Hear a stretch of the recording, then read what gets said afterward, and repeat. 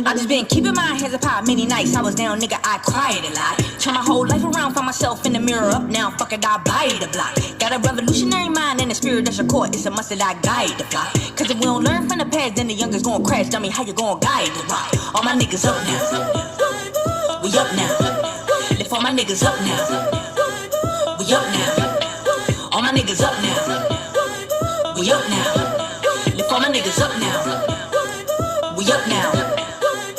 Gotta learn to execute your vision. Forget your past and focus on your healing. Nigga, do you know who you is? When you see the cards that they been dealing. Strip us of our identity. Then they tried to mold us as a villain. And your DNA is in the gym. No matter how they try, they couldn't kill it. Baby, don't you know that you supreme? Melanin should boost your self-esteem. Every part of earth we exist. No matter how they try to make it. How you like this backdrop? They gotta make a scene. Sun kiss, ultra light beam. Charged up off the fact that we black and we beautiful. So to the heavens, my niggas up now.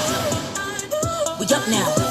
I really don't like the way they did her face on this book, but all my niggas up now. We up now. Lift all my let's niggas see if up I could make it a little we up now. more real. Builders, guys, healers, wealthy, educators, brilliant. Niggas is living. Niggas is bosses. Niggas is builders.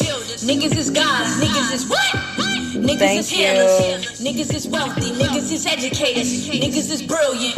They try to bury us, but niggas is what? Niggas is living. Niggas is we up now. Yeah. All my niggas up now. Yeah. All my niggas up now. Yeah. All my niggas up now. We up now.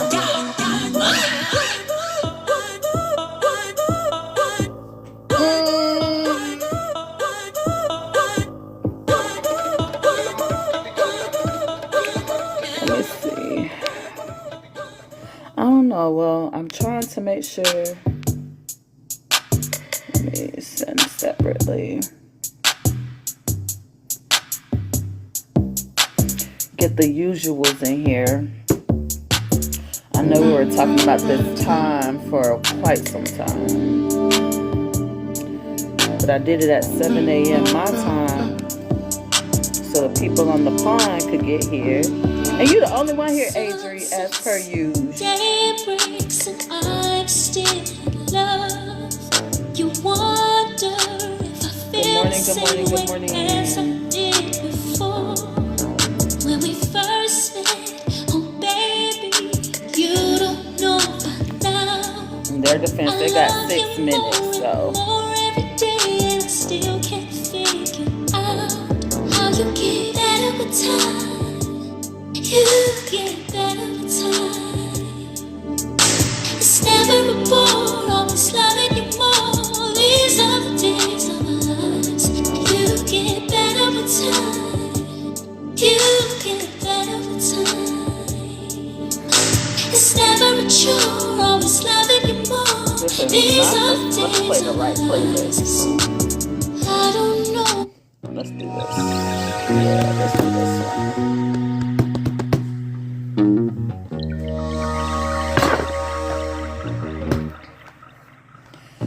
When I wake up, no makeup, half naked, I feel like I'm the shit.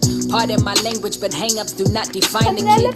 No, I'm not flawless, I'm scarred up and I'm fine with it. My body are the laundry list of all of life's unkindnesses, but I still sip tea and chant on and live free. Cause hardships and heartbreaks turn to rap epiphanies. And mom told me stay woke, cause all gold ain't glistening. Choose your words wisely, cause the all-knowing's listening. But no worries, I'm Gucci. My thighs are little juicy, my I have dialogue not little started the awkward. book. My This is idols gonna be still the move me. first My life reading. is a movie, like Raheem and Mookie. I'm just trying to do the right thing, hope that it improves me. My bamboos are custom to me, you'll be soon accustomed to me. This tomorrow, I got royal hemoglobin coursing through I me. did And my around strength this is now time to make inhuman. I sure get that straight Gigi, from my Kush, own and side, the Mel silver mouth, the grill of yours and was truly. able to You come better in shine here. on them, baby, you're a star. You better be exactly who you In are addition forever. to, Cause they gon' try and change your heart. because this is my busy season for work, so I gotta start work at 9 o'clock every morning.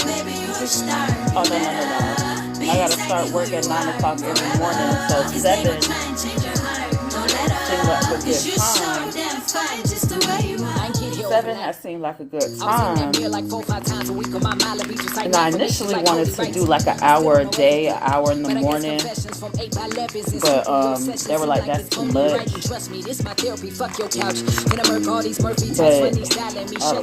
But we'll see. I'm still getting it together. I know 3 o'clock works for everybody when I did it at 3, but no time is for pretending.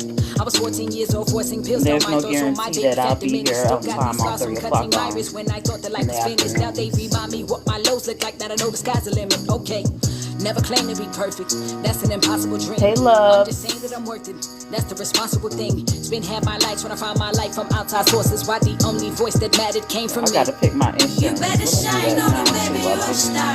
You better be exactly who you are forever. Cause they gon' try and change your heart. Don't let up, cause you're so damn fine just the way you better shine on them, baby, you're a star. You better be exactly who you are forever. Cause they gon' try and change your heart. Don't let up, cause you're so damn fine just the way you When rock go are. in, she too aggressive, that's too masculine. And her content, little too obsessive, just relax a bit. She say she got that's narcissistic, just the facts of it. Now I don't really F with y'all know female we gonna rappers, that's jam just out for a little sacrilege. bit. Glad I learned early not to internalize every Actually, income. Daddy told me with every opinion that comes we'll a jam speaker. out for a And little they would bit. rather she Wait them for a dots than couple more people popularize to a come deacon. in. While them lying archetypes is chasing cat, I'm trying to sphinx her. Rap barrel, skin caramello, apparel, mainly vintage. Meryl composer, warriors, her every verse became a vengeance. Went through too much hair to not be fine, but they still feigning ignorance. So now I came to clip my just do with remaining interest. Baby, I'm a star without the flash frame of Fenty. Came out the doctored up, the entire game upon my entry. Kept it 100, messed around and gained another century. In this now I'm aimed to pop off till my mental chamber's empty. I'm unbothered, your standards is irrelevant. I might F around and rock a body, all this for the hell of it. They've been trying to martyr me for ages cause my melanin. So now I'm soaking UV rays with shaking slattered on my adamant. My dude, I'm magic, my game is guidance, my mood is savage, that's game is Connie's my move and matters, my range astonishing, dangerous, silence like rain and comets they blazing. Trails through planets all hell, it's kind of amazing. That's right, we'll call it self-love. Discovered I was dope and indulged like I'm scale drugs. And you could call me arrogant and that's gonna help love. But if you trying to knock me down, your demolitions fell, bruh, fell, bruh, fell, bruh, fell. You better shine on them, baby, you a star. You better be exactly who you are forever. Cause they gon' try and change your heart. Don't let up, cause you're How many so more damn songs should I fine give just the them, way y'all? you 'Cause better it's just shine the on 3 them, of us. baby, you a star. You better I don't be mind exactly who pushing you play. are forever. Cause they gon' try and change your heart. Don't let up, cause you're so damn fine just the way you better shine on them, baby, you a Good star. morning, y'all. You Welcome in, welcome better be in. exactly who you are forever. Cause they gon' try and change your heart. Don't let up, cause you're so damn fine just the way you better shine on them, baby, you a star. You better be exactly who you are forever. Cause they gon' try and change your heart. Don't let up, cause you're so damn fine just the way you are. How many more songs should I give them, y'all?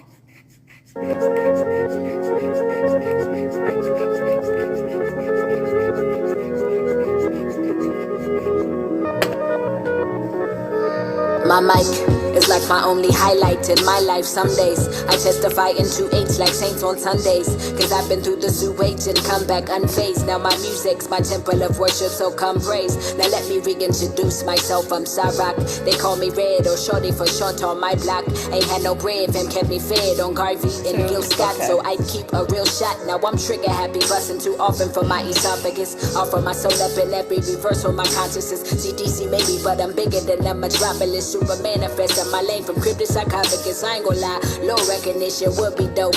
Cause I be chanting just like a pen that's a Negri mode. The ghost of my past demanding to haunt my every quote. And to the truth is my future just like an antidote. Hand to God. Hope that you believe me, cause I don't have a reason to ever tell a lie to you, rather say goodbye to you, baby. Hope that you believe me, cause I don't have a reason to ever tell a lie to you, rather say goodbye to you, baby. I tried to tell you I was an alien once or twice. I guess 10 albums of evidence just did not suffice. This word don't fit me, I'm wearing it like a faulty size. But I still slay every space I've been known to occupy. Spewing ink on this 8x11, they call me occupied. But most of my lines don't see light of day like they Dracula. Been so afraid that my honesty would get me ostracized. Cause I can't prove this shit to you, bro, I'm just hypothesizing. Now know one thing for sure, they ain't looking for authentic. Homie, all these rappers is plastic and freshly augmented. Seem like real shit off the table, unfamiliar, off limits. All my views is super black, like the windows is all tinted. That's my truth, I don't deny you yours. I'm trying to leave a hip-hop classic, bomb your train of thought like Star Wars. With stories of how I earn these stripes, we'll call that Tiger Law.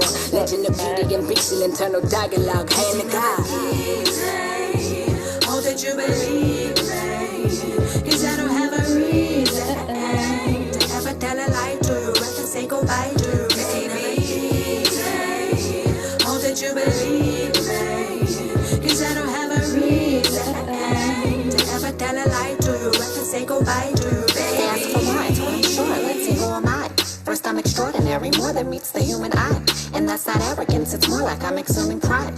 They try to bury my self-worth and call it suicide. I object. I came too far and fought too hard to be a prior threat. It's clear present danger lurking in my dialect. And turbulence in every piece that I intrigue. Yet I'm peeking out my tie and holy shit is prophesied, I guess. Like I wasn't supposed to make it past the first year. Now I'm in the Twin Cities rocking pink coats of cashmere. Y'all don't make this album fly, I'm think about jetting that's clear. But I got in the game to make some kind of change, cashier. So what do you suggest? Should I walk it out? Get 3 stacks on the track, one more outcast to talk about. I'm on my own path, have no one but plans to stalk your route. So I'm gon' leave this here dope artifacts from rock, I'm out. Hand to God. Hope that you believe me, cause I don't have a reason to ever tell a lie to you, rather say goodbye to you, baby. Hope that you believe me, cause I don't have a reason to ever tell a lie to you, rather say goodbye to you, baby.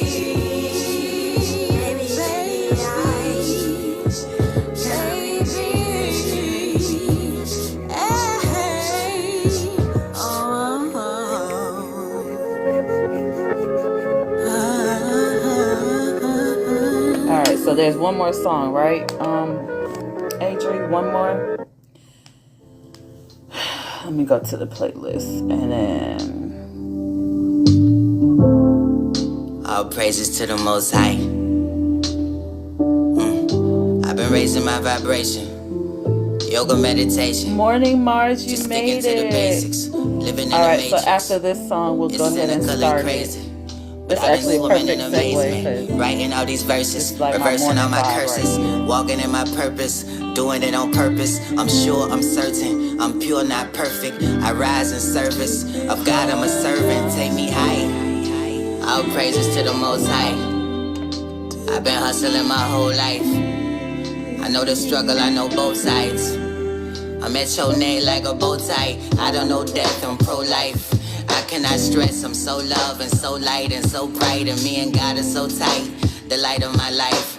I'm reaching new heights while I'm reciting my wife. I'm going bravely, oh, I'm doing greatly. Life's amazing, I guess it is what you make it. This is prayer, this is affirmation. I've been healing, I've been feeling, I've been raising my vibration. I've been raising my vibration. I've been patient, I've been waiting. I've been patient, y'all. I've been raising my vibration. I've been healing, I've been praying.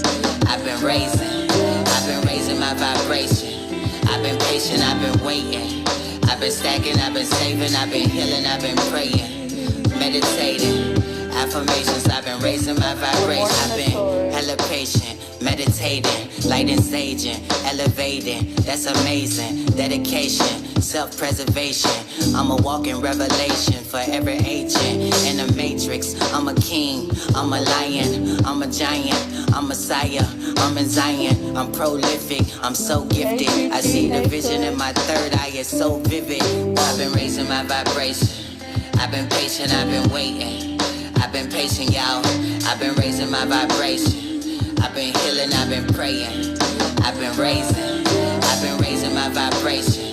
I've been patient, I've been waiting, I've been stacking, I've been saving, I've been healing, I've been praying, meditating, affirmations, I've been raising my vibration. Once neglected, now protected, most respected and reflected. Yeah, I've been raising my vibration, healing the hurt, doing the work, never revert, to whack vibes that came first. Peace in your mind, peace in your soul, peace in your home. Keeping it real enough to grow, that's how you'll know. You're raising your vibration, that's how you'll know. Yeah, you're raising your vibration. Transfiguration, out of stagnation. She remembered who she was, that's a daily affirmation. Don't be mistaken, you're still evolving and amazing. Rebirth and genesis, just like a chrysalis. Journey in grace, protecting your space. Trust your intuition. In the liminal space, your ancestors been waiting. Your higher self been praying day by day. Keep raising your vibration, yeah. Peace and love, that's my medicine. I'm heavenly, and my lyrics hit your spirit like a sedative. I'm heaven sent, yes it's evident, so benevolent. I'm expelling all my skeletons and everything that's devilish. My soul, I'm not selling it. I'm delicate, I've been healing my heredity. Incredibly, I'm in ecstasy, raising my vibrational deficits. This my fate, this my dharma, this my destiny. I've been raising my vibration, I've been patient, I've been waiting, I've been patient, y'all. I've been raising my vibration, I've been healing, I've been praying, I've been raising my vibration. I've been patient, I've been waiting, I've been stacking, I've been saving, I've been healing, I've been praying, meditating, affirmations, I've been raising my vibration. Oh no, we were almost done with the song. I'm gonna go back there.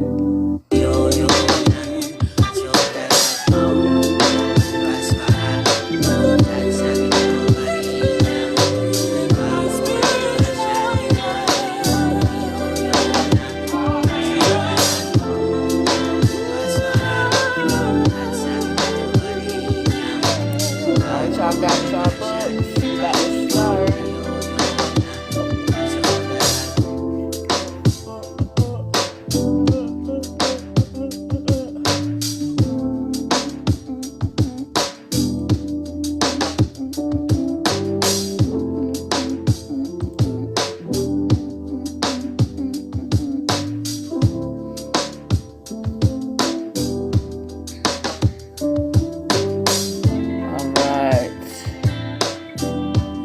So her book starts off with an affirmation. What's up, nephew? Hey, auntie. I almost missed the book club. I was remembering it in the evening, but I saw that you sent it to me. Say that again? I almost missed the book club because I was remembering when we read the last book, it was always around 8 or 9 for me. But now it's in the morning. But it's good. Yeah, I tried to make it a good time because, you know, my busy season started this month, so I can't do it. I can't commit to 3 o'clock anymore. But I didn't. Yeah, that's no problem. Yeah. That's even better. Hey, Chi. Hello, guys. How is life in your new flat going? I'm actually at home. I'm making some pancakes. You making pancakes? Yeah. You're making pancakes. I'm gonna store some and have them for breakfast tomorrow. All right, so she starts off with an affirmation. It's a little poem she wrote here, and then we'll get into it. Chapter 1 is only 42 minutes long, and then after that, they're like chapter 2 and 3 are an hour and some change, and then after that, the chapters are really, really short. Chapter 4 is 30 minutes. Chapter 5 is 50. Nothing after 1 and 2 is an hour, so I think we'll be able to do this book fairly well. So, y'all ready? Yes. Okay, here we go. Affirmation. I believe in living. I believe in the spectrum of beta days and gamma people. I believe in sunshine, in windmills and waterfalls, tricycles and rocking chairs. And I believe that seeds grow into sprouts, and sprouts grow into trees. I believe in the magic of the hands, and in the wisdom of the eyes. I believe in rain and tears, and in the blood of infinity. I believe in life, and I have seen the death parade march through the torso of the earth, sculpting mud bodies in its path. I have seen the destruction of the daylight, and seen bloodthirsty maggots prayed to and saluted. I have seen the kind become the blind, and the blind become the bind in one easy lesson. I have walked on cut glass. I have eaten crow and blunder bread, and breathed the stench of indifference. I have been locked by the lawless, handcuffed by the haters, gagged by the greedy. And if I know anything at all, it's that a wall is just a wall, and nothing more at all. It can be broken down. I believe in living. I believe in birth. I believe in the sweat of love and in the fire of truth.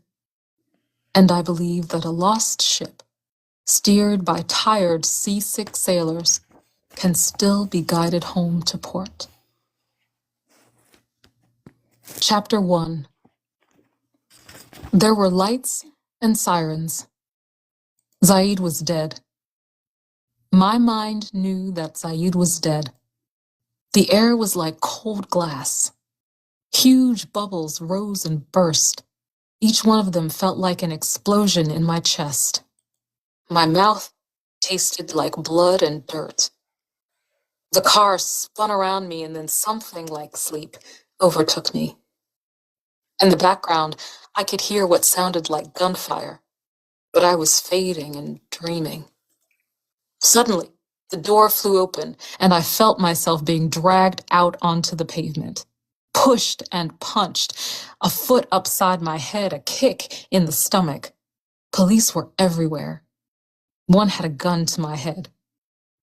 "Which way did they go?" he was shouting. "Bitch, you'd better open your goddamn mouth or I'll blow your goddamn head off." I nodded my head across the highway. I was sure that nobody had gone that way. A few of the cops were off and running. One pig said, "We ought to finish her off." But the others were all busy around the car, searching it. They were pulling and prodding. "You find the gun?" they kept asking each other. Later, one of them asked another, "Should we put her in the car?" "Nah, let her lay in the gutter where she belongs. Just get her out of the way." I felt myself being dragged by the feet across the pavement. My chest was on fire. My blouse was purple with blood. I was convinced that my arm had been shot off and was hanging inside my shirt by a few strips of flesh. I could not feel it. Finally, the ambulance came, and they moved me into it.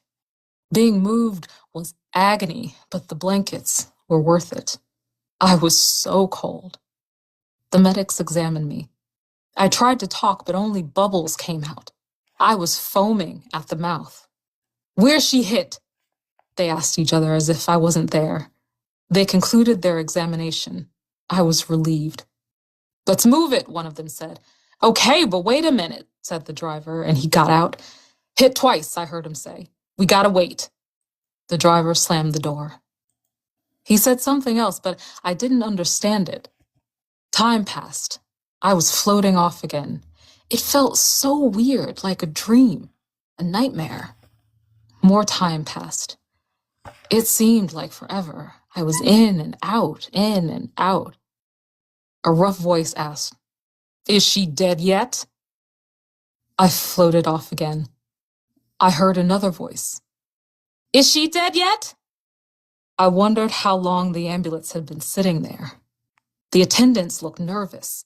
The bubbles in my chest felt like they were growing bigger. When they burst, my whole chest shattered. I faded again, and it was down south in the summertime. I thought about my grandmother. At last, the ambulance was moving. If I live, I remember thinking, I'll only have one arm.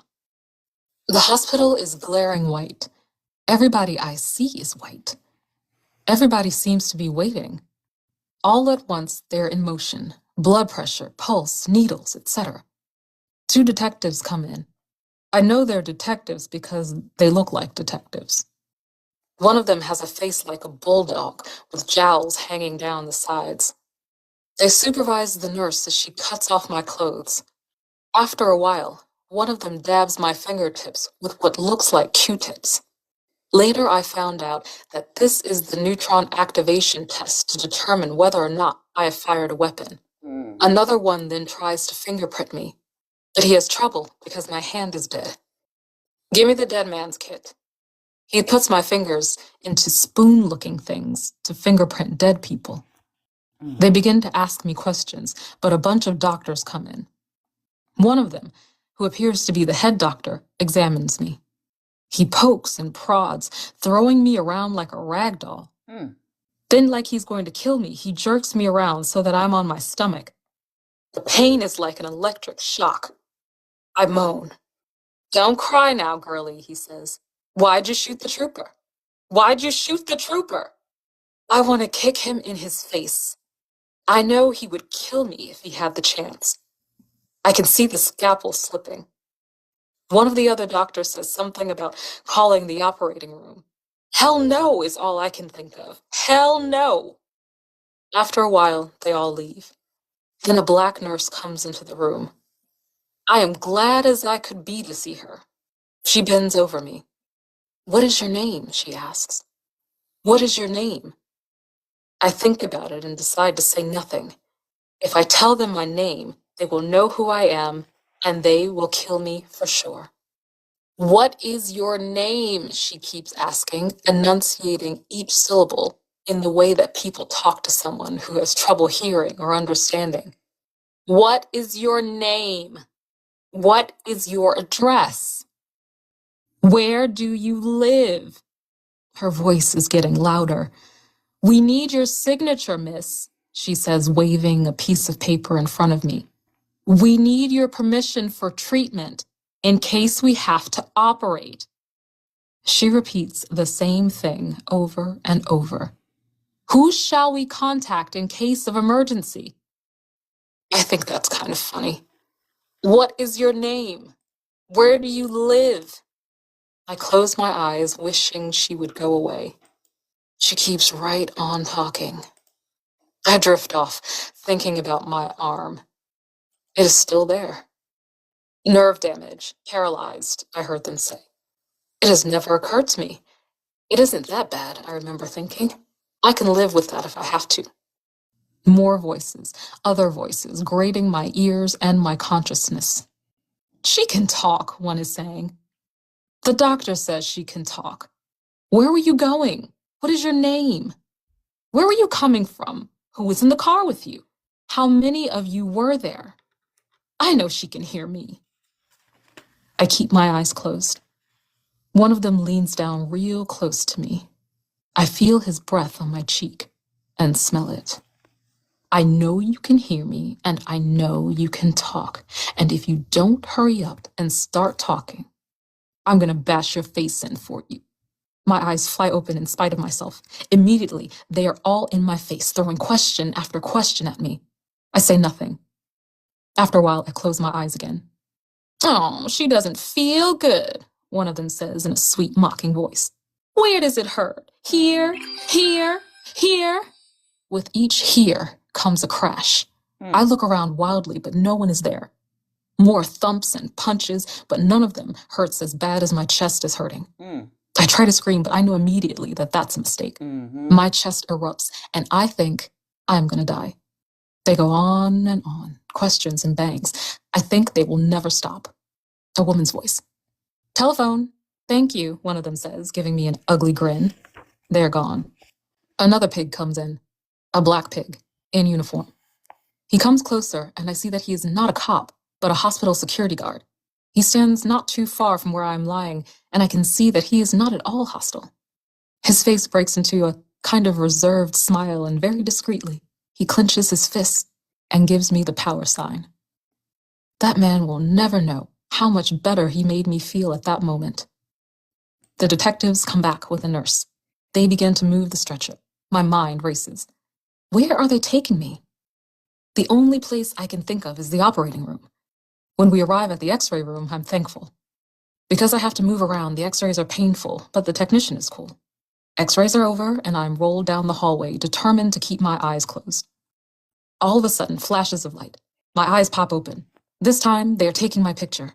The police photographer asks, "Don't you want to give us a smile? Come on, give us a smile."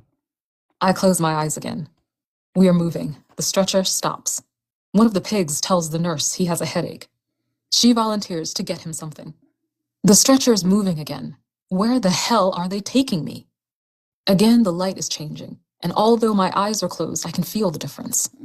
It feels like I'm in the dark. I can't take it any longer, and I look. The room is dark, but there is some light. My eyes slowly adjust. There's something lying next to me. I can see an outline, something in plastic. Something, my mind slowly realizes that it is a man in a plastic bag. And that man is Zayd. My body stiffens. My mind spins. One of the troopers says, "That's what's going to happen to you before the night is over if you don't tell us what we want to know." I say nothing, but inside I'm raging. Yep. Dogs, swine, filthy pigs, dirty, slimy scum, bastards, sons of bitches. I rage on and on. I wouldn't tell you the right time of day, I remember thinking. I wouldn't tell you that shit stinks. The night crawls along. Nurses, doctors, and troopers.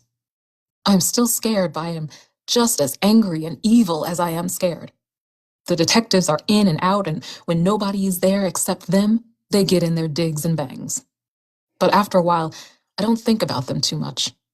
I am thinking about living, about surviving, thinking about what is going to happen next. They're going to do what they're going to do, and there isn't much I can do about it. I just have to be myself, stay as strong as I can, and do my best. That's all. There's nowhere to run, and I am in no shape to try. I realize how isolated and vulnerable I am. What if I really do need an operation? I need help from the outside world. I have to try and get word out to someone. The black nurse has been back and forth asking me the same questions. Each time I've closed my eyes until she goes away. I decide to ask her to get in touch with my people the next time she comes by. Maybe she will be cool. She is my best shot. The guard is long gone. I doze off for a little while. When I wake up, a nurse and a priest are standing over me. The priest is mumbling something and seems to be rubbing something on my forehead. At first, I don't understand what he's doing. Then it dawns on me. Last rites. Last rites are for the dying. Go away, I say out loud. I don't have the strength to say anything else. But I know I don't want anybody's last rites. I am not going to die, and even if I do die, I'm not going to die nobody's hypocrite. The black nurse comes back and starts her questions again. Before she can get started good, I beckon her to come closer. There's no one else around. I ask her to get in contact with my lawyer, who is also my aunt. I give her my name and ask her to make the call herself. She has a hard time understanding me and keeps asking me to repeat my name. I can barely talk, and each time she asks me to repeat myself, I feel like... Kush, remind me to send the live, or you should get the live.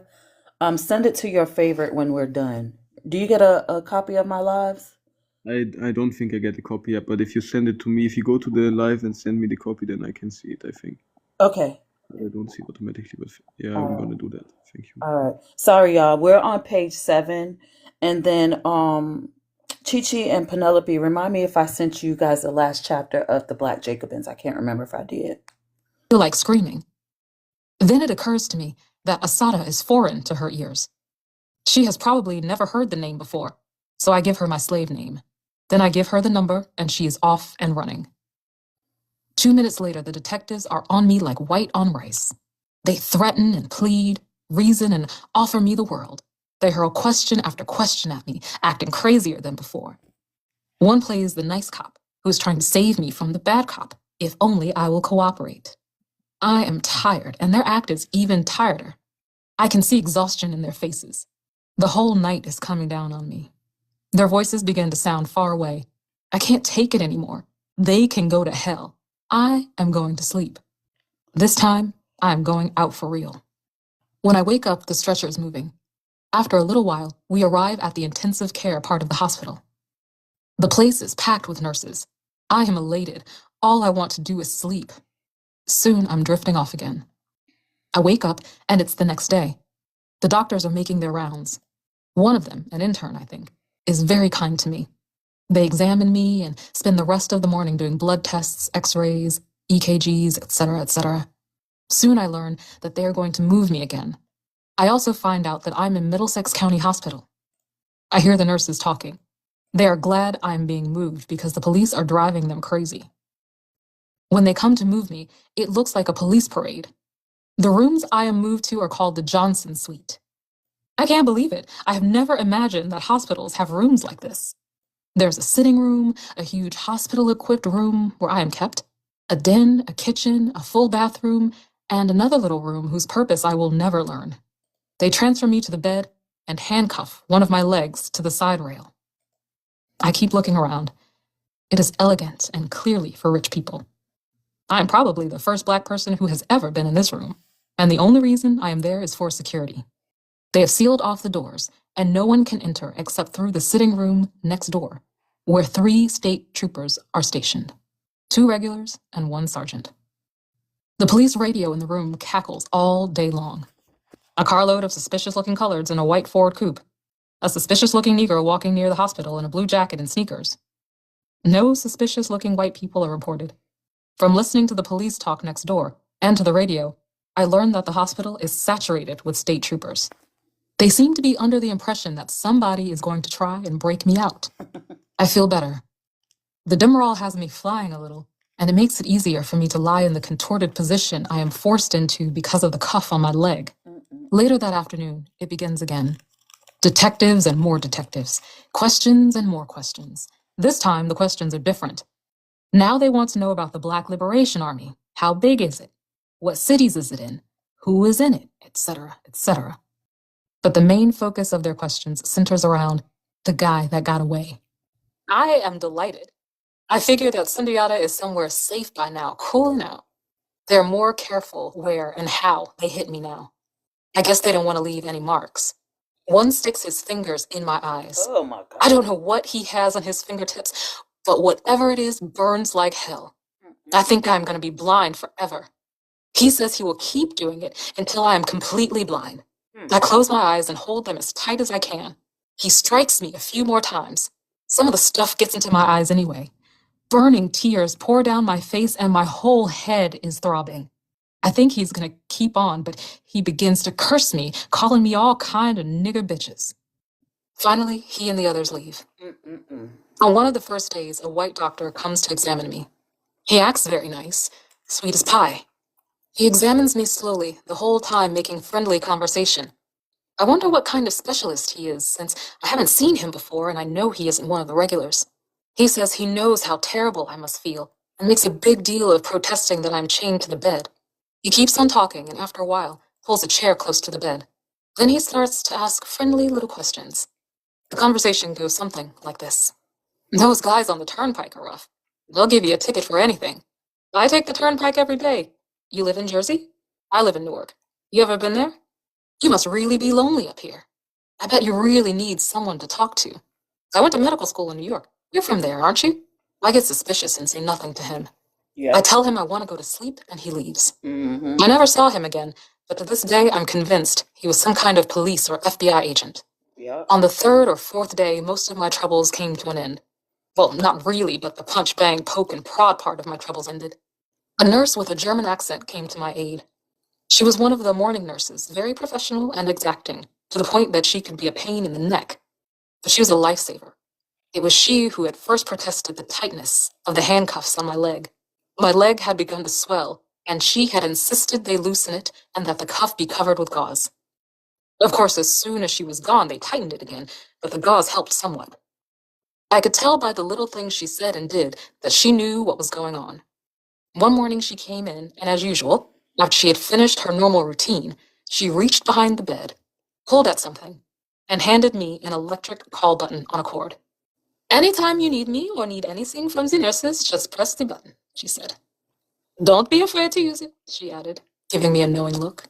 I could have kissed her. Later, when she returned to the room after the troopers realized I had the call button, one came in behind her. Is there any way to disconnect that thing? He asked. She might hurt someone with it or hurt herself. No, she said. There is no way to remove it. If you pull it out, it will just keep ringing in the nurse's station. She is having difficulty breathing, and she needs it. Okay, German girl. Right on, I thought. Das ist richtig. After that, whenever the police came within 2 feet of my bed, I would push the button. Finally, they gave up the idea of beating on me and contented themselves with threats and other kinds of harassment. A favorite was to stand in the door and point their guns at me. Each day was my last day on earth. Each night was my last night. After a while, I became accustomed, immune. Sometimes they would cock a gun I didn't know was empty, give a long, impassioned speech, and then pull the trigger. Other times I was invited to a game of Russian roulette. They all expressed a bitter hatred for me. They were state troopers, and I was accused of killing one of them. Every day there were 3 shifts of police. When they changed shifts, the 2 troopers would salute the sergeant. Some saluted an army salute, but others saluted like the Nazis did in Germany. They held their hands in front of them and clicked their heels. I couldn't believe it. One day, one of them came in and gave me a speech about how he fought in World War II on the wrong side. He went on, and there was no question that he believed everything he said. He talked about how messed up the world is, how decent people couldn't walk the streets. He said that if Hitler had won, the world wouldn't be in the mess it is in today, that niggas like me, no good niggas, wouldn't be going around shooting New Jersey state troopers. He went on to say that the white race had invented everything because they were smart and worked hard, that other races wanted to riot and use terrorism to take everything the white race had worked so hard to get. I had a hard time keeping my mouth shut. He talked about empires, the Roman, the Greek, the Spanish, the British. He told me white people created empires because they were more civilized than the rest of the world. White people created ballet and opera and symphonies. Did you ever hear of a nigger writing a symphony? He asked. Every day he gave me a speech about Nazism. Sometimes other Nazis would join in. I asked him if there were a lot of Nazis in the state troopers, but he just laughed and kept on talking. When I was in the Black Panther Party, we used to call the police fascist pigs. But I had called them fascists not because I believed they were Nazis, but because of the way they acted in our communities. As many times as I had referred to police as fascists, these shocked me by the truth of my own rhetoric. I later learned that the state troopers in New Jersey was started by a German, that their uniforms were patterned after some type of German uniform, very similar to the uniform South African police wear, that they are notorious for stopping Black, Hispanic, and long-haired people on the turnpike and beating, harassing, and arresting them. The Nazis headed the harassment campaign against me. They spit in my food and turned down the thermostat in the room until it was freezing. For a while, their campaign centered on keeping me from sleeping. They stamped their feet on the floor, sang songs all night, played with their guns, shouted, etc. I told the nurses about it, but it was no use.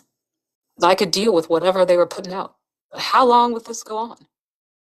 I had heard nothing from the outside world, and I didn't even know if anybody knew where I was or whether I was dead or alive.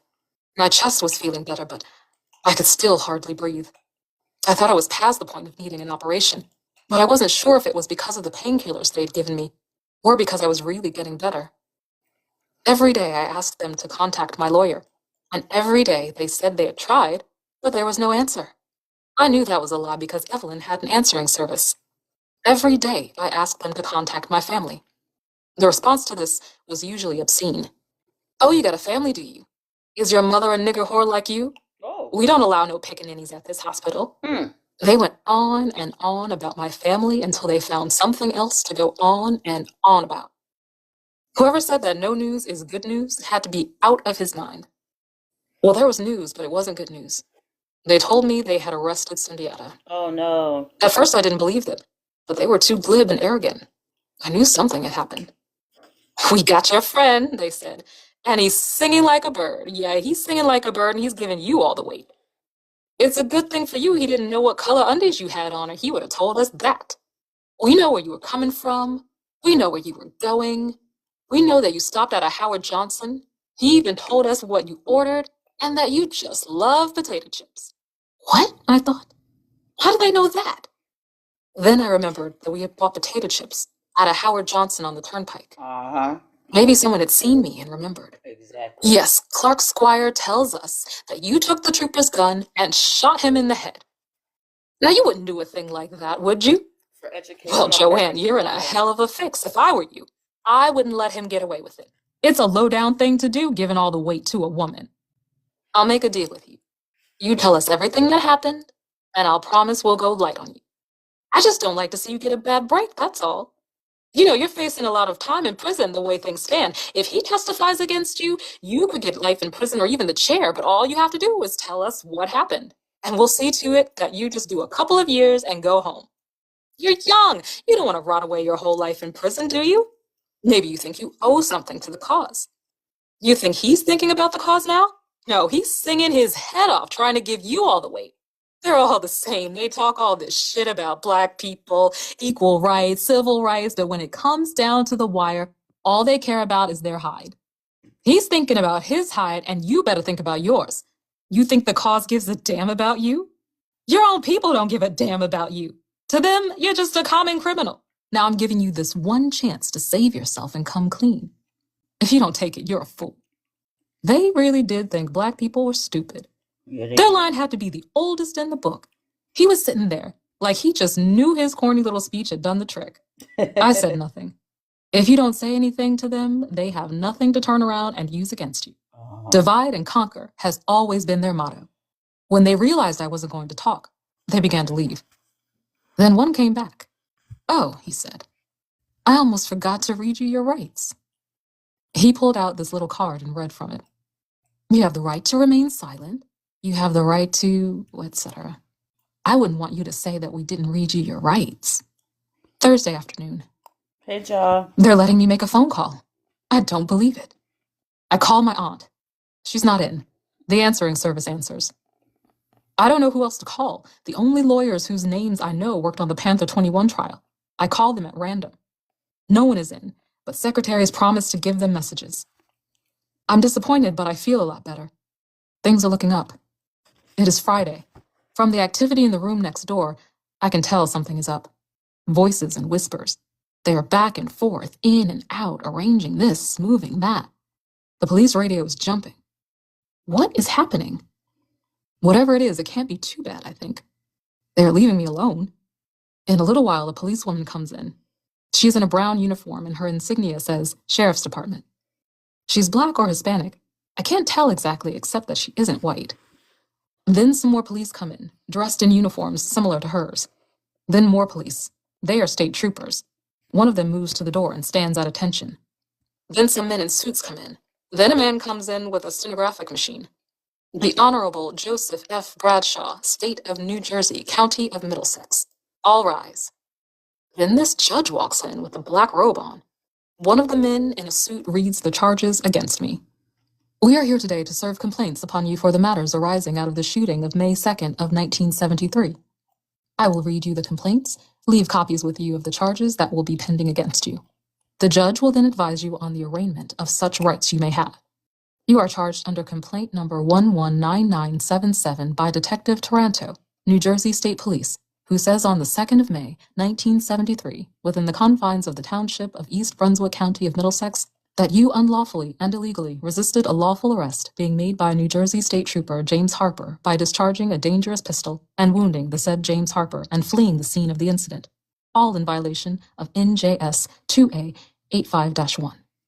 You are also charged under complaint number S119979 by Detective Sergeant Taranto of the New Jersey State Police, who says that on the 2nd of May, 1973, within the township of East Brunswick County of Middlesex, that you did commit an atrocious assault and battery upon New Jersey State Trooper James Harper by shooting, wounding, and maiming the said James Harper with a handgun, then and there discharged by the defendant, all in violation of NJS 2A90-1. In the second count, you are charged by the said officer who says that defendant Joanne Deborah Chesmar did on the aforementioned date and place unlawfully and illegally assault the said James Harper with intent to kill, murder, and slay him by use of a handgun, then and there held by the defendant, all in violation of 2A90-2. It further charges in the third count that the aforementioned defendant did at the above-mentioned time and place commit an unlawful and illegal assault and battery on a law enforcement officer, to wit, one James Harper, a duly sworn trooper of the New Jersey State Police, by discharging a firearm and wounding the said James Harper, all in violation of NJS 2A90-4. In S119980, you are charged with illegally and unlawfully committing the crime of murder by willfully and with malice, aforethought shooting, killing, and slaying New Jersey State Trooper Warner Forster, all in violation of NJS 2A113-1 and NJS 2A85-14. You are further being charged under S119981 with one count, wherein Detective Sergeant Taranto charges you on the 2nd day of May 1973 within the township of East Brunswick County of Middlesex that you did unlawfully, illegally, and with malice, aforethought, cause or effect the murder of James Costin, aka Zayd Shakur, while resisting or avoiding a lawful arrest, then and there being effected by New Jersey State Trooper James Harper, all in violation of NJS 2A113-2. You are charged with S119982 by State Police Sergeant Louis Taranto that on the 2nd day of May 1973 in the township of East Brunswick County of Middlesex, you unlawfully and illegally possessed on your person, under your custody and control, an illegal weapon, to wit, one Browning 9mm automatic pistol, one Browning automatic .38 caliber, one .38 caliber Llama automatic pistol, serial number 24831, all without having obtained any necessary permit for the carrying of same in violation of NJS 2A151-41A. You are further charged in complaint S119983, wherein Detective Sergeant Taranto says on the 2nd day of May 1973 in the township of East Brunswick, County of Middlesex, that you did unlawfully and illegally and forcibly take from the person of New Jersey State Trooper Warner Forster a .38 caliber revolver by violence, to wit, by shooting, slaying, and killing the same Warner Forster, all in violation of NJS 2A141-1. The 2nd count of that complaint charges you with committing that act while being armed in violation of NJS 2A151-5.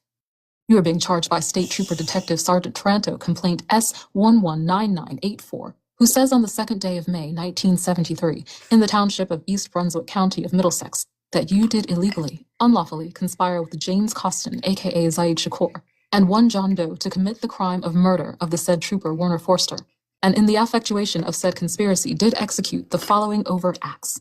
1. That the said defendant, Joanne Deborah Chesmard, did have in her possession a pistol with which to effectuate the ends of the conspiracy on the above-mentioned time and at the above-mentioned place. 2. The above-named defendant, Joanne Deborah Chesmard, in concert with and by common scheme and plan, did assault Trooper James Harper and otherwise discharge her weapon at the said Trooper James Harper with the intent to effect the ends of the conspiracy by otherwise wounding, maiming, or killing him, all in violation of NJS 2A98-1 and NJS 2A113-1. I think he will never stop. Half of the charges I don't even understand. I interrupt the proceedings. I don't have a lawyer here, I protested. I would like to have a lawyer present. They ignore me and keep on reading. How do you plead? They ask me. I would like to have a lawyer present. Don't I have a right to a lawyer? That will not be necessary, the judge says coldly. Enter a plea of not guilty for the defendant. What? And just as quickly as they entered, the procession departs. What? Later, the same policewoman comes back. She stands rigidly against the wall. Her face is a mask. Oh no, I think. Court again? What are they going to do, railroad me here and now? I imagine myself being tied right there in the bed with no lawyer. The door opens. It is Evelyn, my lawyer and aunt. She is the most beautiful sight in the world. She embraces me and sits down next to me. As usual, she is business first. I only have 5 minutes, she tells me. They told me that I couldn't see you. I had to go to court and get a court order to see you. The judge would give us only 5 minutes apiece. Your mother and sister are outside, so talk fast. We look up. The police are practically standing in our mouths. I would like to talk to my client in private, Evelyn says. Right. Would you please move back? This is an outrage. This is an attorney-client visit, and we have a constitutional right to privacy. The police move back 1 inch. I tell Evelyn about the kangaroo court in the morning. My mouth moves so fast, it's like one of those old-style movies, but a talkie. I can see from the expression on her face that I must look horrible. How are they treating you? She asks. Hey, Escape. I don't have time to tell her the whole story, but I have to let her know what is going on. I don't know what they will do next. I have to try to get someone to put pressure on them to stop. I tell her some of it, but I just can't tell her the worst things. Her face looks so pitiful, and every time I tell her something else, her hands shake. Try and do what you can, I say. Time's up, miss. Evelyn makes her futile protests. I need to talk with my client. This is just not enough time. Sorry, miss, time's up. They move toward her like they're going to beat her up. Then she's gone. I brace myself for my mother and my sister. It has been such a long time since I've seen them. I don't know what to expect. My mother comes in. She looks worried, but strong. She kisses me. I'm proud of you, she says. The words spin around me, weaving a warm blanket of love. I'm so happy. I can hardly contain myself. My mother is proud of me. She loves me, and she is proud of me. Too soon the time with my mother is up. My sister comes in. She has her hair wrapped in a turban, and she looks so pale. As soon as she sees me, she breaks out crying. Tears stream down her already puffy face. I can tell she has been crying a lot. I love you, she says simply. We don't do a lot of talking, but I feel so very close to her during those few minutes. Time's up, again, and then she is gone. I lie there full of emotion. All of this is so hard on my family. They look vulnerable and shaken. This is maybe harder on them than it is on me. I wish there's something I can do to make them happy. 2 Black nurses were very kind to me. When they were on duty, they would go out of their way to make sure I was all right. They made frequent trips to my room, for which I was especially grateful during those first days. If you need anything, just ring, they said knowingly. One night, one of the nurses came in and gave me 3 books. I hadn't even thought about reading. The books were a godsend. They had been carefully selected. One was a book of Black poetry. One was a book called Black Women in White America. And the third was a novel, Siddhartha, by Hermann Hesse. Whenever I tired of the verbal abuse of my captors, I would drown them out by reading poetry out loud. Invictus and As We Must Die were the poems I usually read. I read them over and over until I was sure the guards had heard every word. The poems were my message to them. When I read the book about Black women, I felt the spirits of those sisters feeding me, making me stronger. Black women have been struggling and helping each other to survive the blows of life since the beginning of time. And when I read Siddhartha, a peace came over me. I felt a unity with all things living. The world, in spite of oppression, is a beautiful place. I would say, Om, softly to myself, letting my lips vibrate. I felt the birds, the sun, and the trees. I was in communion with all the forces on the earth that truly love people, in communion with all the revolutionary forces on the earth. I was definitely getting better. They were even unchaining me so I could hobble to the bathroom every now and then with the help of the nurse. I was still weak, and when I returned from the bathroom, I would flop on the bed as if I had just accomplished a great physical feat. But at least now I knew what was wrong with me. During those first days, I could barely ask, and when I did, they acted as if my condition were some top-secret information I was not privy to. I had 3 bullet holes. There was a bullet in my chest. It's still there. An injured lung with fluid in it, a broken clavicle, and a paralyzed arm with undetermined damage to the nerves. I kept asking if I would be able to use my hand again. 1 or 2 doctors said flatly, no. The others said, maybe yes, maybe no. Anyway, I was gonna live. Story. You died. I cried and kept on getting up. A little slower and a lot more deadly. So that was chapter 1. I think we could do chapter 2. That was pretty short. Yes. Okay, I got you. But there was some crazy shit. Right? They That was a hell of an intro. All right, y'all, we're going to start chapter 2 now.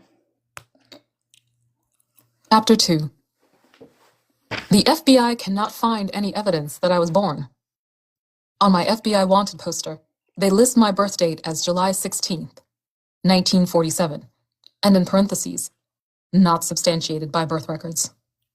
Anyway, I was born. I am the older of 2 children. My sister, Beverly, was born 5 years later. The name my mama gave me was Joanne Deborah Byron. I am told that I was a fat, happy baby and that I was talking in complete sentences when I was about 9 months old. Wow, smart. They say I was lazy, though, that I talked way before I learned to walk. Everybody says that I had my days mixed up with my nights and kept everybody up all night. I'm still pretty much a night owl. The only other tale I remember hearing about my babyhood was that I would scream at the top of my lungs whenever anybody wearing furs or feathers came near me.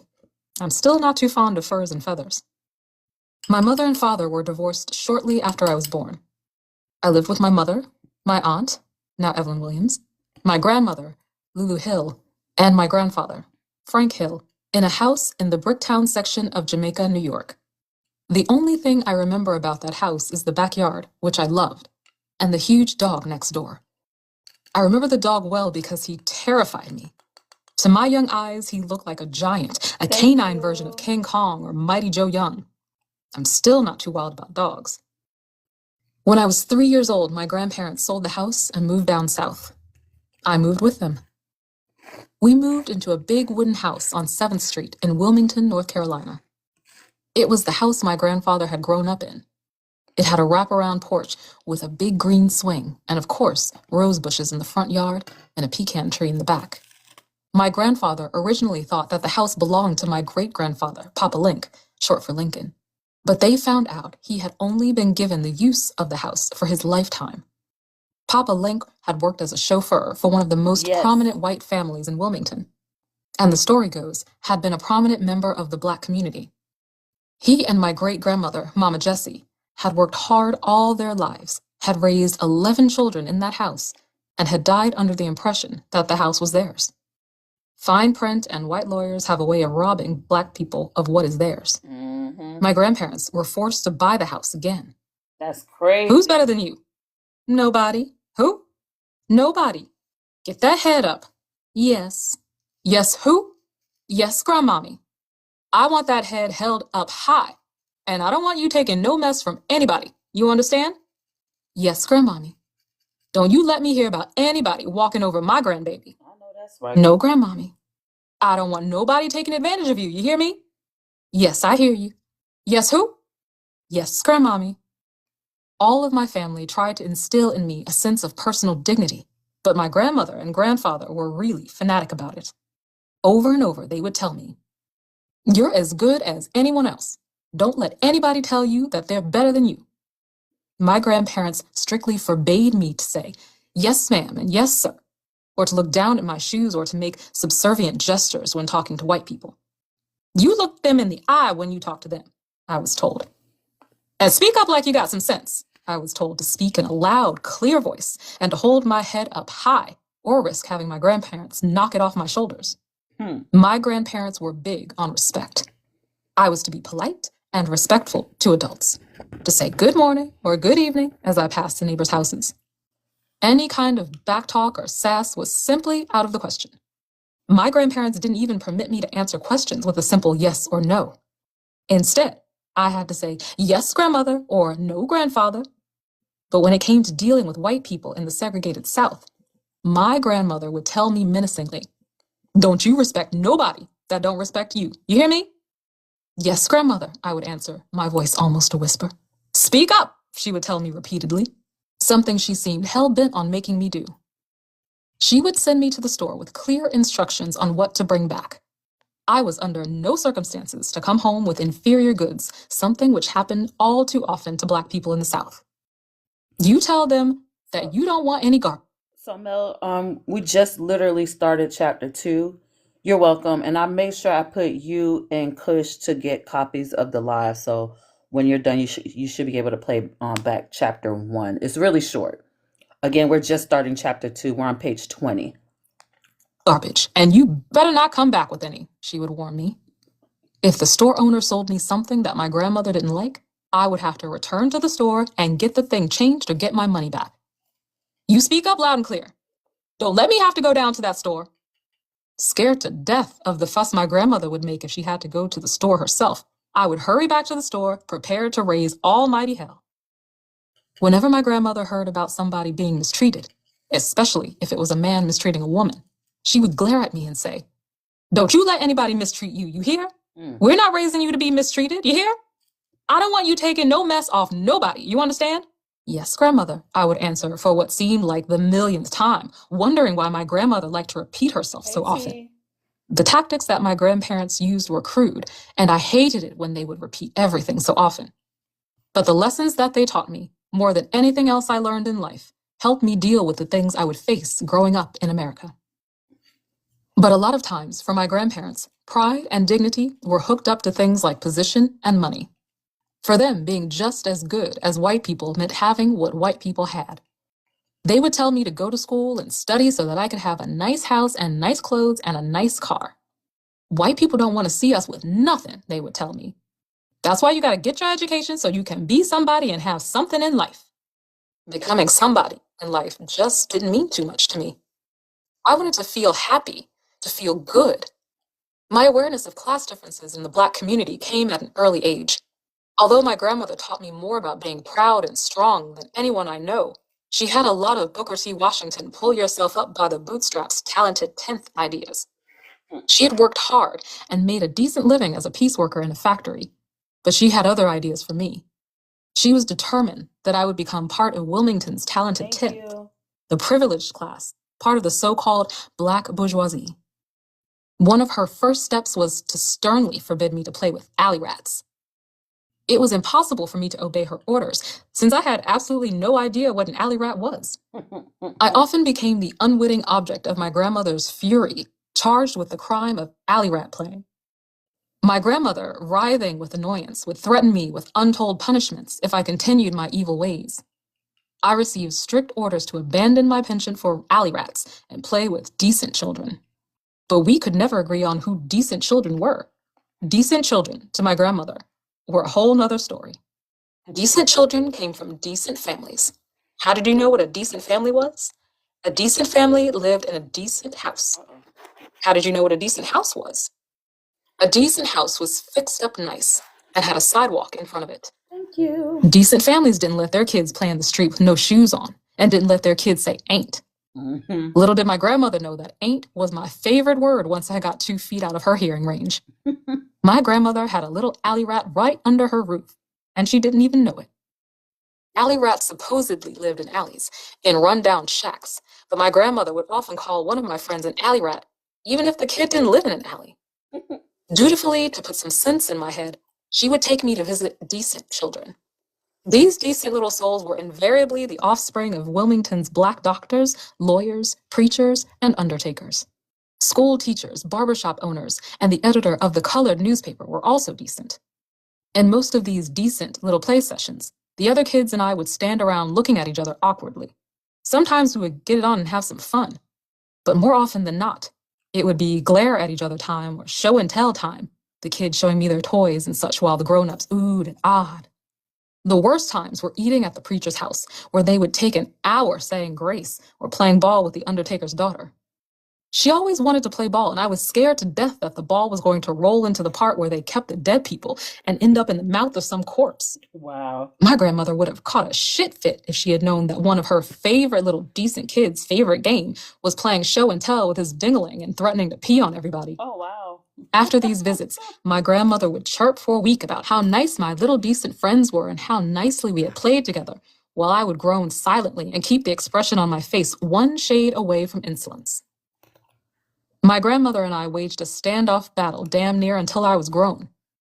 It wasn't that I wanted to defy her, it was that I just liked who I liked. I didn't care what kind of house my friends had or whether or not they lived in alleys. All that mattered was whether I liked them. I was convinced then, and I'm still convinced, that in some things, kids have a lot more sense than adults. But to my young mind, life in Wilmington was exciting. There were always new places to go and new cousins, aunts, and uncles to meet. One of my favorite relatives was Aunt Lou. She was Mama Jessie's sister, and she lived across town. She was my grandfather's only remaining relative in Wilmington. The rest had moved up north or out west. Aunt Lou had a magic house full of all kinds of flavors, textures, smells, and things. There were whole worlds in her house to explore. She would always feed me something good to eat and let me run wild. I didn't know until I was grown that Aunt Lou had a son. His name was Uncle Willie, and he died before I was born. Uncle Willie was something of a legend around Wilmington during the 20s, 30s, and 40s. Whenever he came to town, they say, Aunt Lou would plead and moan and worry until he was in safer territory up north. They say that he would tear down the colored and white-only signs and break the Jim Crow laws at a whim. He would go around demanding his rights and denouncing the oppression of Black people, and it's logical that no one who loved him felt the least bit comfortable until he was long gone. They called him Wild Willie, or that crazy Indian. He was supposedly Black and Cherokee, but people called him that because of his nature. They say he had a lot of friends, and that he died of natural causes. The rest of the relatives I met came from my grandmother's side. My grandmother's family lived in Seabreeze, outside of Wilmington, close to Carolina Beach. Their last name was Freeman, and they were famous for being high-strung, quick-tempered, and emotional. They seldom worked for anybody, choosing instead to live on the land their father had left them. They worked as farmers and fishermen, and they owned small stores. I've also heard that they were in the bootleg business. My grandmother's father was a Cherokee Indian. He died when my grandmother was very young. Nobody knows too much about him, except that somehow he acquired a great deal of land and left it to his children. The land was very valuable because much of it bordered either on the river or on the ocean. Everybody had a different theory about what my great-grandfather had done to acquire it, but it was because of this land that my grandparents had moved down south. In 1950, the year we moved to Wilmington, the South was completely segregated. Black people were forbidden to go many places, and that included the beach.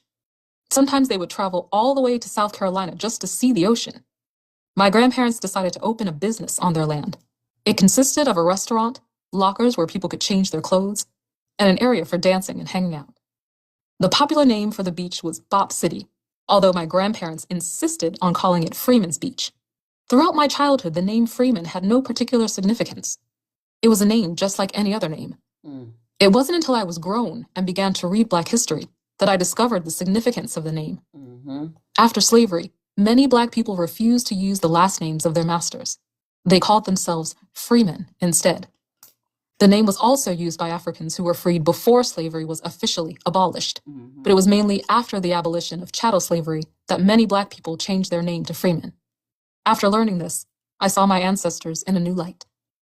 For me, the beach was a wonderful place, and to this day, there is no place on this earth that I love more.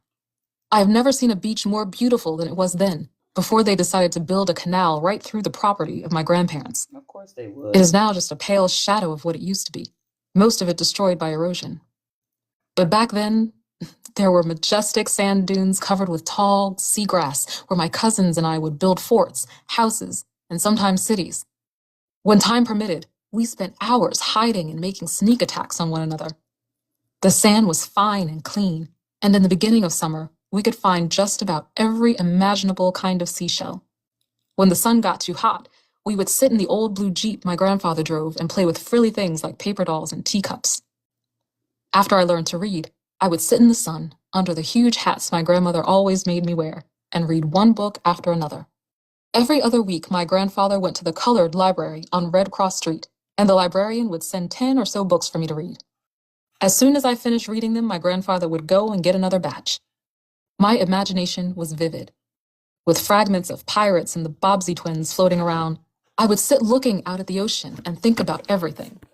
I imagined all the places I had read about on the other side of the ocean and wondered if I would ever see them. And of course, I daydreamed about all kinds of stuff, most of it silly. But my days were not spent simply daydreaming. My grandparents were firm believers in work. They had worked all of their lives, and there was no way they were going to tolerate any lazy good-for-nothings around them. Every day there were chores to do, and there was no playing until they were completed. I did things like putting the potato chips on the racks, putting sodas in the cooler, wiping the tables clean, etc. When the customers were there, I would sell small stuff like potato chips, nabs, pickles, and pickled pig's feet. I would also set the tables and bring customers things they needed. But my main job was collecting 50 cents for parking. Because there was no road to our beach, the paved road ended with the white section. My grandparents had to pay for a dirt road and parking lot to be laid over the sand. Truckloads of dirt were brought, and a steamroller mashed it down so it was hard enough to drive on. This was an expensive process, so my grandparents decided to charge 50 cents for parking. I could count and make change at a very early age, so it was my job to collect the 50 cents. During the week, it wasn't too time-consuming, but on the weekends, if the weather was nice, it was an all-day job. Cars and buses of people came from all over North Carolina, South Carolina, and Virginia. There were church groups, school groups, social clubs, women's clubs, Boy Scouts, and Girl. So nabs are a regional name for cheese crackers. That's what nabs are. Scouts. All kinds of people would come to the beach, some with a little money and some that you could tell were real poor. In all the years I spent on that beach, only 1 or 2 people hassled me. Most of them treated me very kindly, just like I was their kid. The people who came to the beach fascinated me. I loved to see them come and go. After a while, I would recognize the regulars, and it didn't take me too long to learn their names. Some of them gave me tips, which I usually spent on the piccolo, jukebox. There were lots of lovers, and I spent some of my time spying on them in the parking lot. But they weren't too interesting. All they did was squirm a lot. Checking license plates, I could recognize almost all of the state's license plates on sight. And collecting bugs, I had a huge collection, were much more interesting. But watching families was better. On their picnics with their fried chicken, potato salads, and watermelons, some of them looked so happy you could tell they didn't get a chance to go to many picnics. And I was always on the watch for kids to play with when I wasn't busy. Then there were the good timers. Their cars smelled like whiskey. They would dance a lot, eat a lot, spend a lot on the piccolo, and many times I would wonder if they had made it home all right. A lot of poor people came to the beach. Sometimes the floors of their raggedy old cars or trucks were half rotted out. Usually a lot of little children were with them, and they wouldn't have bathing suits. They went swimming in whatever clothes they had worn to the beach, and half of the time the little kids wore nothing. Then there were those who came to put on airs, usually in the evening, all dressed up to eat dinner. Many would say, "I can't stand the sun. I'm too black already. I ain't going out in no sun." It was amazing the number of people who said they were too black already. We looked at them like they were crazy because we loved the sun. But the umbrellas for rent went like hotcakes. Some people draped clothes and blankets around the umbrellas so that no light penetrated whatsoever. One lady always put a paper bag on her head and poked holes in it for her eyes. Some of the women refused to go near the water because they were afraid their hair would go bad. One of the moving things for me was when someone saw the ocean for the first time. It was amazing to watch. They would stand there in awe, overpowered and overwhelmed, as if they had come face to face with God or with the vastness of the universe. I remember one time a preacher brought an old lady to the beach. She was the oldest looking person I had ever seen. She said that she just wanted to see the ocean before she died. She stood there in one spot for so long she looked like she was in a trance. Then, with the help of the preacher, she hobbled around, picked up the mundane shells, and put them into her handkerchief, as if they were the most precious things in the world. I love to eat, still do, and the beach was right up my alley. Right now, when I think of the fried chicken and fish dinners, my mouth starts to water. But what really sends me off is remembering those seafood platters with fish, shrimps, oysters, deviled crab, clam fritters, and French fries with lettuce and tomatoes on the side. If my memory is any good, I think they sold for $1.50. What? Next to food, music was my love. Fats Domino, Nat King Cole, Chuck Berry, Little Richard, The Platters, Brooke Benton, Bobby Blue Bland, James Brown, Dinah Washington, Maxine Brown, Big Maybelle were some of the people I listened to during those beach years. I loved to dance. I would play that music and I would dance my natural heart out. That was another way I collected tips. People would egg me on. "Go on, gal, go. Boy, look at that little girl dance." But I loved to see people dance too. Many a time my grandmother or grandfather had to call me out of the trance I was in watching somebody dance instead of doing my chores. At night, my cousins, who sometimes came over to work on the beach, told ghost stories. They loved to tell them to me because I would get scared out of my wits. They would tell me about people who came back from the dead, about snakes that could crawl 100 miles an hour and beat you to death with their tails, and about red phantoms and haints and all kinds of other horrible things. My imagination was vivid, and before the night was over, the seagrass turned into monsters and the wind made ghost howls. Sometimes even my grandmother and grandfather would get into the ghost story sessions. My grandfather's favorite one goes like this. He was driving home in a terrible storm one night. It was lightning and thundering like crazy. He saw lightning hit a tree ahead of him and saw the tree fall across the road. He tried to stop, but it was too late. He braced himself to hit the tree, but nothing happened. The car went smoothly through it as if it weren't there. He turned around and sure enough, the tree was still lying across the road. He swears that the story is true, and I'm convinced that he thoroughly believes it is. We were, however, visited by real live ghosts. They were the phantoms of the parking lot. It seems that the white citizens of Wilmington and Carolina Beach were not at all happy that my grandparents had dared to build on the land and start a colored business. We were too close for their comfort. So they would visit us from time to time to express their disapproval. I don't know for a fact that they were card-carrying members of the Klan, but judging from their behavior, I think they were. But then, of course, they weren't wearing their sheets. They could have just been red-blooded American boys out for some good, clean fun. The parking lot was made of dirt, and cars spinning around on it at breakneck speed would ruin it in no time. 2 or 3 of them would ride around the parking lot, spinning and skidding, while they shouted curses and racist insults. One time, they fired guns in the air. I remember seeing them and hearing them out there and wondering what they were going to do next. More than once, I saw my grandfather go to where he kept his gun and carry it quietly to where he had been sitting. Somehow this made me more afraid, because I knew that he, too, thought they were scary. Finally, my grandfather put a big, fat chain, almost as big as the kind they used to anchor ships, across the road at the entrance to the parking lot. This soon eliminated our nightly visitors. Good. One night, as my grandmother and I were fastening the chain in place and locking it, a white man drove up to the lot and in an arrogant tone of voice ordered my grandmother to open the gate so that he could turn his car around. My grandmother, looking very dignified, said, "No, I can't let you do that." Then in a nicer voice, he asked my grandmother again to open the gate. "No," she said again. "Come on now, Auntie, I got a mammy in my house. Now open the gate and let me turn around." "What'd you say?" asked my grandmother. "I said I got a mammy in my house. Now come on, open up." My grandmother leaned over in the man's face. "I don't care how many mammies you got in your house. I don't care if you got 100 mammies in your house. You're gonna pack out of here tonight. And I want you off of my property now. I know right that's now." right, Grandma. The man turned as red as a redneck can turn and started to back his car up. Back it up.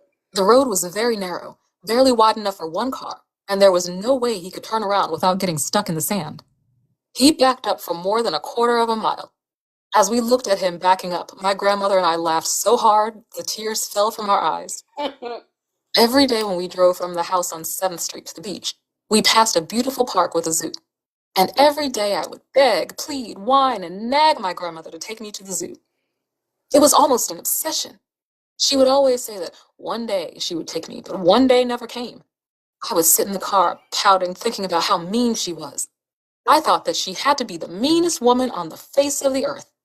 Finally, with the strangest look on her face, she told me that we were not allowed in the zoo because we were Black. Wow. When we were on the beach, we shopped at Carolina Beach.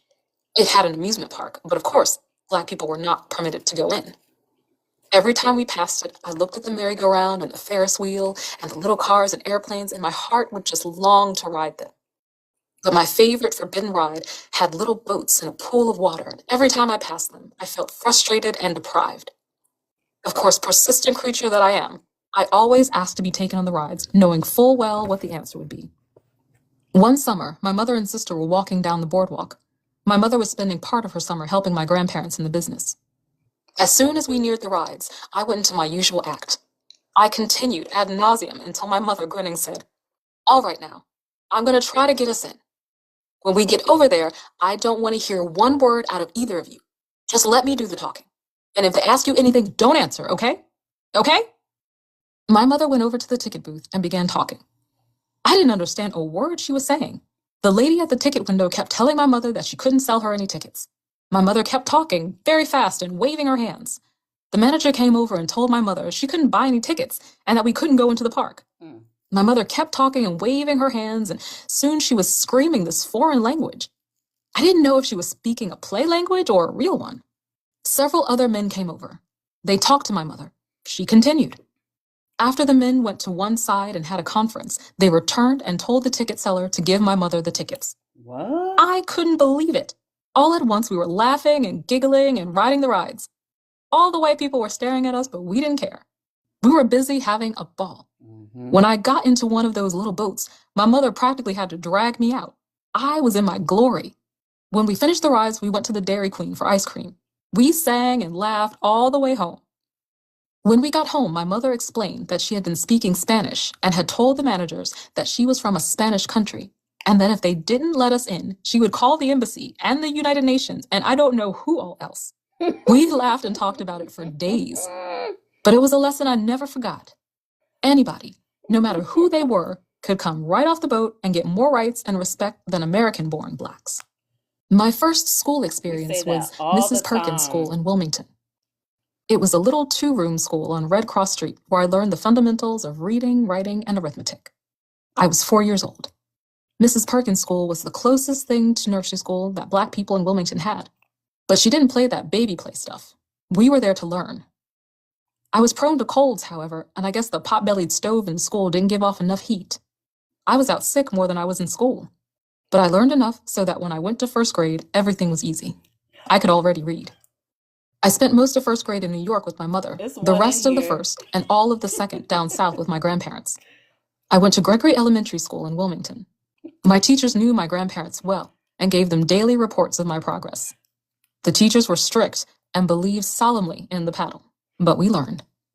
Of course, our school was segregated, but the teachers took more of an interest in our lives because they lived in our world, in the same neighborhoods. They knew what we were up against and what we would be facing as adults, and they tried to protect us as much as they could. More than once, we were punished because some children had made fun of a student who was poor and badly dressed. I'm not saying that segregation was a good system. Our schools were inferior. The books were used and torn, handed down from white schools.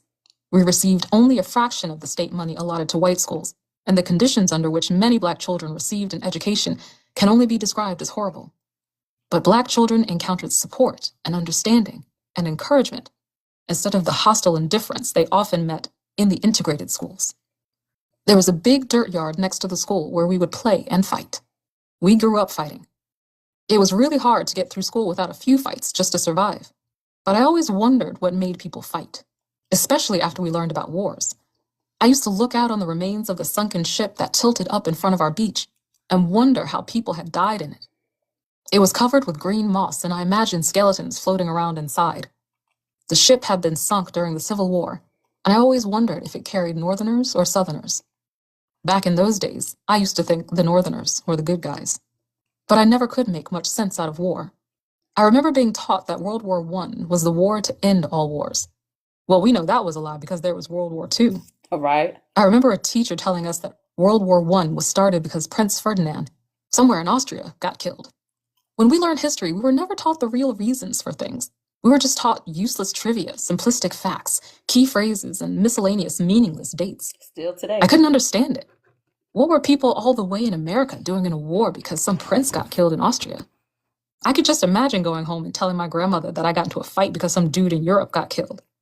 They made war sound so glorious in school, so heroic. But the wars we had on the way home from school and in the playgrounds were anything but glorious. Besides the cuts and scratches we received on our battleground, we were likely to get spanked for fighting or for getting our clothes dirty. I was pretty lucky in that respect. When my grandmother would discover that I was all in one piece, she wouldn't make too much of a fuss. I guess I looked pretty much the same after a fight as I did any other day when I came home from school. I was a natural tomboy and a natural slob. My blouse was always hanging out of my skirt, one of my socks always fell down in my shoe, and my hair always flew wild around my head. I always managed to get something torn and dirty, and because I was awkward and clumsy, I always looked like a victim of about 50 wars. Most of our fights started over petty disputes, like stepped-on shoes, flying spitballs, and the contested ownership of pens and pencils. But behind our fights, self-hatred was clearly visible. Nappy head, I catch your ass, you gonna be dead. You think you black and ugly now, I'm gonna beat you till you purple. You just another nigga to me, I'm gonna show you what I do with niggas like you. You better shut your big blubber lips. We would call each other jungle bunnies and bush booties. We would talk about each other's ugly, big lips and flat noses. We would call each other pickaninnies and nappy-haired so-and-sos. Act your age, not your color, we would tell each other. You gonna thank me when I'm through with you. I'm gonna beat you so bad, I'm gonna beat the black off of you. Black made any insult worse. When you called somebody a bastard, that was bad. But when you called somebody a black bastard, now that was terrible. Mm-hmm. In fact, when I was growing up, being called black, period, was grounds for fighting. Who you calling black, we would say. We had never heard the words black is beautiful, and the idea had never occurred to most of us. I hated for my grandmother to comb my hair, and she hated to comb it. My hair has always been thick and long and nappy, and it would give my grandmother hell. She has straight hair, so she was impatient with mine. When she combed my hair, she always remembered something I had done wrong the day before, earlier that day, and popped me in the head with the comb. She would always tell me during these sessions, now when you grow up, I want you to marry some man with good hair, so your children will have good hair. You hear me? Yes, grandmother. I used to wonder why she hadn't followed her own advice, since my grandfather's hair was far from straight. But I never dared ask. My grandmother just said what everybody knew was a common fact. Good hair was better than bad hair, meaning that straight hair was better than nappy hair. When my sister Beverly was little, I remember teasing her about her lips.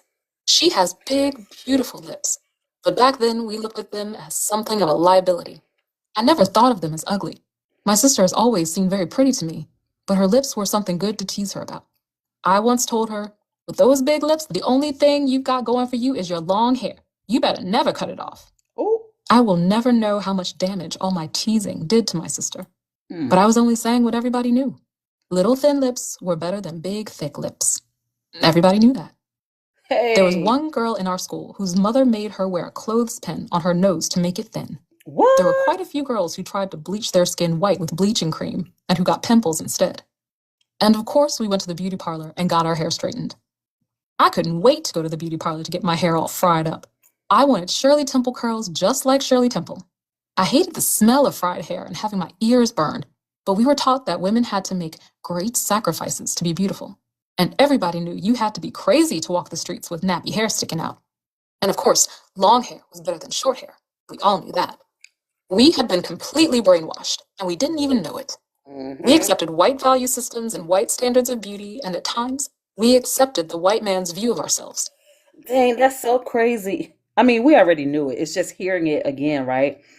And you see these white women going to get lip fillers. They're going to get their butts done. You know, they're tanning. Just found a way to curl their hair with some chemical. Yeah. Like if they get a perm, it curls their hair. When we get a perm, it straightens our hair. This is wow. Okay, back to the story. My bad. We had never been exposed to any other point of view or any other standard of beauty. From when I was a tot, I can remember black people saying, niggas ain't shit. You know how lazy niggas are? Give a nigga an inch and he'll take a mile. Everybody knew what niggas like to do after they eat. Sleep. Everybody knew that niggas couldn't be on time. That's why there was CPT. Colored people's time. Niggas don't take care of nothing. Niggas don't stick together. The list could go on and on. And to varying degrees, we each made them true within ourselves because we believed them. Yep. I entered third grade in PS 154 in Queens. The school was almost all white, and I was the only black kid in my class. Everybody in my family was glad I was going to school in New York. The schools are better up there, they said. You'll get a better education up north than in that segregated school down south. School up north was much different for me than school down south. For one thing, the teachers. They were all white. I don't remember having any black teachers until I was in high school. They were always grinning at me. And the older I got, the less I liked those grins. I didn't have a name for them then, but now I call them the little nigga grins. My third grade teacher was young, blonde, very prissy, and middle class. Whenever I came into the room, she would show me all 32 of her teeth, but there was nothing sincere about her smile. It never made me feel good. There was always something unnatural and exaggerated about her behavior with me. On my first or second day in class, she was teaching us penmanship. Does anybody know how to make a capital L in script? She asked. Nobody raised a hand. Timidly, I did. You know how to do it? She asked incredulously. Yes, I told her. We had that last year down south. Well, come and write it on the blackboard then, she told me. I wrote my pitiful little second grade L on the blackboard. After looking at me and nodding, she made a big fancy L next to mine. Is this what you were trying to make, Joanne? Her expression was smug. The whole class broke out laughing. I wanted to go somewhere and hide. After that, it seemed every time I mentioned something I learned down south, she got mad. She never saw my raised hand. When she couldn't ignore it, like when no one else raised theirs, she would say something like, Oh, do you know the answer, Joanne? Every holiday, a class was assigned to put on a play. There were plays for Columbus Day, Halloween, Thanksgiving, Christmas. Our class had George Washington's birthday, and our play was about his cutting down the cherry tree when he was a little boy. I was selected to be in the play. I was tickled pink and so proud. I was cast as one of the cherry trees. Of course. The teacher put some green crepe paper over my head and told me to stand at the back of the stage where I was to stay until the end of the play. Then the cherry trees were supposed to sway from side to side and sing, George Washington never told a lie, never told a lie, he never told a lie. George Washington never told a lie, and the truth goes marching on. I didn't know what a fool they had made out of me until I grew up and started to read real history. Not only was George Washington probably a big liar, but he had once sold a slave for a keg of rum. Here they had this old cracker slave master who didn't give a damn about black people, and they had me, an unwitting little black child, doing a play in his honor. When George Washington was fighting for freedom in the Revolutionary War, he was fighting for the freedom of whites only, rich whites at that. After the so-called revolution, you couldn't vote unless you were a white man and you owned a plot of land. The Revolutionary War was led by some rich white boys who got tired of paying heavy taxes to the king. It didn't have anything at all to do with freedom, justice, and equality for all. Don't it sound like Again, in the fourth grade, I was the only black kid in my class. My teacher, Mr. Trobowitz, was cool, though, and a very good teacher. He had modern ideas about teaching, and instead of making us read those old, boring readers, he had us read real books and write reports about them. His class was always interesting. He told us all kinds of jokes and stories, and he seemed to be sincerely concerned about us. That year, we were learning about the Civil War and about Lincoln's freeing the slaves. Like all the other teachers, Mr. Trobowitz taught us the fairy tale history, but at least he made it interesting. That year, I was crazy about Lincoln. I memorized the entire "O Captain, My Captain" by Walt Whitman and recited it to the class. Little did I know that Lincoln was an arch racist who had openly expressed his disdain for black people. He was of the opinion that black people should be forcibly deported to Africa or anywhere else. We had been taught that the Civil War was fought to free the slaves, and it was not until I was in college that I learned that the Civil War was fought for economic reasons. The fact that official slavery was abolished was only incidental. Northern industrialists were fighting to control the economy. Before the Civil War, the northern industrial economy was largely dependent on southern cotton. The slave economy of the South was a threat to northern capitalism. What if the slaveholders of the South decided to set up factories and process the cotton themselves? Northern capitalists could not possibly compete with slave labor, and their capitalist economy would be destroyed. To ensure that this didn't happen, the North went to war. When I was still in the fourth grade, I fell off a swing and broke my leg. Mr. Trobowitz came to my house and gave me lessons and assignments. When I returned to school, Mr. Trobowitz had left to teach in college. Everybody in the class was sad. A bird-beaked, stick-to-the-book, teach-by-rote teacher replaced him. She made us go back to reading the readers and change the desks around so that once again we were sitting in rows. I didn't like her and she bored me to death. One time our class had a dance. It was a big event for me since I love to dance. The white kids couldn't dance for nothing. They looked like a bunch of drunken kangaroos hopping all over the place, out of time with the music. I sat there with my hand over my mouth, trying to suppress my laughter. I ached to get out there and show them how to do it, but nobody asked me to dance. I don't think it ever occurred to them, and if it did, they knew better. Dancing with a nigger was surely good for a week or so of teasing. But these whites were not at all out in the open with their racism. It was undercover, like their parents' racism. Anyhow, I just sat there looking at them flop around until this one kid, I'll never forget his name, Richard Kennedy, he was a poor Irish kid with red hair, came over to where I was sitting and said, "If you give me a dime, I'll dance with you." The sad part of the story is that I almost gave him the dime. In the fifth grade, I was put into the class of the school's most notorious battle axe, Mrs. Hoffler. I knew from the first day it was going to be a long, hot year. The only good thing was that there was another black kid in the class. The teacher put us in the back, next to each other. His name was David something, but I'll call him David Pecan. The teacher was one of those military types, and her classes resembled boot camps. We were told where to sit, how to sit, and what kind of notebooks, pens, pencils, etc. to use. She permitted no talking and gave tons of homework. Her punishment for everything was extra homework. Whenever somebody got caught walking or doing something she disapproved of, she gave extra homework. When you didn't have your homework, she gave extra homework. And every time she gave you extra homework, she wrote your name on the blackboard and refused to remove it until you had turned in the punishment. By the time I left her class, my name covered practically the entire blackboard. David and I were her favorite targets. The whole class would be in an uproar, but we were the only ones she saw with our mouths open. The more she rode our backs, the more rebellious I became. I would sit in the back of the class and make jokes about her. One day, when we were talking and giggling, she came up and pulled David out of his seat by the ear, twisting it until the whole side of his face was red and contorted with pain. I made up my mind right then and there that she wasn't going to do it to me. A few days later, she came after me. When she put her hands on me, I kicked her or hit her. I don't remember which. Anyway, the next thing I knew, I was in the principal's office being sent home with a note. I was scared to death my mother would find out, so I signed the note myself and brought it to school the next day. My signature didn't fool anybody. To make a long story short, when my mother found out, I confessed everything, and I told her about Mrs. Hoffler. I think she had some idea about what was going on because she had seen a change in me. I'd always been very quiet and obedient in school. My mother went to the school, talked to the teacher and the principal, and demanded I be moved to another class.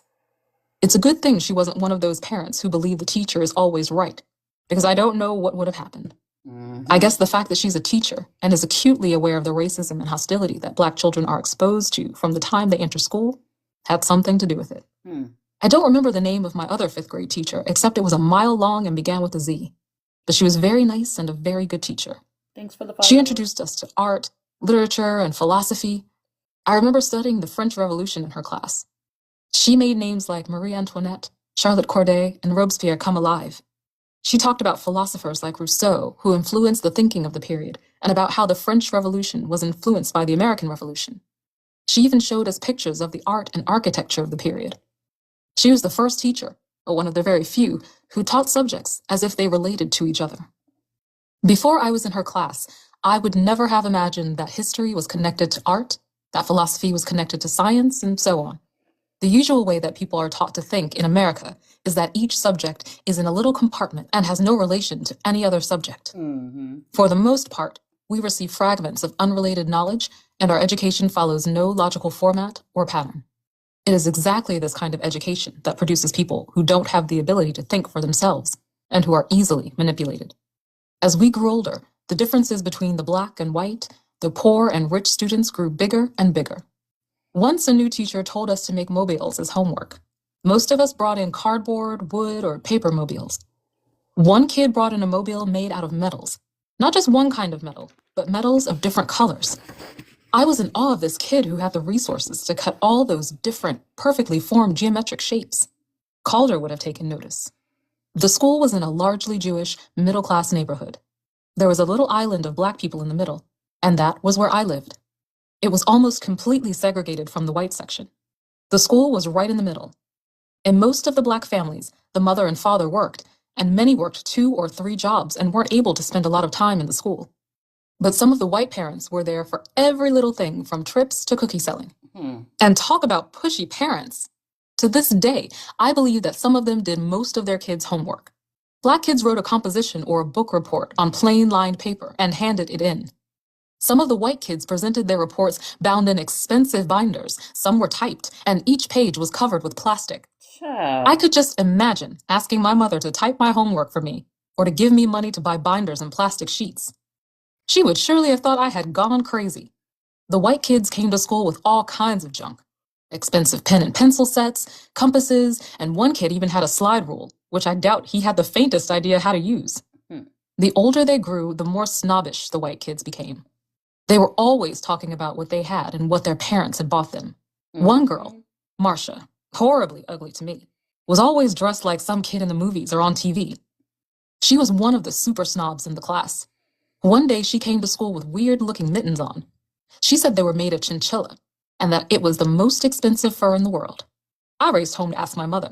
I just knew she had to be lying because I never even heard of chinchilla, and everybody I knew thought that mink was the most expensive fur on the market. I was really shocked when my mother told me she was telling the truth. Every year when we came back to school, we would inevitably be told to write a composition entitled My Summer Vacation. Usually we stood in front of the room and read our compositions aloud.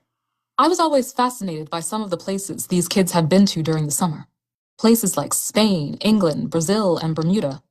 Some of them even brought slides and movies of their trips. Very. After they finished talking, I wouldn't even want to read my composition about being down south with my grandparents. One of the things that had been drilled into my head since birth was that we were just as good as white people. You show those white people that you are just as good as they are, I was told. This meant that I was to get good marks in school, that I was to always be neat and clean when I went to school, that I was to speak as properly as they did, and that I would show them whenever I could that black people, we called ourselves Negroes then, could do whatever white people could do, and that we could appreciate what white people appreciated. I was supposed to be a child version of a goodwill ambassador to prove that black people were not stupid or dirty or smelly or uncultured. I carried out this mission as best I could to show that I was as good as they were. I never questioned the things they thought were good. White people said classical music was the highest form of music. White people said that ballet was the highest form of dance, and I accepted those things as true. After all, wasn't I as cultured as they were? And everything that they wanted, I wanted. If they wanted poodle jackets, I wanted a poodle jacket. If they wanted a Star of David necklace, I wanted a Star of David necklace. If they wanted a Revlon doll, I wanted a Revlon doll. If they could act snobby, then I could act snobby. I saved my culture, my music, my dancing, the richness of black speech for the times when I was with my own people. I remember how those kids would talk about gefilte fish and matzahs. It would never have occurred to me to talk about black-eyed peas and rice or collard greens and ham hocks. I would never have given them an opportunity to ridicule me. Anyway, half the white people thought that all we ate was grits and watermelon. In many ways, I was living a double existence. I became interested in television in the 5th or 6th grade. Switching. Or rather, I should say that was about the time television started to corrode my brain. You name any stupid show that existed back in those days, and it was probably one of my favorites. Ozzie and Harriet, Leave It to Beaver, Donna Reed, Father Knows Best, Bachelor Father, Lassie, etc. After a while, I wanted to be just like those people on television. After all, they were what families were supposed to be like. Why didn't my mother have freshly baked cookies ready when I came home from school? I know. Why didn't we live in a house with a backyard and a front yard instead of an old apartment? I remember looking at my mother as she cleaned the house in her old raggedy housecoat with her hair in curlers. How disgusting, I would think. Why didn't she clean the house in high heels and shirtwaist dresses like they did on television? I began to resent my chores. The kids on television never had any work to do. All they did was their homework, and then they went out to play. They never went to the laundromat or did the shopping. They never had to do the dishes or scrub the floor or empty the garbage. They didn't even have to make their own beds. And the kids on television got everything they wanted. Their parents never said, "I don't have the money, I can't afford it." I had very little sympathy for my mother. It never occurred to me that she worked all day, went to school at night, cooked, cleaned, washed and ironed, raised 2 children, and in her spare time, graded tests and papers and wrote her thesis. I was furious with her because she wasn't like Donna Reed. And of course, the commercials took another toll. I wanted everything I saw. My mother always bought brand X. I would be so exasperated when we went shopping. I wanted her to buy Hostess Twinkies and Silver Cup white bread. Instead, she bought whole wheat bread and apples.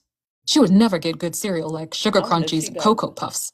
She always bought some stuff that was supposed to be good for us. I thought she was crazy. If Hostess Twinkies were good enough for the kids on TV, then why weren't they good enough for me? But my mother remained unmoved, and I remained disgusted. I was a puppet, and I didn't even know who was pulling the strings. One year, everybody was wearing buttons on their coats. Some had writing on them, and others had pictures of movie stars. I went somewhere with my mother and my aunt, and they asked me if I wanted a button. I picked out one with Elvis Presley on it. All the kids at school thought Elvis Presley was cool.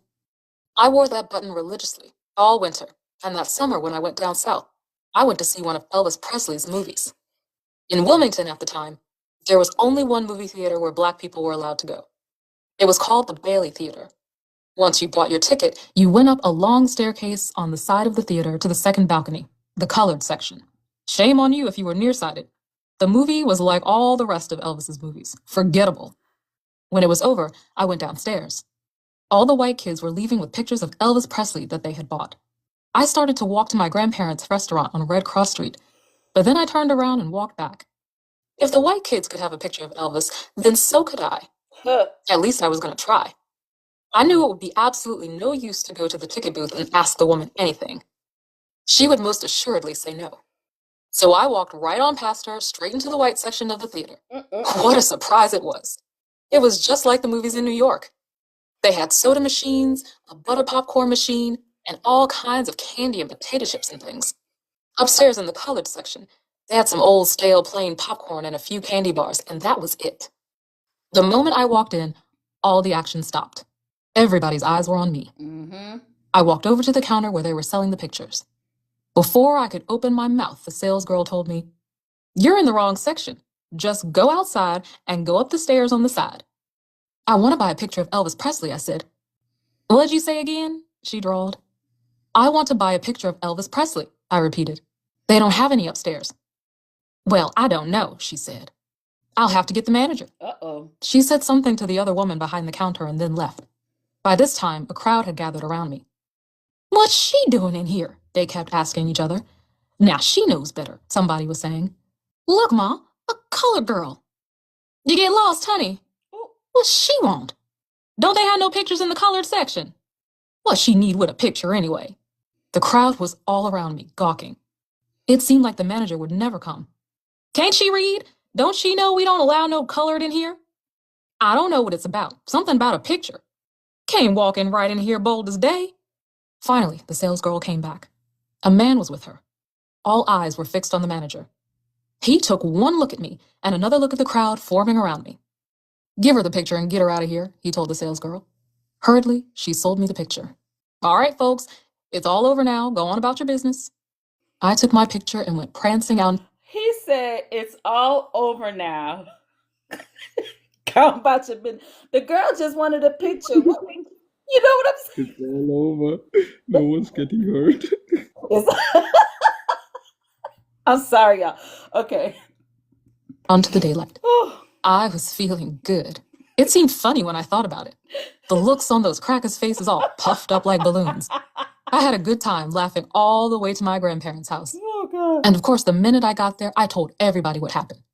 I was just so proud. I took my picture and put it on the back counter right next to the funeral parlor calendar. Oh, God. The picture stayed there for a few days until Johnny from the cab stand across the street came and told me that Elvis had said the only thing a black person could do for him was to buy his records and shine his shoes. Damn. Quietly, I slid the picture into obscurity, then oblivion. Later, I read that Elvis had given Spiro Agnew a gold-plated .357 Magnum and had volunteered to work for the FBI. Evelyn, my aunt, was the heroine of my childhood. She was always Who is taking me that, places Marlon? and exposing me to things. Huh? Who is that? Elvis Agnew Presley? something. No, I know Elvis Presley. Oh. The guy she was talking about, that he gifted this revolver, Agnew. Do we know him? That he's like, I don't know. I felt like it's important to know who that is, but I don't know who that is. But I assume an FBI agent or something, because she said he was... Elvis had given Spyro. Okay, sorry. Let me go see who he is. Spyro. Because she wouldn't have said it if it wasn't important for sure. Important, yes. Oh, the 39th president of the United States. Thank you. Okay, let's see. Thank you. Mars be knowing things. I'm just gonna just say ask Mars instead of ask Google. But go ahead. Let's go ahead. Yep. As she called it. She took me to museums. I think we visited just about every museum in the city of New York. She turned me into a real art lover. Before I was 10, I could recognize a Van Gogh on sight. And I knew what Cubism, Surrealism, and Abstract Expressionism were. Picasso, Gauguin, Van Gogh, and Modigliani were my favorite artists. I didn't know the name of one black artist in those days. Very few, if any, museums exhibited the work of black artists. So I just assumed that black people weren't too good at painting. But I learned about African art from my mother. From the time I can remember, my mother always had African sculpture in the house. It was the only kind she had. I always loved those pieces, and it really annoyed me when I took art history in school, and the teacher referred to African art as primitive. In fact, if the art was by anyone else but a white person, it was called primitive art.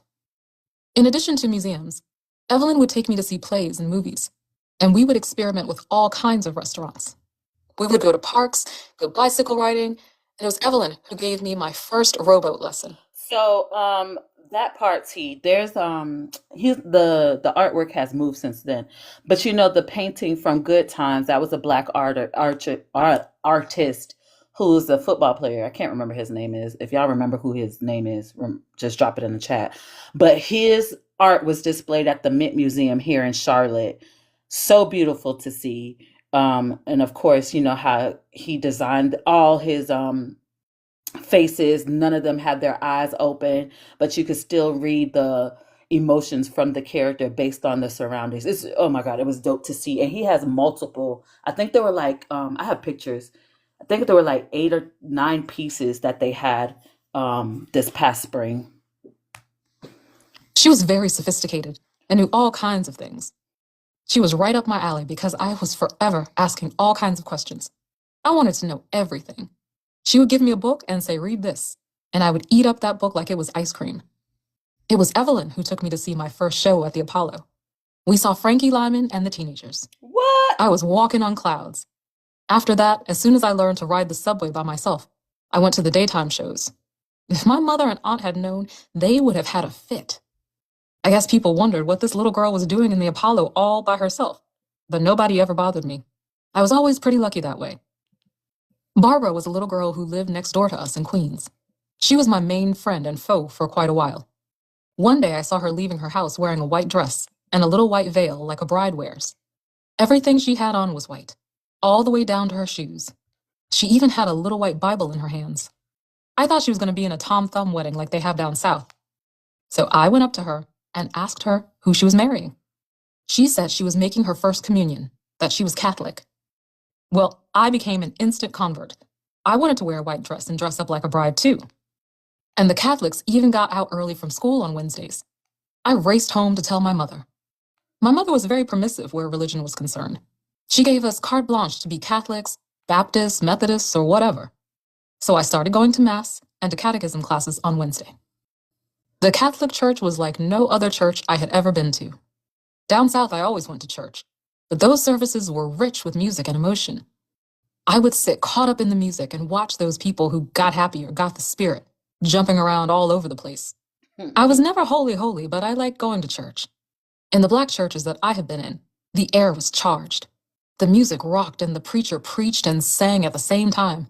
People felt free to do what they needed to do. If they felt like dancing, they danced. If they felt like praying, they prayed. Nope. If they felt like screaming, they screamed. And if they felt like crying, they cried. The church was there to give them strength and to get them through the long week ahead of them. Where we lived in Queens, there was no black church. The Catholic Church was different. It was silent and cold. The music was terrible, and you couldn't understand 9/10 of the service. But what fascinated me was the spookiness of it. They had so much weird stuff attached to their religion. When you walked in the door, you had to cross yourself with holy water. Then before you could sit down, you had to genuflect. And throughout the Mass, you were forever up and down, sitting, standing, and kneeling. There was so much stuff to learn.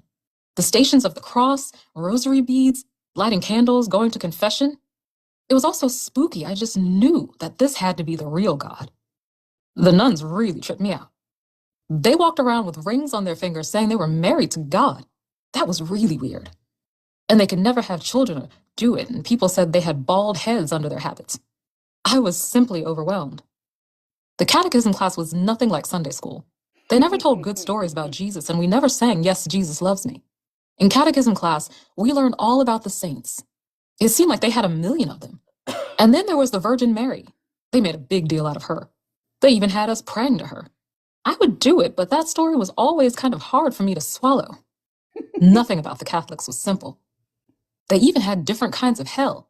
They had a special one for babies, and then they had one in between, and then they had the show enough hell. Didn't we just talk about that yesterday? Yes, we did. Oh my God. They even had 2 kinds of sin. I'm sorry. Go ahead. I was just, that's one of the only things I didn't remember from them telling me, but I stopped going to church very soon. I never heard about the different types of hell. Me neither. But I guess the way she what the babies do? What did the babies do? Okay, let me Yeah, my bad. baby hell nicer than the true hell. They had nannies down there. It seemed like they had 1 million of them. And then there was the Virgin Mary. They made a big deal out of her. They even had us praying to her. I would do it, but that story was always kind of hard for me to swallow. Nothing about the Catholics was simple. They even had different kinds of hell. They had a special one for babies, and then they had one in between, and then they had the show enough hell. They even had 2 kinds of sin. I can still hear that nun as if it were yesterday. Now, a venial sin is a sin that's not so bad. It's a white sin. But a mortal sin is terrible. It is a black sin. Mm-hmm. The night before I was to make my first communion, I had to run to the church with my baptismal certificate. They needed it to prove I had been baptized. My mother had had a hell of a time finding it. I was tickled to be going because they told me to bring it to the convent where the nuns lived. I had been dying to see what it looked like inside. It was just as cold and lifeless as the church. When I gave the nun my baptismal certificate, she looked at it and almost jumped out of her chair. "Oh no, this won't do," she said. "This is not a Catholic baptismal certificate. You weren't really baptized." "What?" I said. "I was too baptized." "No, you weren't," she said. "It's not a Catholic baptism, so it doesn't count. You'll have to be baptized tonight, or you can't make your first communion tomorrow." I was not ready for that one. I caught an instant attitude. She was talking about my godparents like they were dirt under her feet. They called my mother and told her she had to come to the church. Then they got these total strangers from somewhere and told me they were supposed to be my godparents, and they baptized me. I never saw those people again, and if you asked me their names, I couldn't tell you. I had had a godmother all my life, and here they were telling me she wasn't my godmother because she wasn't Catholic. They really made me mad that day, but I didn't say too much about it. I really wanted to make my first communion. I did, and later my confirmation, but I never looked at them the same. The 6th grade passed along rather uneventfully. There was another black in my class, Gail. We became friendly, but my relationship with the white kids deteriorated even more. They made it pretty evident that they didn't care too much for me, and I made it clear right back that I didn't care for them. The thing I disliked most about them was their assumptions about me. For one thing, they automatically assumed that I was stupid, and they would really act surprised when I showed I had some brains. One of the biggest fights I had was when this kid in my class couldn't find some pen that his father had given him and accused me of stealing it. I waited for him outside the classroom, and as soon as he came out the door, I jumped on him like a crazy person. I know that's right. Some teachers broke us up. "I'm surprised at you," they kept saying. "I never thought you'd act that way." I was usually very quiet and well-behaved. They acted like I had jumped on that boy for nothing, and they couldn't understand why I was so angry. As a matter of fact, even I didn't understand. Then, outside of school was a whole nother matter. When I wasn't doing homework or chores, I would go exploring. My bicycle was one of the great loves of my life. I would jump on it and ride all over Queens. Sometimes on Saturdays or Sundays, I would ride all day long, leaving early in the morning and returning as late as I was allowed to. And if I wasn't on my bicycle, I was somewhere playing with my friends. We played everything from house to handball. I played with the boys more than with the girls because the boys had better games. I loved punchball and handball, anything that involved running. The playground was right across the street from my house, and I took full advantage of everything that was there. I played hopscotch, marbles, and cowboys and Indians. I always wanted to be an Indian and would hide over or under something and leap out shrieking at the top of my lungs. I guess I was unusual in that respect, because most of the kids wanted to be cowboys. I was always rough and clumsy, and I played everything as if my life depended on it. Some of the girls didn't like to play with me because they said I was too rough, and I was always excluded from the rope jumping sessions. I was too clumsy to jump double dutch, and they didn't even like me to turn because they said I was uneven-handed. But I always had one best friend, and she was always a girl. I had other friends to play with and hang out with, but I always had one special friend that I could really talk to. We would go to the candy store and the movies and places like that, and we would sit and talk for hours about just anything. By the time I reached the 6th grade, I began to idolize and imitate the big kids who went to junior high school. I couldn't wait to grow up. The grown-up world was so exciting, and when you were grown up, you could do anything you wanted to. Besides, I was beginning to feel different. I was beginning to be interested in boys. Ooh. Cracker Jack. All right. Oh, let me let y'all hear her poem. My bad. I could have told you, in the old days, in the park, or skating down some hill, what it was all about. Thank you. I could have sat next to you on some stairway and gave you half my bubble gum. And in between the bubbles and the giggles, I could have told you. But we are grown up now, and it is all so complicated when you dig somebody. Now when I open up my Cracker Jacks, I find no heart-shaped ring, only a puzzle that I don't want to solve. Ooh, all right. I'm gonna show y'all the pictures that I of that artist, and I got the name too. Hold on. His name is Ernie Barnes. Let me save that. Save that. This one was a good dope artist too. I'm gonna show y'all his.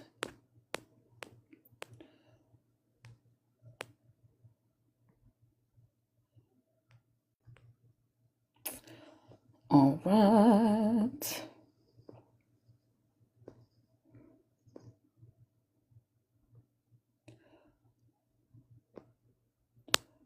So I'm gonna show you this guy first. So Nick Cave, he makes his art wearable. Very dope. It looks like this. So that's one of his art pieces. If you look him up, he has a whole website, and then the art actually moves. This one jingles. Obviously, nobody's wearing it now, but he makes wearable art. And then let's get the good times going.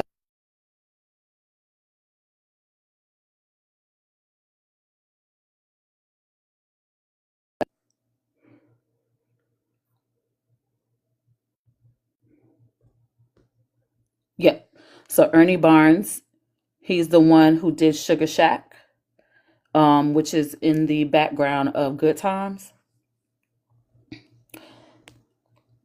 And that is this picture.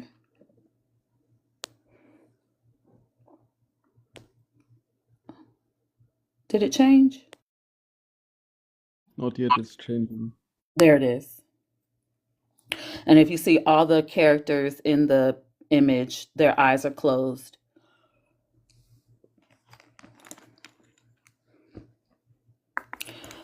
And I'll show you his I other like that one. picture. Huh? I like the picture. Mm-hmm. I'll show you It his reminded other. me of the movie Sinners. Yep. I'll show you his other one.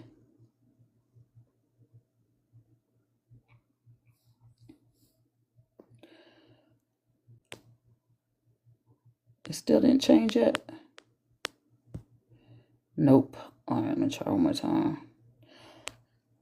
TikTok is so aggy sometimes.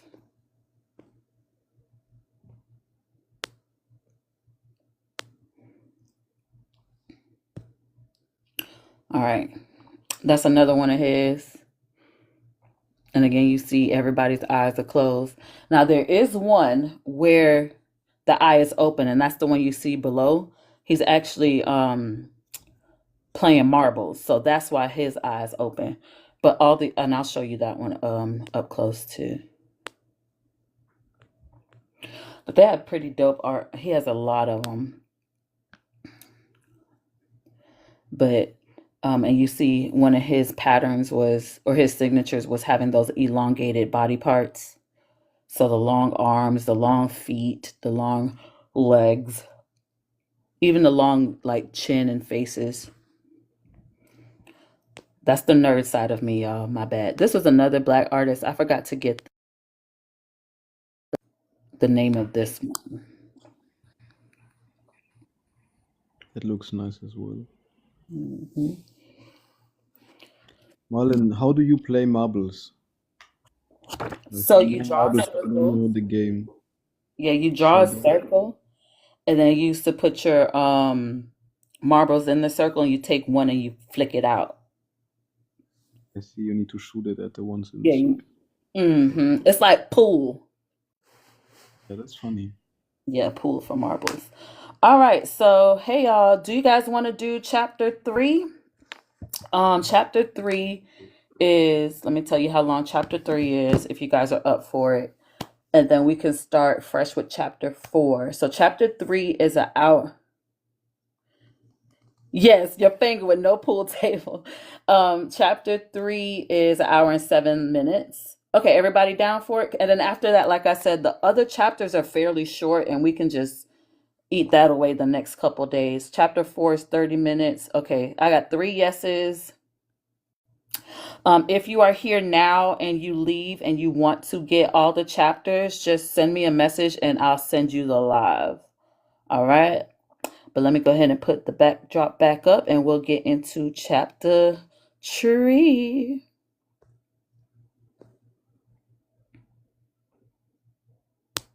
All right. Chapter 3. It seemed like the middle of the night. Someone was calling me, waking me up. What did they want? Suddenly, I was aware of all kinds of activity. Police, the crackling of walkie-talkies. The place was buzzing. Here, put this on, one of them said, handing me a bathrobe.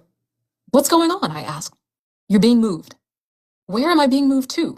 You'll find out when you get there. A wheelchair was waiting. I figured they were taking me to jail. There was a caravan of police cars outside the hospital. It looked like I was going to be in a parade again. The ride was pleasant. Just looking at houses and trees and people passing by in cars was good. We arrived at the prison at sunrise, in the middle of nowhere. It was an ugly 2-story brick building. They pushed me up the stairs to the 2nd floor. I was put in a cell with 2 doors. Directly outside of that was a heavy metal door with a tiny peephole that I could barely see through. The cell contained a cot with a rough green blanket on it and a dirty white wooden bench with 100 names scratched on it. Adjacent to the cell was the bathroom with a sink, a toilet, and a shower. Hanging above the sink was the bottom of a pot or pan. It was supposed to serve as a mirror, but I could barely see myself in it. There was one window covered by 3 thick metal screens facing a parking lot, a field, and in the distance, a wooded area. I walked around the cell to the bath, to the window, to the door, back and forth until I had tired myself out. I was still pretty weak. Then I lay down on the cot and wondered what this place was going to be like. Here I was, my first day in prison. In about an hour, a guard unlocked the outside door and asked me if I wanted breakfast. I said yes, and in a few minutes, she came back with eggs and bread in a plastic bowl and a metal cup containing something that was supposed to be coffee. The eggs didn't taste too bad. Maybe prison food isn't as bad as they say it is, I remember thinking. I heard voices, and it was clear they weren't police voices. Then the radio came on. Black music. It sounded so good. I looked through the peephole and saw faces, weird and distorted because of the concave glass, but black faces to match the black voices I had heard. How y'all doing? I asked. No response. Then I realized how thick the metal door was, so I shouted this time. How y'all doing? A chorus of muffled fines came back. I was feeling good.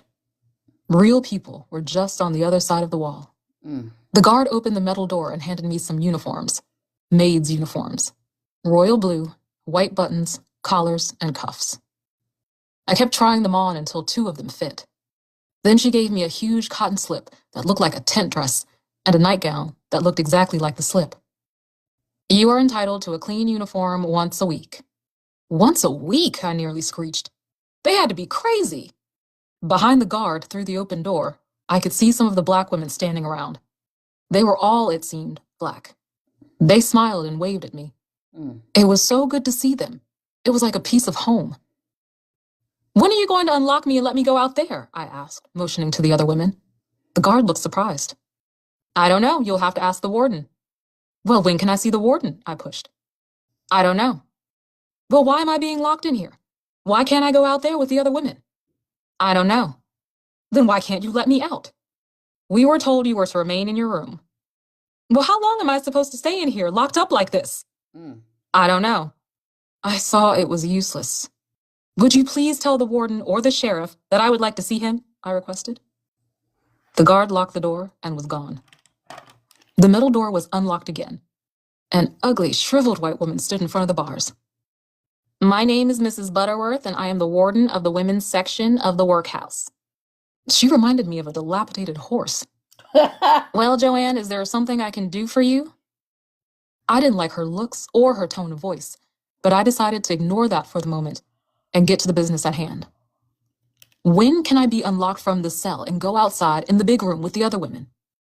Well, I don't know, Joanne. Why do you want to go out there? Yeah. Well, I don't want to stay in here all day locked up by myself. Why, Joanne, don't you like your room? It's a very nice room. We had it painted just for you. That's not the point, I said. I would like to know when I will be able to be with the other women. Well, Joanne, I don't know when you'll be able to come out. You see, we have to keep you in here for your own safety because there are threats on your life. You know, Joanne, she said, lowering her voice like she was speaking confidentially. Cop killers are not very popular in correctional institutions. Have any of the women here made threats against me? Well, I don't know, but I'm sure they have. I'll bet, I said to myself. Nobody has threatened my life. They just don't want to let me out of here. Well, Joanne, the important thing is for you to behave and to cooperate with us so we'll be able to send a good report to the judge. It's important for our girls to behave like ladies. This woman was making me sick. Did she think I was fool enough to believe that either she or the judge was going to help me in any way? But it was a superior sounding tinge to her voice that... Now, you see, this is why I believe y'all are agents of chaos. Because I'm Haitian and I'm clearly reading the book. That is not implying that she's Haitian. So I just wanted to say that before I blocked you out of my space, okay? Thank you. Y'all just like white people, black people sitting here minding our own business, and y'all want to come and disrupt things. Back to the regular scheduled program. My bad, y'all. That really ticked me off. Butterworth, is it? I asked. What's your first name? Why, I never tell my girls my first name. I'm not one of your girls. I'm a grown woman. Why don't you tell people your first name? Are you ashamed of it? No, Joanne, I'm not ashamed of my name. It's a matter of respect.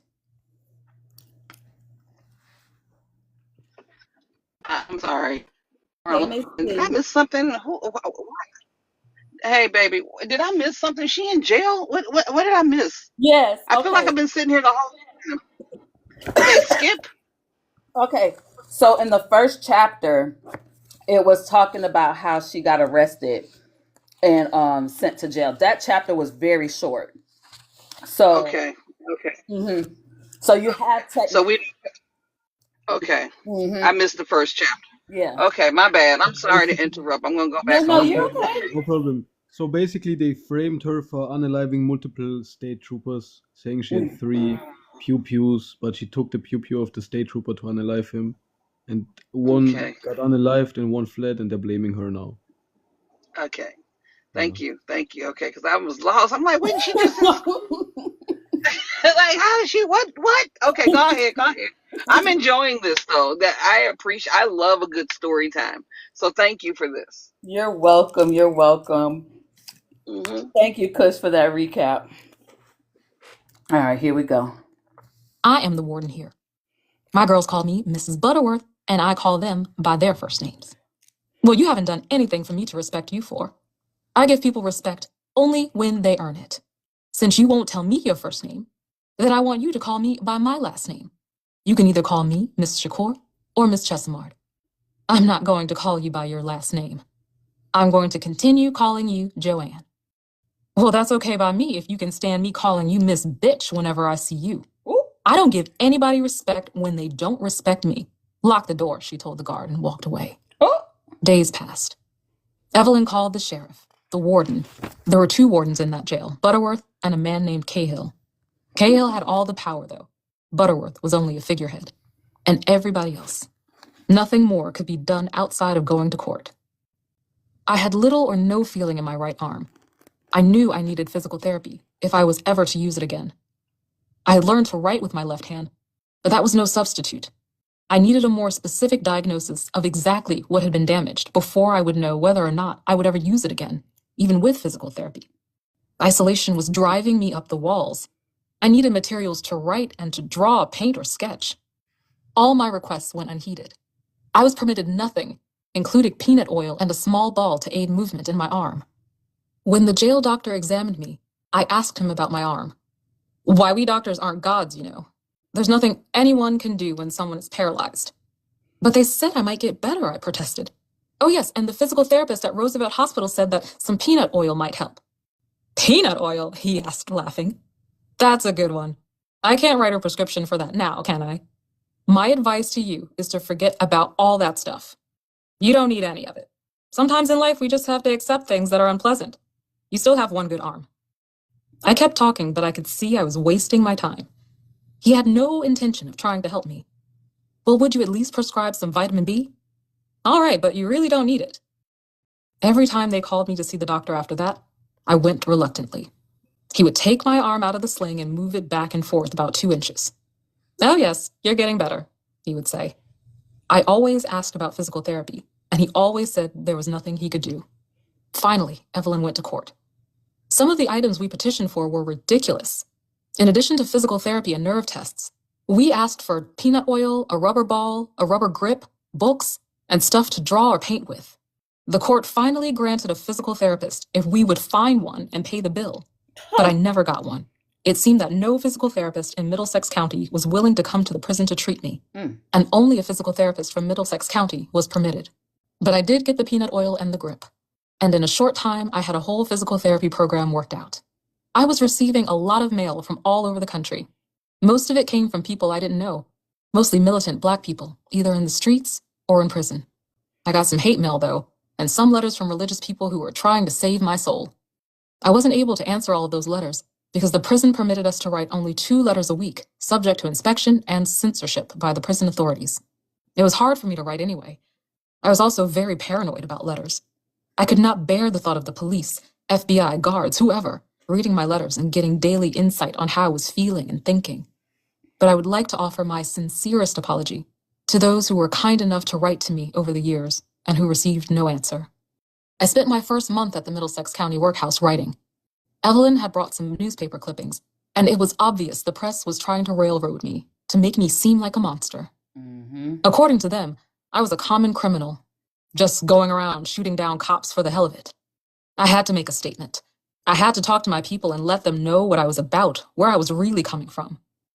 The statement seemed to take forever to write. I wanted to make a tape of it and enlisted Evelyn's help. As my lawyer, she was dead set against it and advised me not to make the tape. But as a Black woman living in America, Evelyn understood why it was important and necessary. When the prosecutor found out about the tape, he tried to get her thrown off the case. She was ordered by the court never to bring a tape recorder again when she visited me. I made the tape of To My People on July 4th, 1973, and it was broadcast on many radio stations. Here is what I said. Black brothers, Black... Just real quick, I want to make this point for those of you who don't actually have the book. But every time she states America or court is spelled with the letter K. I just thought that was very interesting to point out. And here is what she said, y'all. Black sisters, I want you to know that I love you, and I hope that somewhere in your hearts you have love for me. My name is Assata Chapters, slave name, Joanne Chesimard, and I am a revolutionary, a Black revolutionary. By that I mean I have declared war on all forces that have raped our women, castrated our men, and kept our babies empty-bellied. I have declared war on the rich who prosper on our poverty, the politicians who lie to us with smiling faces, and all the mindless, heartless robots who protect them and their property. I am a Black revolutionary, and as such, I am a victim of all the wrath, hatred, and slander that America is capable of. Like all other Black revolutionaries, America is trying to lynch me.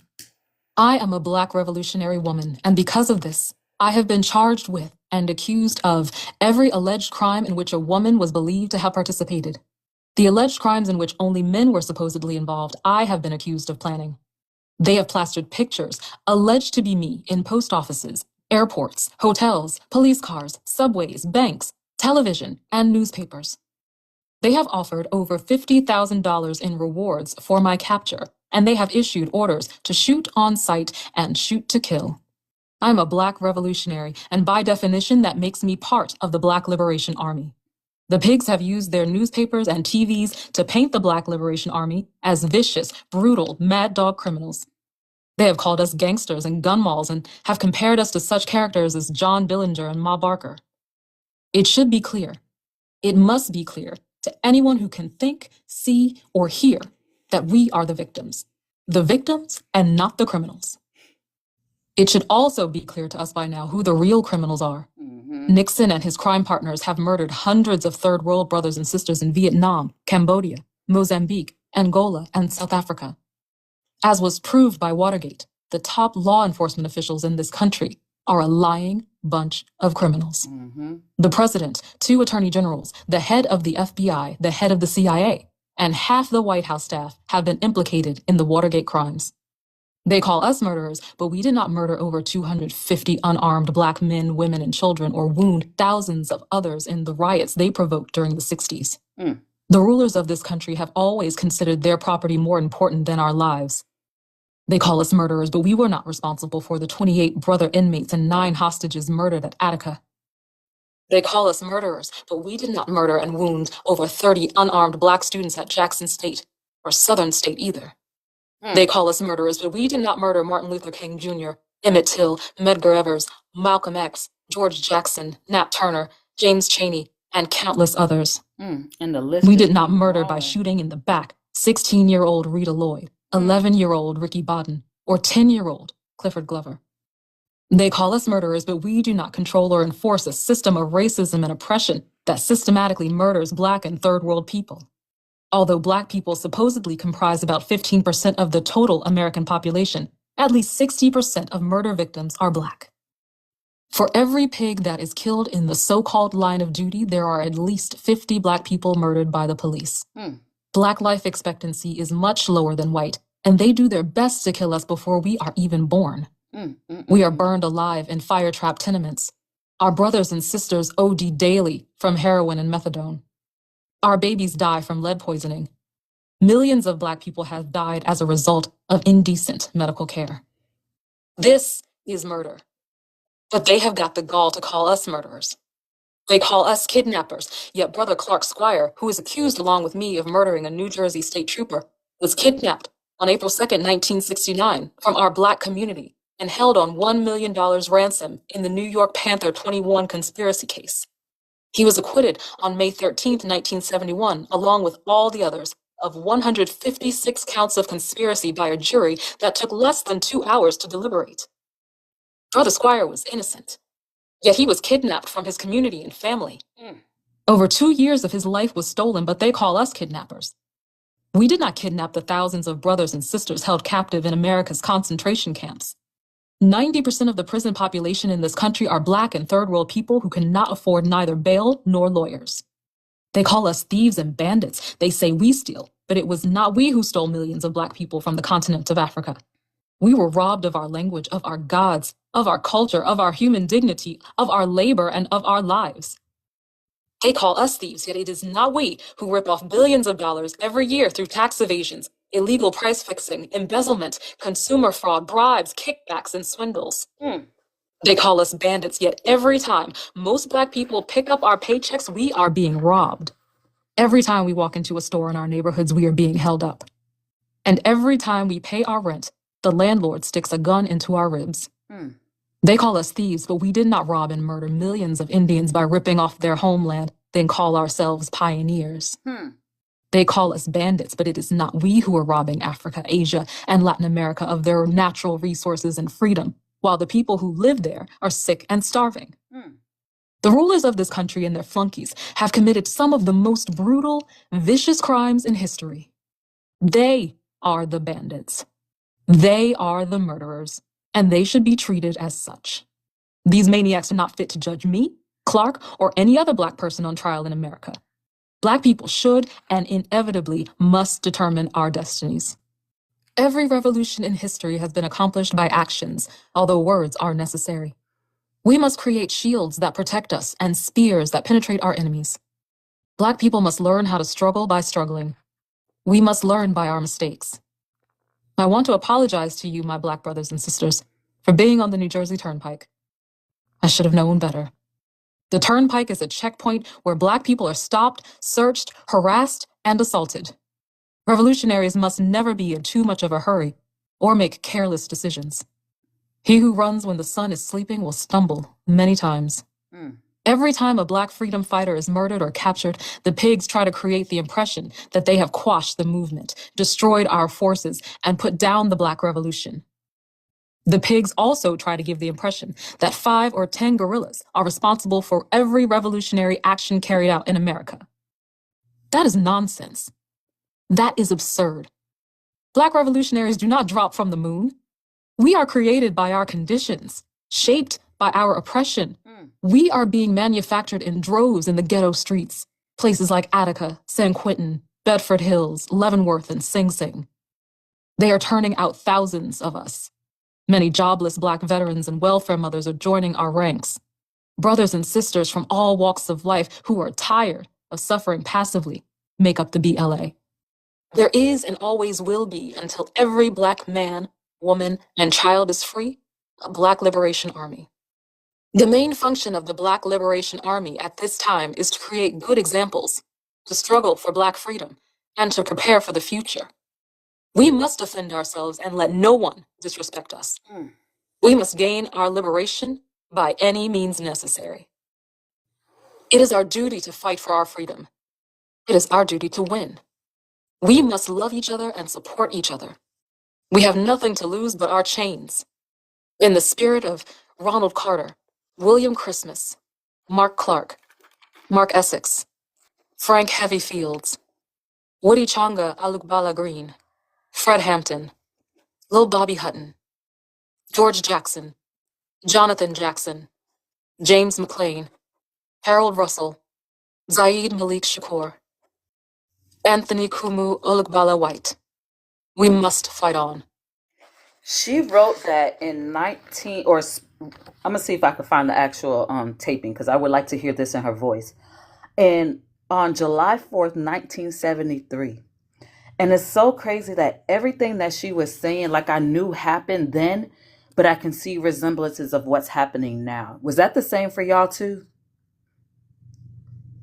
Definitely. Nothing has changed. Doing the same shit. Yeah.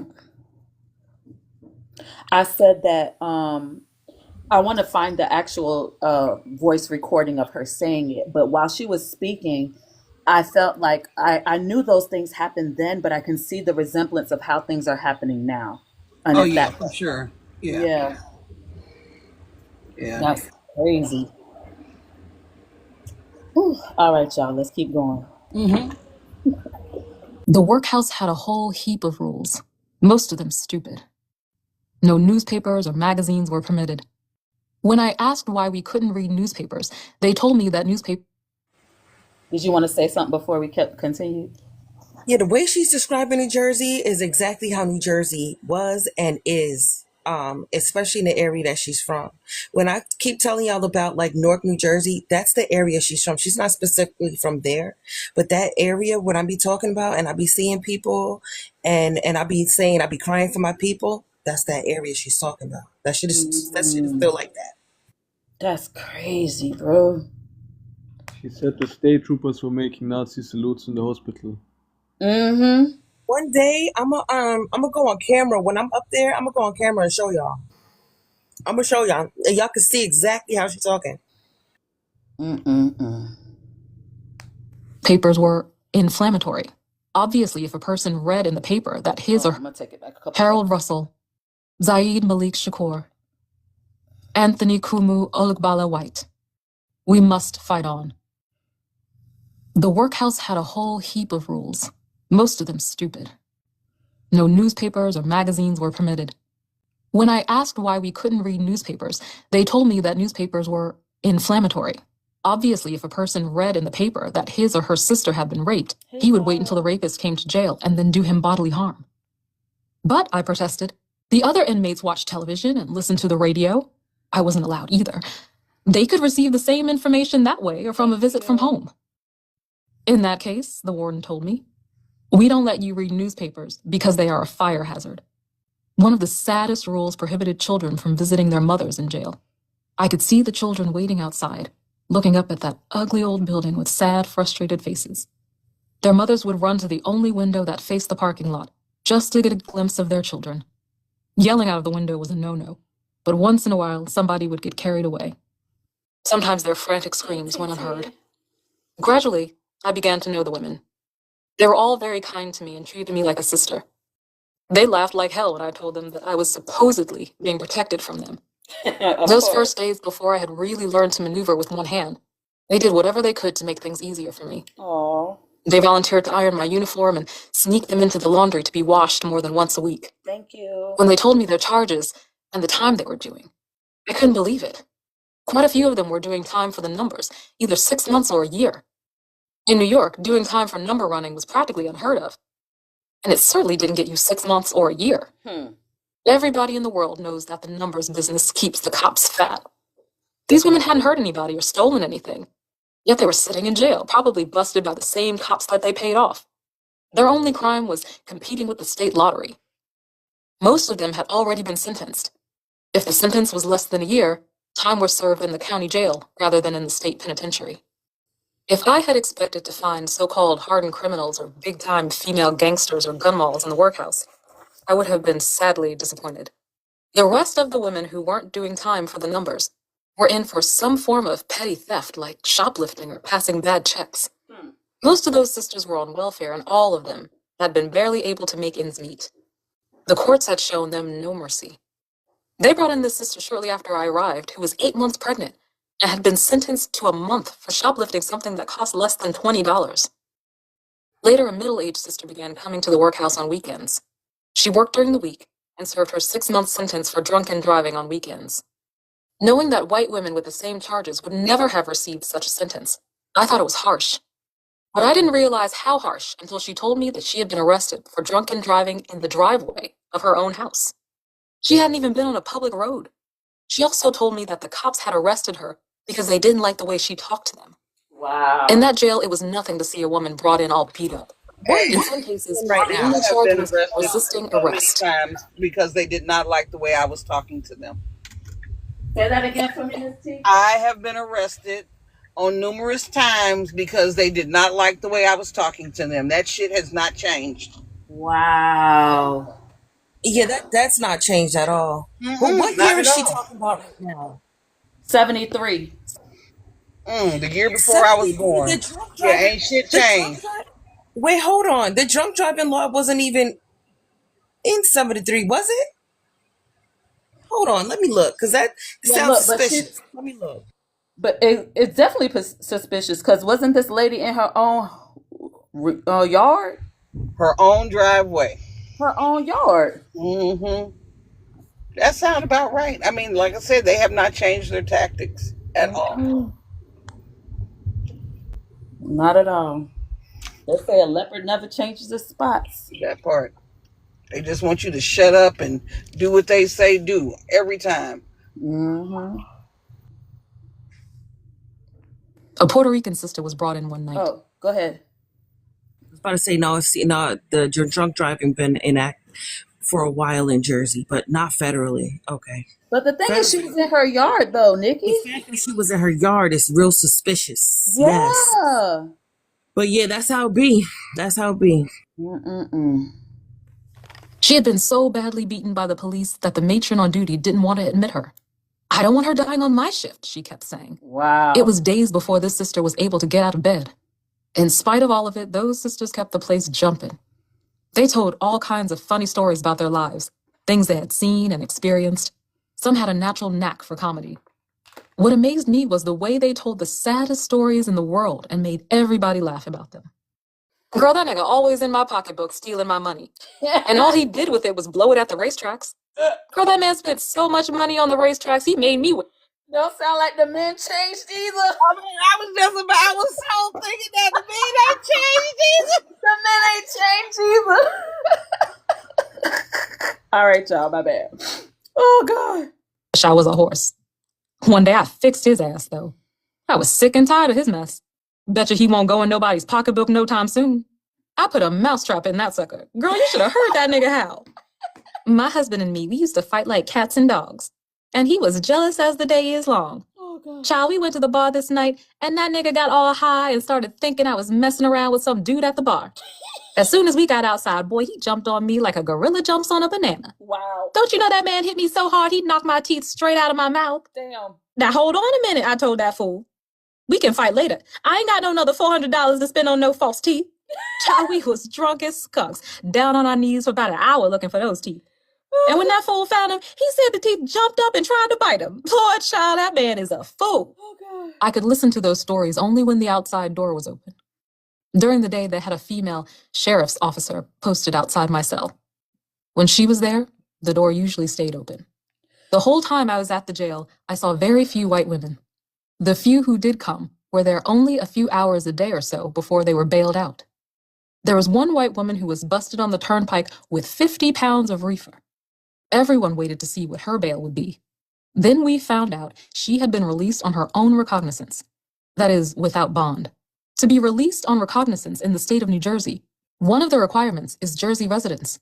The woman lived in Vermont, but nobody was really shocked. She was white. I was going crazy in that little cell. I was the only time they let me out was white. Because she was going crazy. Yeah, man, she had to be white. Come on, man. 50 pounds? We'd still be under the prison. What are you talking about? I'm going to take it back to you, and I'm going to just listen. You're going to have to be like me, just let it play. I'm sorry. If you catch my drift, you... Turnpike with 50 pounds of reefer. Everyone waited to see what her bail would be. Then we found out she had been released on her own recognizance. That is, without bond. To be released on recognizance in the state of New Jersey, one of the requirements is Jersey residence. The woman lived in Vermont, but nobody was really shocked. She was white. I was going crazy in that little cell. The only time they let me out was for visits and to see the so-called doctor. I have always been an active and restless person, and being locked up in that little cage all day drove me wild. I needed to stretch my legs. I started to run around the cell. I would run in this tiny circle until I was exhausted. 2 or 3 days after I started, the warden, Miss Bitch, accompanied by some male guards, visited me. "We hear that you're running around your cell," she said. "You will have to stop this activity at once." "What? Why?" "Because you are disturbing the people downstairs." "What people?" "There is an office underneath you and you are disturbing the workers." "Are you crazy? They'll just have to be disturbed. I don't run for that long anyhow. If you let me go out into the yard to exercise with the other women, I'll stop running around my cell." "I order you to stop running around your room." "I don't remember joining your army," I said. "When I join your army, then you can order me around." She left in a huff and I kept on running. That was the end of that. I have to thank her, though. If she hadn't come and harassed me, I would have probably given up running around that tiny space in a few days. The food in the workhouse was horrible. Actually, it was disgusting. The food there is worse than the food in any jail that I have been in since, and that is quite an accomplishment. I would sit and wait for lunch or dinner, hungry as hell, and they would bring me some greenish, brown, iridescent chunks floating around in watery liquid. Ew. Liver stew, they called it. Or some lamb fat floating around in some water which was supposed to be lamb stew. And that nasty, foul-smelling stuff tasted much worse than it looked. The place was infested with flies, and so was the food. The only thing edible was the eggs, when they had them, and mashed potatoes. I lived off the nuts and candy I bought from the commissary, and the fruit my family brought on visits. Who? Nikki, come back to the screen right now. Her husband white. Her husband is white. I just looked him up. Who? Who? Yes. I'm about to show y'all. This man is a white Shut the man. fucking door. Shut the front door. You can't trust none of these bitches. None of them. Hold on. Yeah, I gotta see that.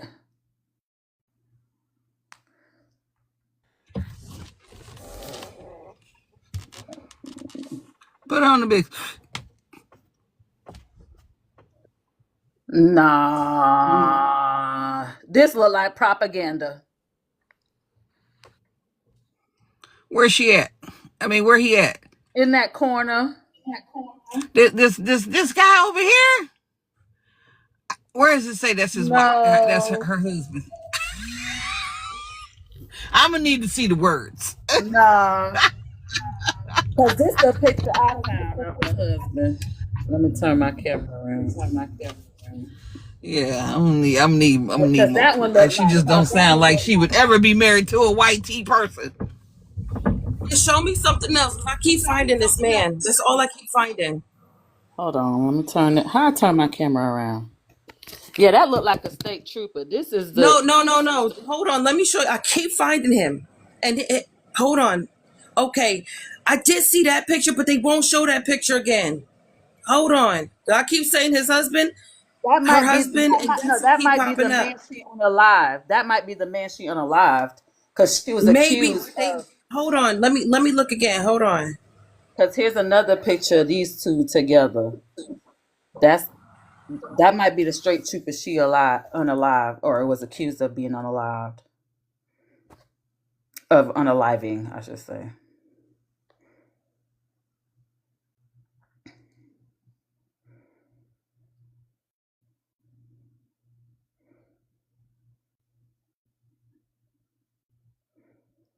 All right, I'm gonna go ahead and yeah, because I'm gonna need verification that she is not married to a white tea I person don't think before she I is. don't want to Yeah. hear this story if she married to a white. No, she not married to no white tea man. That did because he had on a sheriff uniform. Okay, that's what I was noticing too. So look up the sheriff that she was accused of unaliving and see if those two pictures match. That's what I would do. Yeah, my Google keeps showing him, and it keeps showing him as Lewis. Hold on, like it keeps showing him. Maybe my Google broke. Is that a thing? No, but yeah, but yeah, I keep. That's who I just went back and looked. It keeps showing him. No, I don't think so.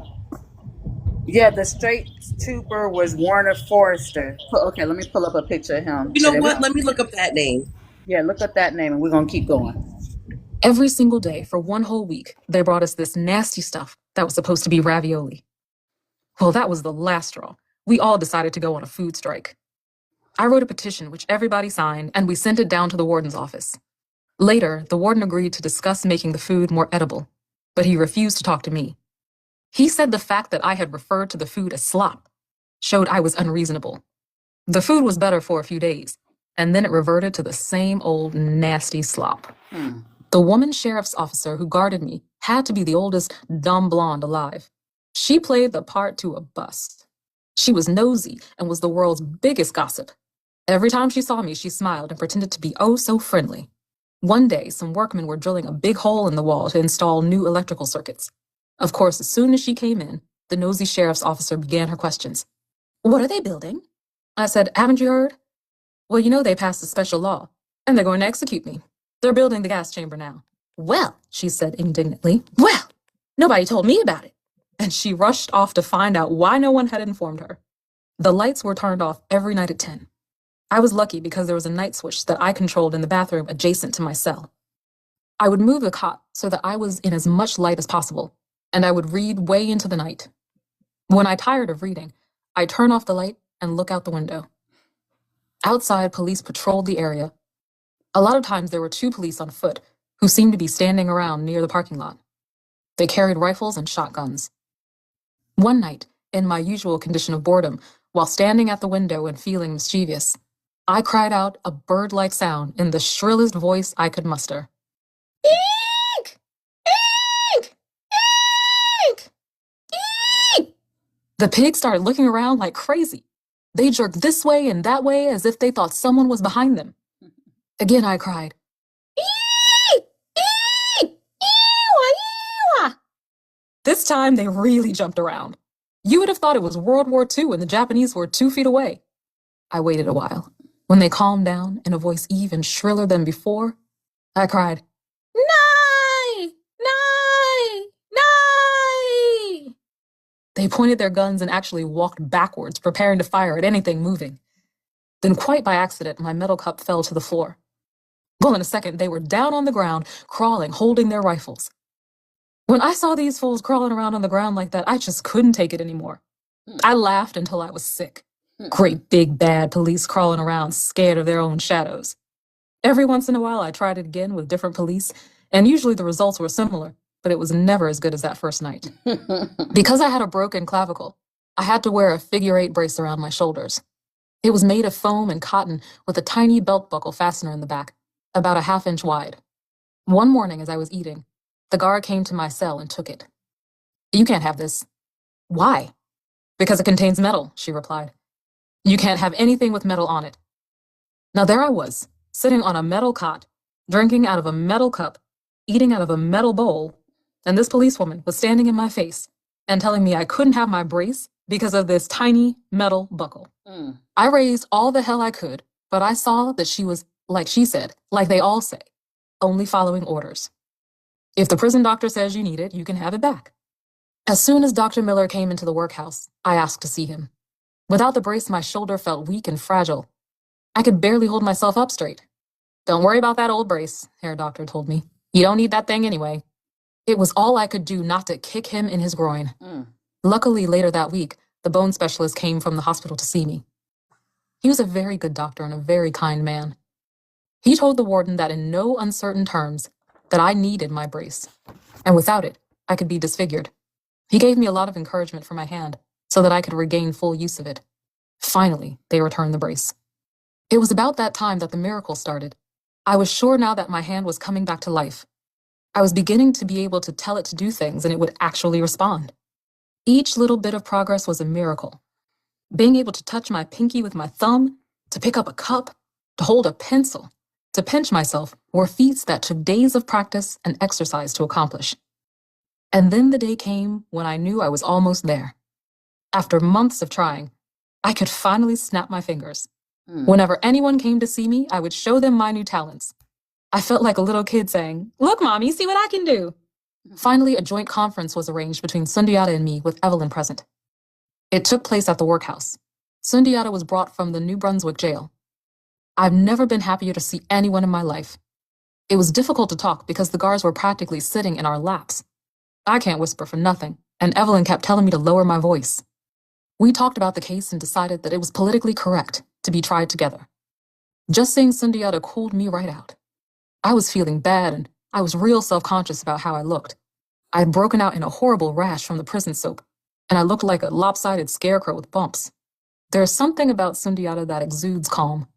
From every part of his being, you can sense the presence of revolutionary spirit and fervor. And his love for Black people is so intense that you can almost touch it and hold it in your hand. There's nothing put on about him. He is a real folksy kind of person. Every time I see him, he looks like he belongs on a porch somewhere down south, breathing in the summer air and bouncing babies off his knee. The truth of the matter is that Sundiata is country. He would deny it to the bitter end, but he is sure enough country. And when he laughs, that giggle laugh of his, it's like a trip to Texas in the backwoods. When the conference ended, I was a different person. I felt much stronger, and I didn't feel alone. I don't know when, but somewhere along the way, I started to collect the metal cups we were given to drink from. At first, I think it was just my slow way of drinking that caused the cups to accumulate. I was none too popular with the guards, especially the men. Most of them hadn't said boo to me and vice versa, but they hated my guts. To them, I was a cop killer, and they were cops. Something told me to be real careful. They had given me a little table to eat and write on, and at night, before I went to sleep, I pushed the table up next to the bars and stacked the cups precariously on top of it. The bars opened into the cell, and the slightest movement would send the whole stack of cups clanging to the floor. I would push the wooden bench behind the table. In that way, anyone who tried to come in would have to apply some real pressure. I went through this routine every night, feeling slightly foolish, but compelled. One night, in the middle of the night, the cups came crashing down. I immediately awoke to find 4 or 5 male guards standing in the doorway of my cell. I screamed, "What do you want? What are you doing in my cell?" loud enough for someone to hear me. The guards stood in the doorway like they didn't know what to do. Finally, one of them locked the door and said, "We heard a noise and we came to investigate. We were just checking it out." They weren't even supposed to be in the women's section. The female guard on duty that night, the slimiest one in the prison, was nowhere in sight. After that, no matter what jail I was in, I always found some way to barricade my cell. In prisons, it is not at all uncommon to find a prisoner hanged or burned to death in his cell. No matter how suspicious the circumstances, these deaths are always ruled suicides.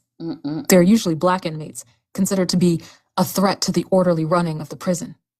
They are usually among the most politically aware and socially conscious inmates in the prison.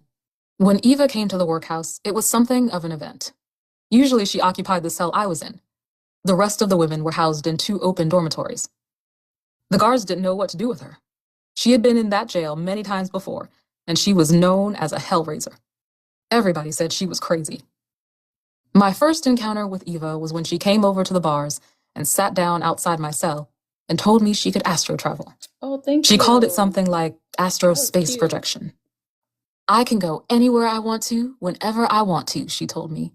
I've just come from Jupiter. How was it? I asked her. Oh, it was fine. They had these cute little people.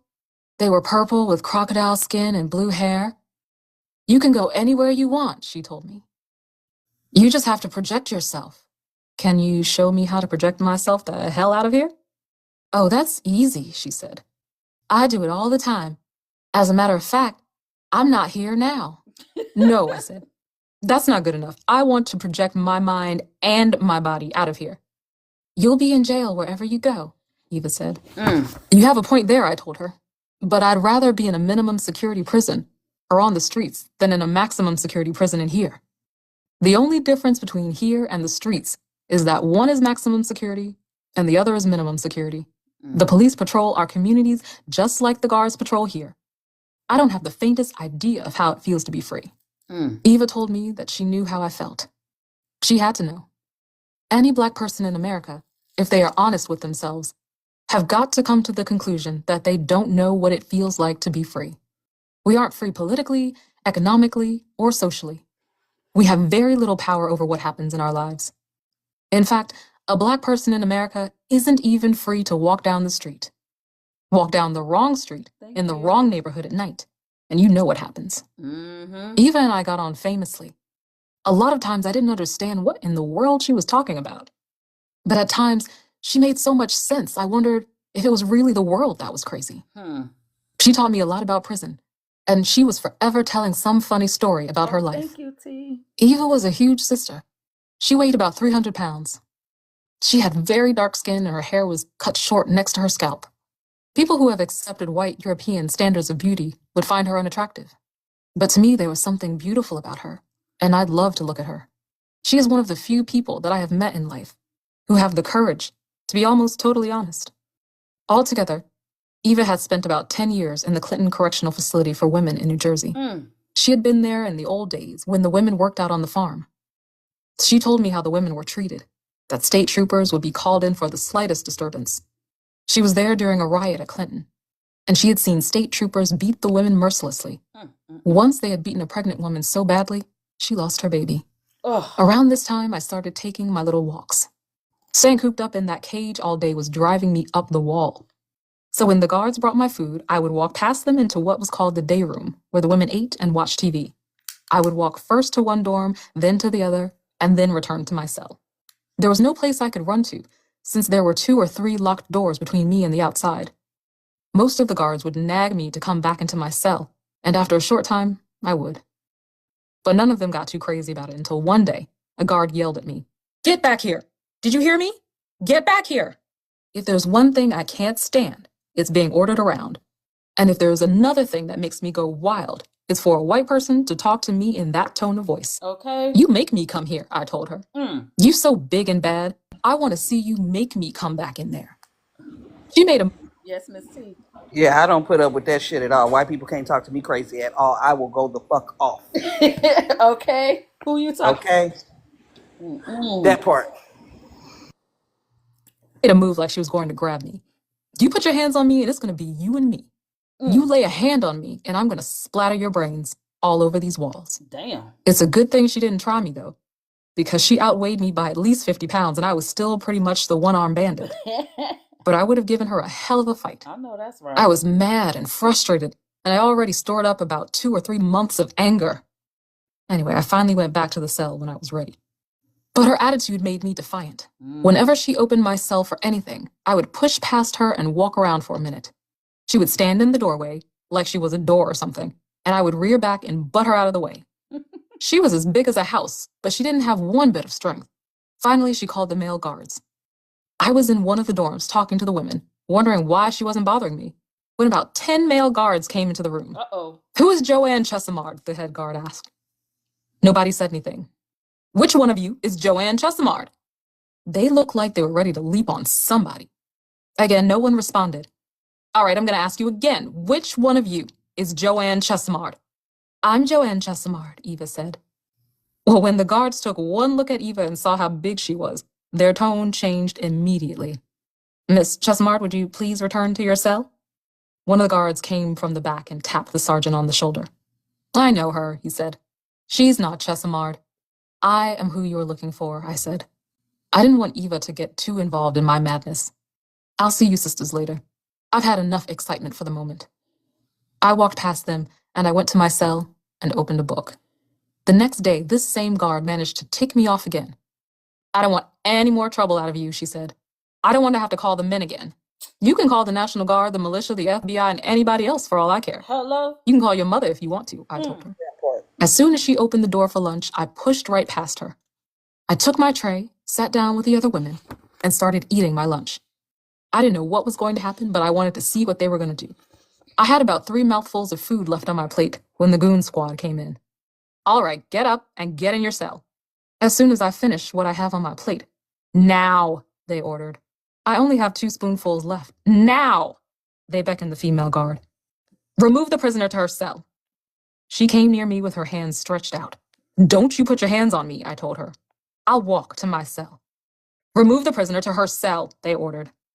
She went to grab my arm, and all at once the room was in motion. Chairs, tables, cups, trays were flying in the air. Everybody was either running to get out of the way or fighting. The female guard made a wild dash for the door. The male guards jumped on me. I was hitting, kicking, scratching, punching, biting, and I don't know what all else. They finally managed to get me in my cell, and the other women locked in their dormitories. None of the women were seriously injured. I had a few nicks and scratches, but otherwise I was fine. And I felt fine. Some of that anger pent up inside me had been released. One of the guards was... I don't know about y'all, but I was fighting in that mug too. That sounded exciting. And I had to go see when her birthday was. I thought she might have been a Sagittarius because I swear we move alike. Listen, I was in that bitch swinging too. Let me get that tray. When's her birthday? July. She a Cancer. Hey, July 3rd. Oh, that's my soulmate, so I could see how she act like that. That is my soulmate, y'all. Yeah. I'm a Cancer, July 3rd all day. She's July 16th. Yep. Oh, that's my nephew's birthday. Yo, I'm sorry, y'all. I got too excited. Okay, here we go. I hold you, I never had a good experience with a Cancer. Not gonna lie. Men. My best friend and my sister-in-law, she's a Cancer. Yeah, all my friends are Sagittarius. I mean, not Sagittarius, Scorpios. My good friends are Scorpios. I don't like them bitches either. And Capricorn. All right, let's keep going. Somehow his face had got cut. He was the same little runt who had sat across from me in the hospital, pointing a shotgun at me and switching the safety on and off, talking about how he liked to kill animals. Nobody knows how he was cut or who cut him, but everybody knows that the hunter got hunted. Later that day, they brought a photographer to photograph the evidence. The local newspaper reported a riot at the workhouse. Some police and the sheriff came around and searched the jail. They said they were looking for the weapon that had cut the guard. They didn't find anything. That night, they came and got Eva. They took her to the Vroom building, the New Jersey hospital for the criminally insane. She spent about 3 weeks there before she came back. The night she left, I felt sad and guilty. Here I had got her caught up in my madness. I was sitting and thinking about her. So I sat down and wrote this poem. Rhinoceros woman, who nobody wants and everybody used. They say you're crazy, because you're not crazy enough to kneel when told to kneel. Hey, big woman, with scars on the head and scars on the heart that never seemed to heal. I saw your light, and it was shining. You gave them love. They gave you shit. You gave them you. They gave you Hollywood. They purr at you, 'cause you know how to roar and back it up with realness. Rhinoceros woman, big mama in a little world. You closed your eyes and neon spun inside your head, 'cause it was dark outside. You read your Bible, but God never came. Your daddy would have loved you, but what would the neighbors say? They hate you, Mama, because you expose their madness and their cruelty. They can see in your eyes 1,000 nightmares that they have made come true. Black woman, bad woman, wear your bigness on your chest like a badge, because you done earned it. Strong woman, Amazon, wear your scars like jewelry, because they were bought with blood. They call you mad, and almost had you believe in that shit. They called you ugly, and you hid yourself behind yourself and walled in their shame. Rhinoceros woman, this world is blind and sleight of mind and cannot see how beautiful you are. I saw your light, and it was shining. I got chills, y'all. Oof. Same here. Oof. That was deep. Whew. Deep. ADHD kicked in. I'm gonna have to read that again. Yeah, I did. Go ahead and play that back or Got read you. it I got again. you. You could do Yeah. that again for sure. Yeah. For those who may Gave have them missed love. it. Go back on mute. Madness. I was quiet at the workhouse. Some police and the sheriff came around and searched the jail. They said they were looking for the weapon that had cut the guard. They didn't find anything. That night they came and got Eva. They took her to the Vroom building, the New Jersey hospital for the criminally insane. She spent about 3 weeks there before she came back. The night she left, I felt sad and guilty. Here I had got her caught up in my madness. I was sitting and thinking about her. So I sat down and wrote this poem. Rhinoceros woman, who nobody wants and everybody used. They say you're crazy, 'cause you're not crazy enough to kneel when told to kneel. Hey, big woman, with scars on the head and scars on the heart that never seemed to heal. I saw your light, and it was shining. You gave them love. They gave you shit. You gave them you. They gave you Hollywood. They purr at you, 'cause you know how to roar and back it up with realness. Rhinoceros woman, big mama in a little world. You closed your eyes and neon spun inside your head, 'cause it was dark outside. You read your Bible, but God never came. Your daddy would have loved you, but what would the neighbors say? They hate you, Mama, 'cause you expose their madness and their cruelty. They can see in your eyes 1,000 nightmares that they have made come true. Black woman, bad woman, wear your bigness on your chest like a badge, 'cause you done earned it. Strong woman, Amazon, wear your scars like jewelry, 'cause they were bought with blood. They call you mad, and almost had you believe in that shit. They called you ugly, and you hid yourself behind yourself and walled in their shame. Rhinoceros woman, this world is blind and sleight of mind and cannot see how beautiful you are. I saw your light, and it was shining. Most of the women benefited from the riot, though. Over the next few days, almost everybody was released or sent to some kind of program. The jail was practically empty. It's strange how things work. When it suits the government's interest, they put people in jail for rioting. And when it suits their interest, they let them out of jail for the same thing. Afterwards, the outer door to my cage remained shut at all times. This was no great deprivation, since it had remained closed most of the time before anyway. One day, they brought me a big bushel of string beans. They grew a lot of their food at the workhouse. The men worked in the field. Here, we want you to snap these string beans. How much are you going to pay me? I asked. We don't pay no inmate nothing, but if you snap these beans, we'll let your door stay open while you snap them. I don't work for nothing. I ain't going to be no slave for nobody. Don't you know that slavery was outlawed? No, the guard said. You're wrong. Slavery was outlawed with the exception of prisons. Slavery is legal in prisons. I looked it up, and sure enough, she was right. The 13th Amendment to the Constitution says, neither slavery nor involuntary servitude, except as a punishment for crime whereof the party shall have been duly convicted, shall exist within the United States or any place subject to their jurisdiction. Well, that explained a lot of things. That explained why jails and prisons all over the country are filled to the brim with Black and Third World people. Why so many black people can't find a job on the streets and are forced to survive the best way they know how. Once you're in prison, there are plenty of jobs, and if you don't want to work, they beat you up and throw you in the hole.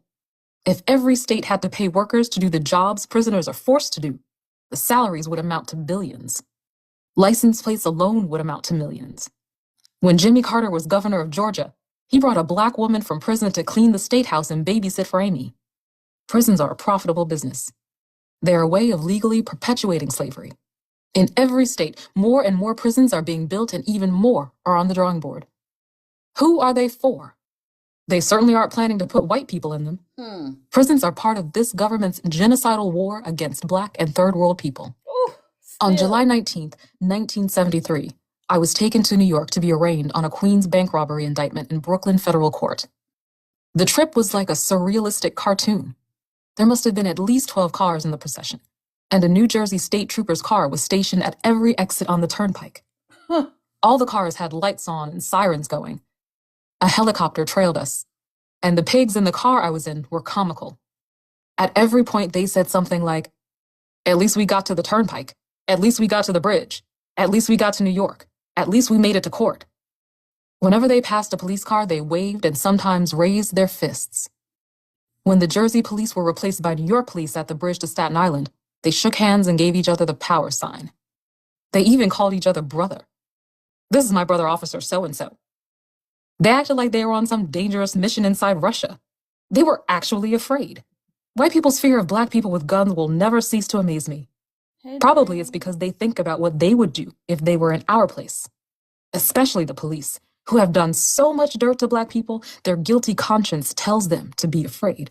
Oh, it's they When guilty black people conscience. seriously organize and What happened, T? Sorry, I got to switch away from the car. I said, oh, it's definitely their guilty. They are so afraid of the get back that they deserve. They rightfully deserve. But that fear of it, keeps them, keeps them like they are. When that Charlie Kirk guy was, murdered, they quickly blamed us. Yep.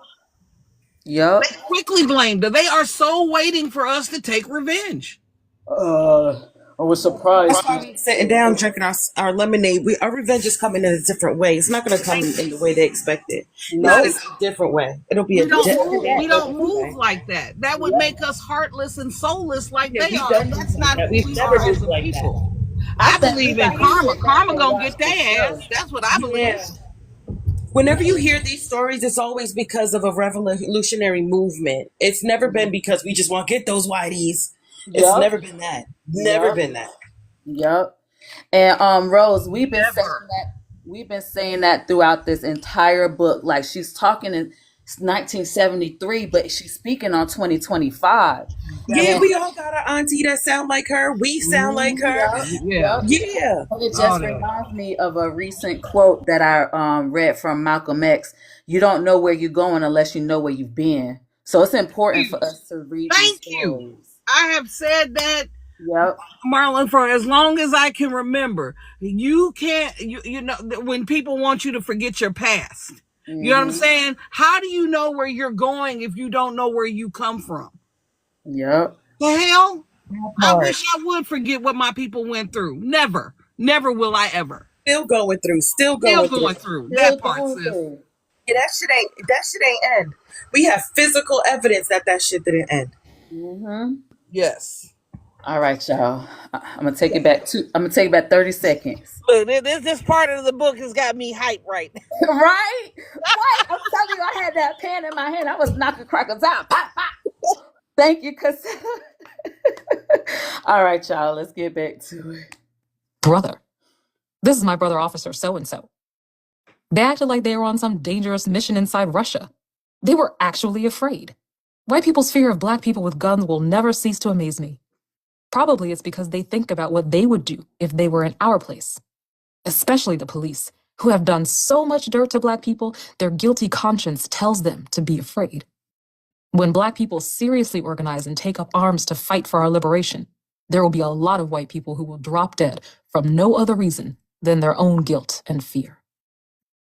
In September, I was moved from the workhouse and entombed in the basement of the Middlesex County Jail. allegedly because of the jail's proximity to the Middlesex County Courthouse, where the New Jersey trial was scheduled to begin on October 1st. I was the first and last woman ever imprisoned there. It has always been a men's jail. When I arrived, I was given a dirty, scratchy horse blanket and one sheet. Thinking they had made a mistake, I asked for another sheet. That's all you get, they told me. I can't sleep with that filthy thing over me. I need another sheet. Sorry. Why am I allowed only one sheet? That's all the men get. We only give one because they might hang themselves. They can hang themselves as easily with one sheet as they can with two, I reason. Sorry. For me to sleep on that filthy thing with one sheet was out of the question. I hooped, hollered, demanded they call my lawyer, and told the guard that the next time she came into my cage, I was going to wrap the sheet around her neck. Finally, she gave me another sheet. If I wrote 100 pages describing the basement of the Middlesex County Jail, it would be impossible for you to visualize it. It was a big, grayish, pukey, greenish cell. The ceiling was covered with all kinds of pipes, some small, some huge, some dry, some leaky. There was no natural light, and the jailers refused to open the small windows located near the ceiling. The average temperature was 95 degrees. It was infested with ants and centipedes. I had never seen a centipede before, and they scared me to death. They were huge albino monsters, and they crawled all over me. Female guards were stationed at the door of my cell 24 hours a day. Their job was to sit there and look in the cell at me. They could see every move I made. The first day, I moved the bed against the wall, away from the guards' surveillance, so that I could have a little privacy while I was sleeping. The guards ordered me to move the bed into the middle of the floor. I refused. The next day, workmen nailed the bed to the floor in the center of the cell. They even peeked through the window in the bathroom when I was on the toilet or taking a shower. When I covered the peephole with a towel or a uniform, they ordered me to remove it and threatened to take away all towels and uniforms if I continued covering the window. Same. I didn't refuse. I simply ignored them. After a while, they gave up. A month later, one of the sergeants told me that I was permitted to cover the window when I used the bathroom, but only for 3 minutes. There were 12 4-foot-long fluorescent light bulbs in the cage that were blinding. When I got ready to go to sleep the first night, I asked the guard to turn off the lights. She refused. I can't see you if the light isn't on. How in the world can you miss me? You can see everything in the cell. Sorry. They kept me under those blinding lights for days. I felt like I was going blind. I was seeing everything in doubles and triples. When Evelyn, my lawyer, came to see me, I complained. Finally, after Evelyn accused them of torture, they turned the lights off at 11. But every 10 or 15 minutes, they would shine a huge floodlight into the cell. Then the trial started. First motions were argued. Practically all of our motions were denied. All the prosecutions were granted. Then jury selection began before Judge John E. Bachman. When they brought in the first jury panel, I thought I was going to have a heart attack. There were only a few blacks speckled here and there, and the panel looked more like a lynch mob than a jury. Most of the jurors openly glared at us, as if they would kill us if they could. Half said they thought we were guilty. The other half, although they didn't say it right out, answered questions like they believed more or less that we probably were guilty. I was convinced some of them deliberately lied just to get on the jury and convict us. Most of the few black people excused themselves on the grounds of hardship. They had children, families, jobs, and simply could not afford to be on a lengthy jury trial. If ever there was a case of the blues, I had it. Do something, I kept telling the lawyers. Do something. What can we do? The lawyers would answer. We're doing the best we can. It was true, but I just could not accept it. This was my life they were talking about. I must have bugged the lawyers to death. Object to this, object to that, I would tell them. Our objection is already on the record. We'll object again anyway. I was outraged, trapped, and helpless. Whenever a juror said something that revealed out-and-out prejudice, the judge would try to clean it up. Poor Ray Brown, one of the defense lawyers, caught most of my fire. I want you to object. On what basis, he would ask. Don't you see it? The judge is asking leading questions. But the judge is legally allowed to ask leading questions during jury selection. We'll object anyway.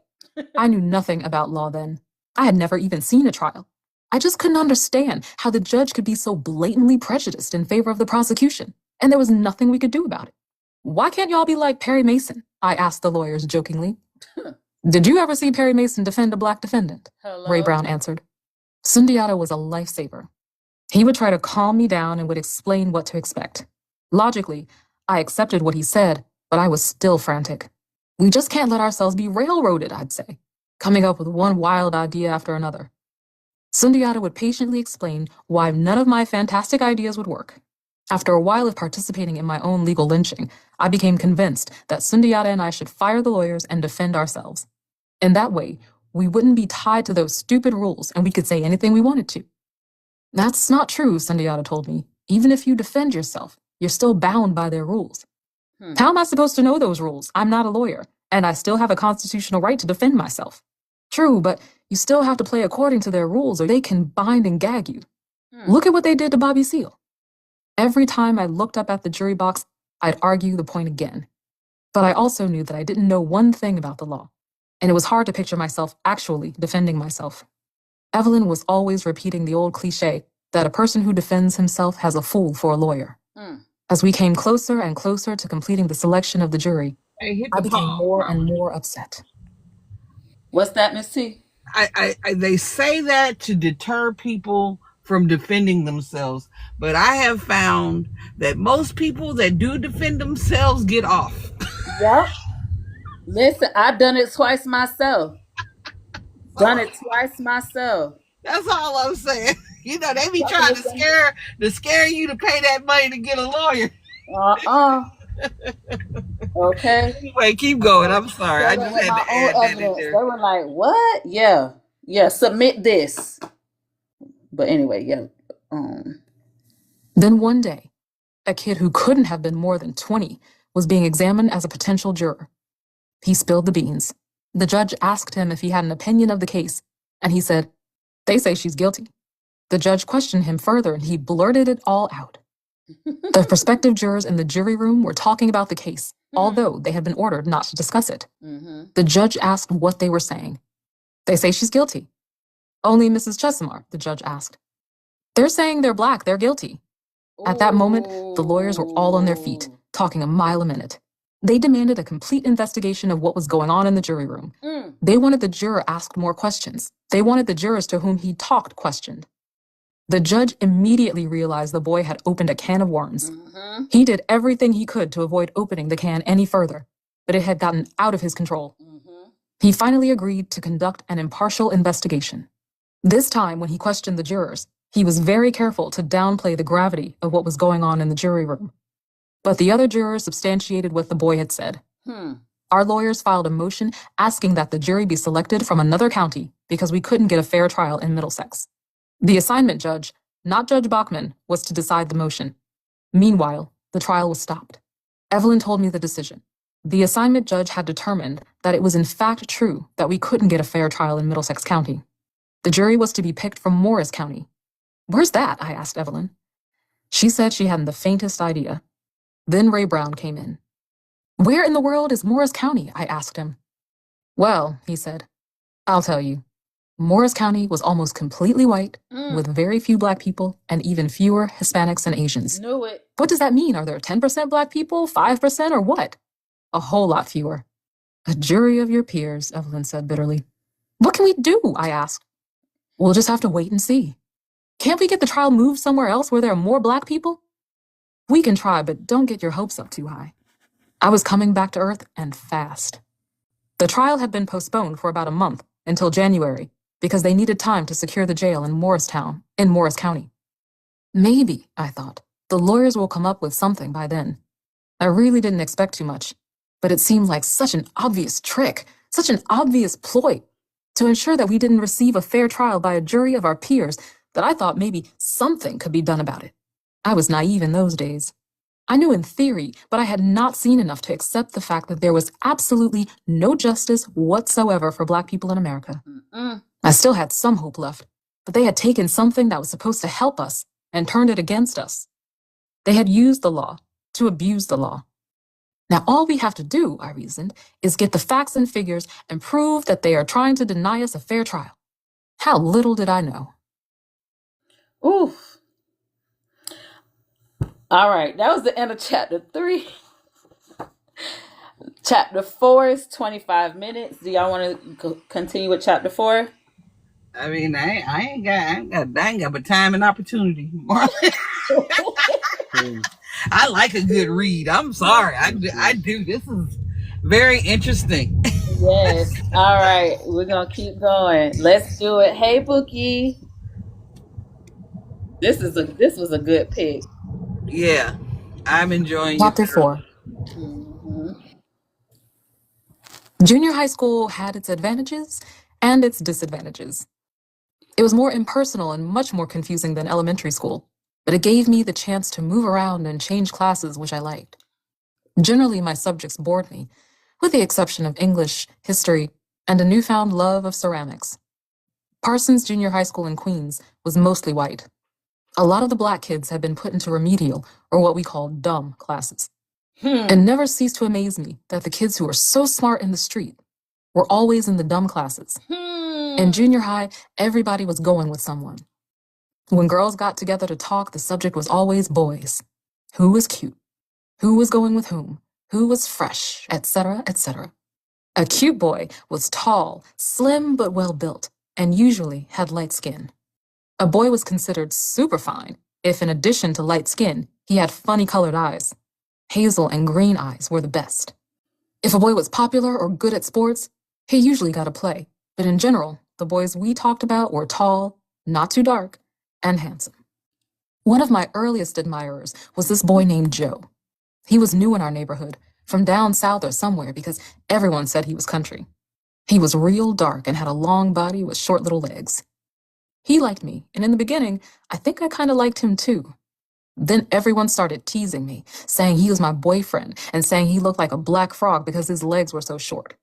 At that age, I was worried to death about what everyone thought of me. I wanted desperately to be one of the pack, and I didn't want anybody to make fun of me. So whenever anybody said I liked Joe, I would deny it to the bitter end and talk about him worse than everybody else. But Joe was very sweet to me. Every time he saw me, he would smile and say something nice. On Valentine's Day, he gave me a beautiful, big Valentine and some candy. One day in the spring, I heard somebody calling my name outside my bedroom window. It was Joe. Aww. Quickly, he put a flower on the sill and ran away. Every day after that, he did the same thing. Whenever I would see him on the street, I would smile. I was really touched by the flowers. Then one day, my mother saw him at the window putting a flower on the sill. "You tell that boy to stay away from that window," she said. "Now he's putting flowers in the window. The next thing you know, he'll be trying to climb in." But she still thought it was kind of cute. The next thing I knew, she was telling all her friends about it. While I was embarrassed, it also made me think I was cute. No boy had ever paid me that much attention before, and I loved it. One day I was coming from the store and I saw Joe. He started walking beside me. He was kind of shy and he had never said anything to me except, "You look nice," or "You look pretty." This day we tried to make conversation as we went along. Then all of a sudden he said, "Will you go with me? I want you to be my girl." Somehow I was shocked. Did he really think I would go with him and ruin my reputation forever? "No," I answered. "No," he repeated. "Why not?" I didn't know what to say. My tongue became heavy and twisted. I started to stutter. Nothing came out of my mouth. "Why not?" he asked again.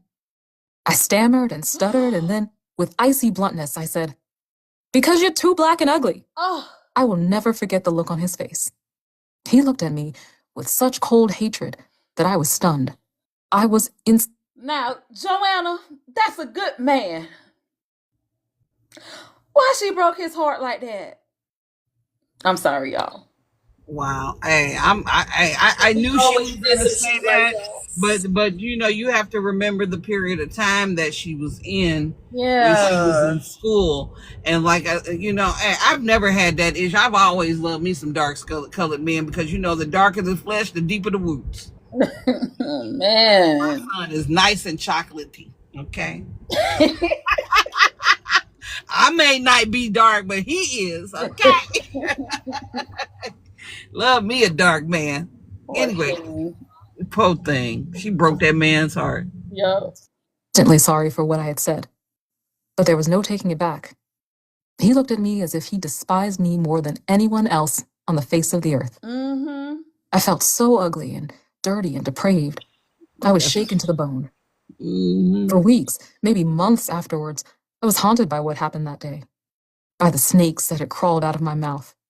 The sneering hatred on his face every time I saw him after that made me know there was nothing I could do to make it up to him. There was nothing I could do but change myself. Not for him, but for me. And I did change. After that, I never said black and ugly in the same sentence, and never thought it. Of course, I couldn't undo all the years of self-hatred and brainwashing in that short time, but it was a beginning.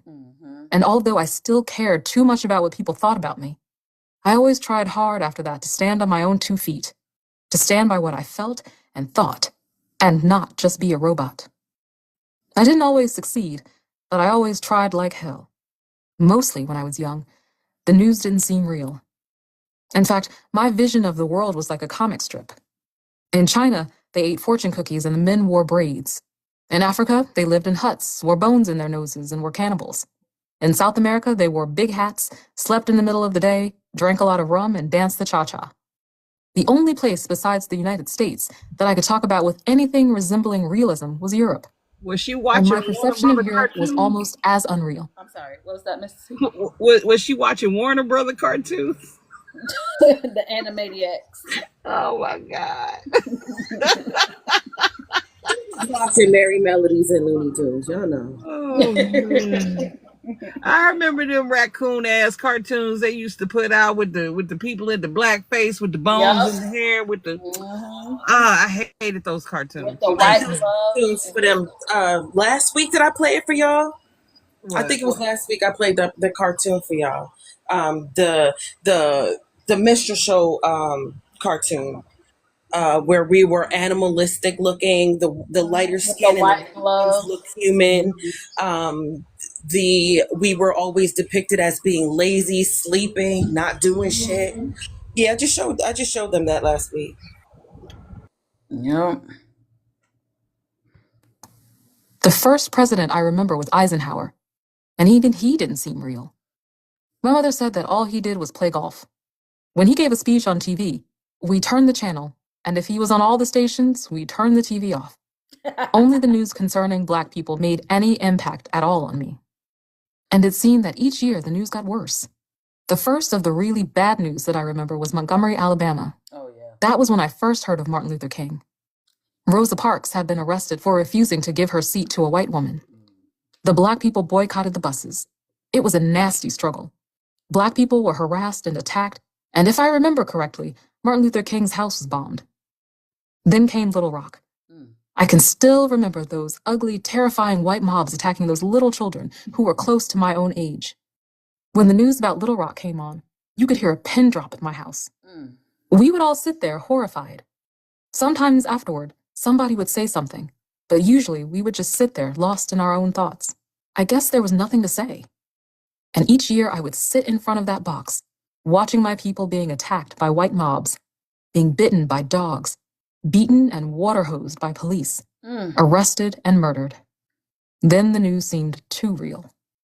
The older I got, the more I seemed to grow into myself. My mother and stepfather were having all kinds of problems. They were fussing and fighting like cats and dogs. They were like a whole lot of other black people in that respect. They were catching hell every day on their jobs and society, and they took their frustrations out on each other. To make matters worse, she was a teacher, and he worked in the post office. She had been to college, and he hadn't. As far as I'm concerned, if a black man and woman make a marriage work in America, they've accomplished a miracle. Because everything is against them. Just being poor is one of their biggest obstacles. Most of the arguments are about money. It's hard as hell to be loving and caring when you can't pay the bills and you don't know where the next dollar is coming from. And the way that we're brought up to think adds insult to injury. It's changing a little bit now, but when I was growing up, every white man on television was able to support his family with no particular strain. There was no need for his wife to work. Her job was to stay at home and take care of the kids. Black people accepted those role models for themselves, even though they had very little to do with the reality of their own existence and survival.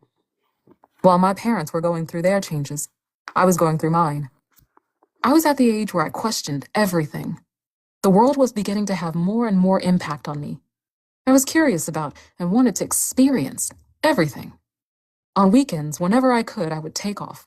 I went to the movies or to the library, but my favorite activity was riding subways and buses. I would hop on any subway or bus, ride until I got tired, then get off at any stop and walk around. Sometimes I talked to people or played handball with kids my age. Other times I just walked and looked. I went into all kinds of neighborhoods, white, black, Puerto Rican, Chinatown too. But Harlem was my favorite place. I was fascinated by the street life. I was always trying to figure out what was going on. Everything was so colorful and busy. Men standing on the corner drinking, boys playing basketball, hustlers buzzing up and down the streets, huddling and making deals. It was the land of dream books, kitchenettes, and Johnny Walker Red. I loved the stores. From the market on Park Avenue to the greasy fish joints to the candy stores that sold penny candy and penny cigarettes and God knows what else. I would walk and look and think. The world for me was then a big question mark, and the biggest question of all was where I fit in. I was always late getting home and in trouble. It was like I had some kind of disease. I could never make it home on time.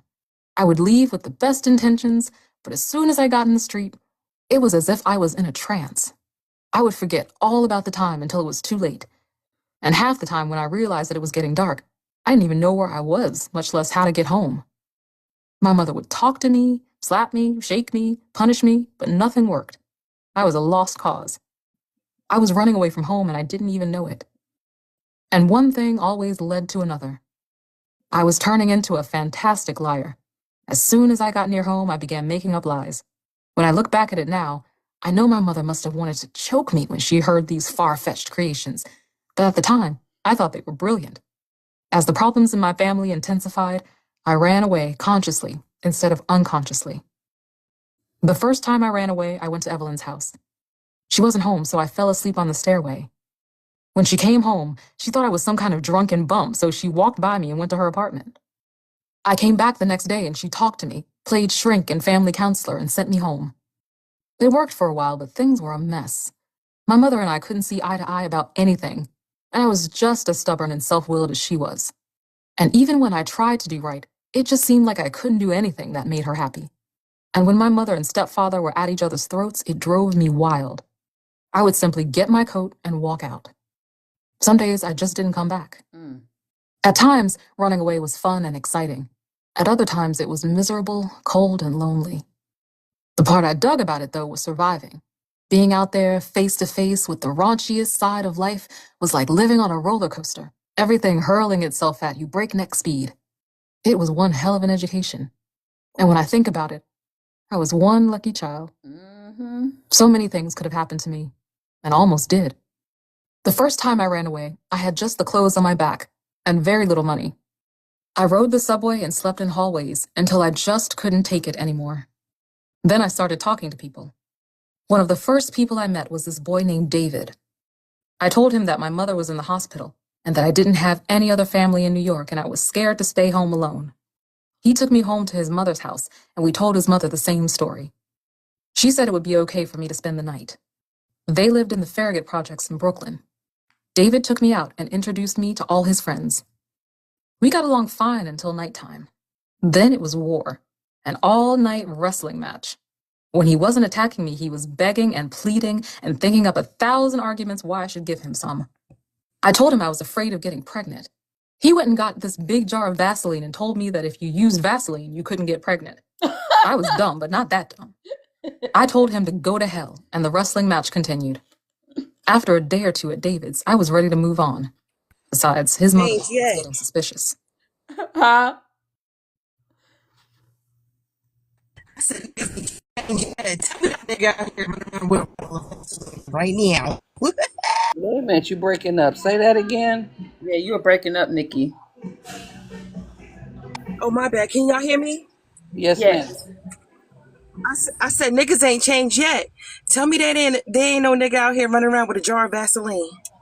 A baby oil, something. Oh, baby oil. Baby oil is a fact. Oh, God. Match. When he wasn't attacking me, he was begging and pleading and thinking up 1,000 arguments why I should give him some. I told him I was afraid of getting pregnant. He went and got this big jar of Vaseline and told me that if you used Vaseline, you couldn't get pregnant. I was dumb, but not that dumb. I told him to go to hell, and the wrestling match continued. After a day or two at David's, I was ready to move on. Besides, his mother was getting suspicious. The next new friend was a girl. I couldn't take any more Davids. Tina lived in the Fort Greene section of Brooklyn with her mother and her brother in a brownstone house. It was a rickety old house and half of it looked like it was condemned. There was nothing whatsoever in that house that was orderly. There were rooms with all kinds of junk in them, stacked almost to the ceiling. Tables, chairs, record players, old radios. I told the same story to Tina's mother, and she was sweet as pie. I could stay there just as long as I wanted, she said. In fact, she said she just loved to have young people around her. And she wasn't lying either. All day long there was a procession of people in and out of that house, and most of them were young. When Tina's mother saw that I didn't have any clothes, she said, "We'll just have to take you shopping." I remember thinking how nice she was to be willing to spend money on me, a stranger. The next morning, we went down to Fulton Street. "All right," she told me. "Now I want you to go with Tina into A&S and pick out what you want. I'll be here at the soda place. Just remember where everything is." Off we went, Tina and I. I was happy as a jaybird. My clothes were kind of on the funky side. When we got inside the store, I started to pick up things and got ready to try them on. "Be cool," Tina said. "Don't you know what size you wear?" "Yeah," I said. "Why?" "Let's just get the stuff and get out of here. If you like something, just say so. Don't go picking it up and putting it on and carrying on." "Okay," I said, thinking that she was strange. I liked a plaid kilt with a big safety pin and a blouse and sweater to match. "This will go with it too," Tina said, pointing to a white blouse. "Now you just do what I tell you. Step in this." "Step in what?" I said, looking down. "Be cool, fool," Tina whispered. "Just keep looking ahead and help me pull this thing up." She had already got half the skirt around my thighs. Finally, we got the skirt up and fastened under my own skirt. "Okay, let's get out of here," Tina said. "Wait a minute, roll that skirt up. It's hanging down, and don't look down." I was scared out of my wits, but I started to roll. "Not your skirt, fool," Tina whispered. "The one underneath." Well, I was walking and rolling and trying to look cool, and if anyone had seen me, I know I must have looked like a slapstick comedy. But somehow we made it out of there. I expected the police to come swooping down on us at any moment. Tina's mother was still sitting in the same place, sipping on a soda. "How'd it go?" she asked Tina. "She's okay," Tina said. "She don't know nothing, but she was cool." I felt like fainting. Everybody else's mother I knew would knock you down if they even thought you were stealing. This was surely something new. I just kept staring at Tina's mother. She must have seen me staring at her too, because she told me, "That's right, I steal and my kids steal too.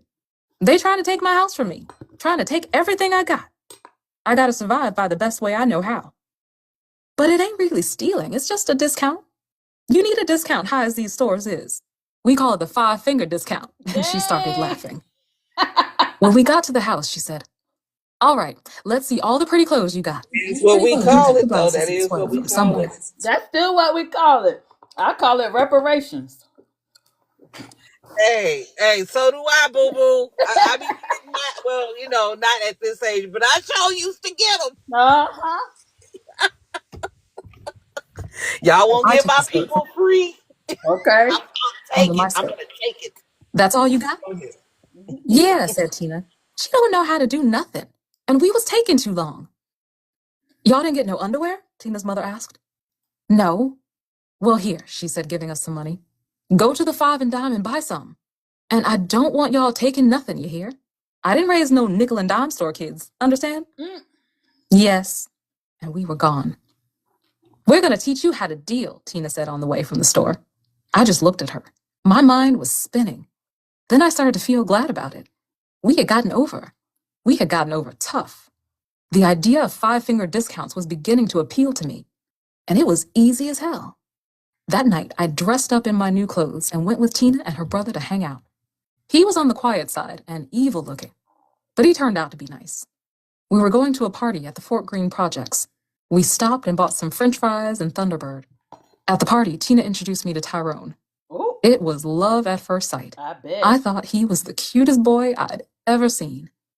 Tyrone was the warlord of the Fort Greene chaplains, and I thought it was just so romantic, like West Side Story. We sat in the hallway, drinking wine and smoking cigarettes. I had smoked before, but I had never drunk any wine. The music was playing and the lights were down low, and I was feeling good. They were playing those old slow sides like Wind, Gloria, In the Still of the Night, Sunday Kind of Love. Ooh. We went inside and started to dance. I was in love and dancing on clouds, whirling around the dance floor. I was whirling and spinning, and all of a sudden I was outside holding on to some bench for dear life, drunk as a skunk and sick as a dog. Ooh. When I was finally able to stand, Tyrone walked me to Tina's house. We held hands all the way, and he made a big deal out of kissing me goodnight, although I'll never understand how he could stand my vomit-tasting mouth. I woke up the next... Y'all ever had Thunderbird? But That shit, I have, but it wasn't a savory situation where I had Thunderbird at. So that shit will knock you off your feet. Never had it. it's just that. Next morning, feeling like elephants had been doing the Watusi on my forehead and like I was walking on my eyelids. Hell no. Tina's mother wanted me to go someplace with her. I got up, washed, and got dressed. What kind of jewelry do you like? She asked me. I don't know, I said. I guess I like rubies because they're my birthstone. Oh, no, you look like a girl that's made strictly for diamonds. Really? I asked, flattered. Oh, yeah, diamonds are a girl's best friend. And I'm going to show you how to get some. Uh-oh. She spent the morning and most of the afternoon showing me how to do just that. You have nothing to worry about, she kept telling me.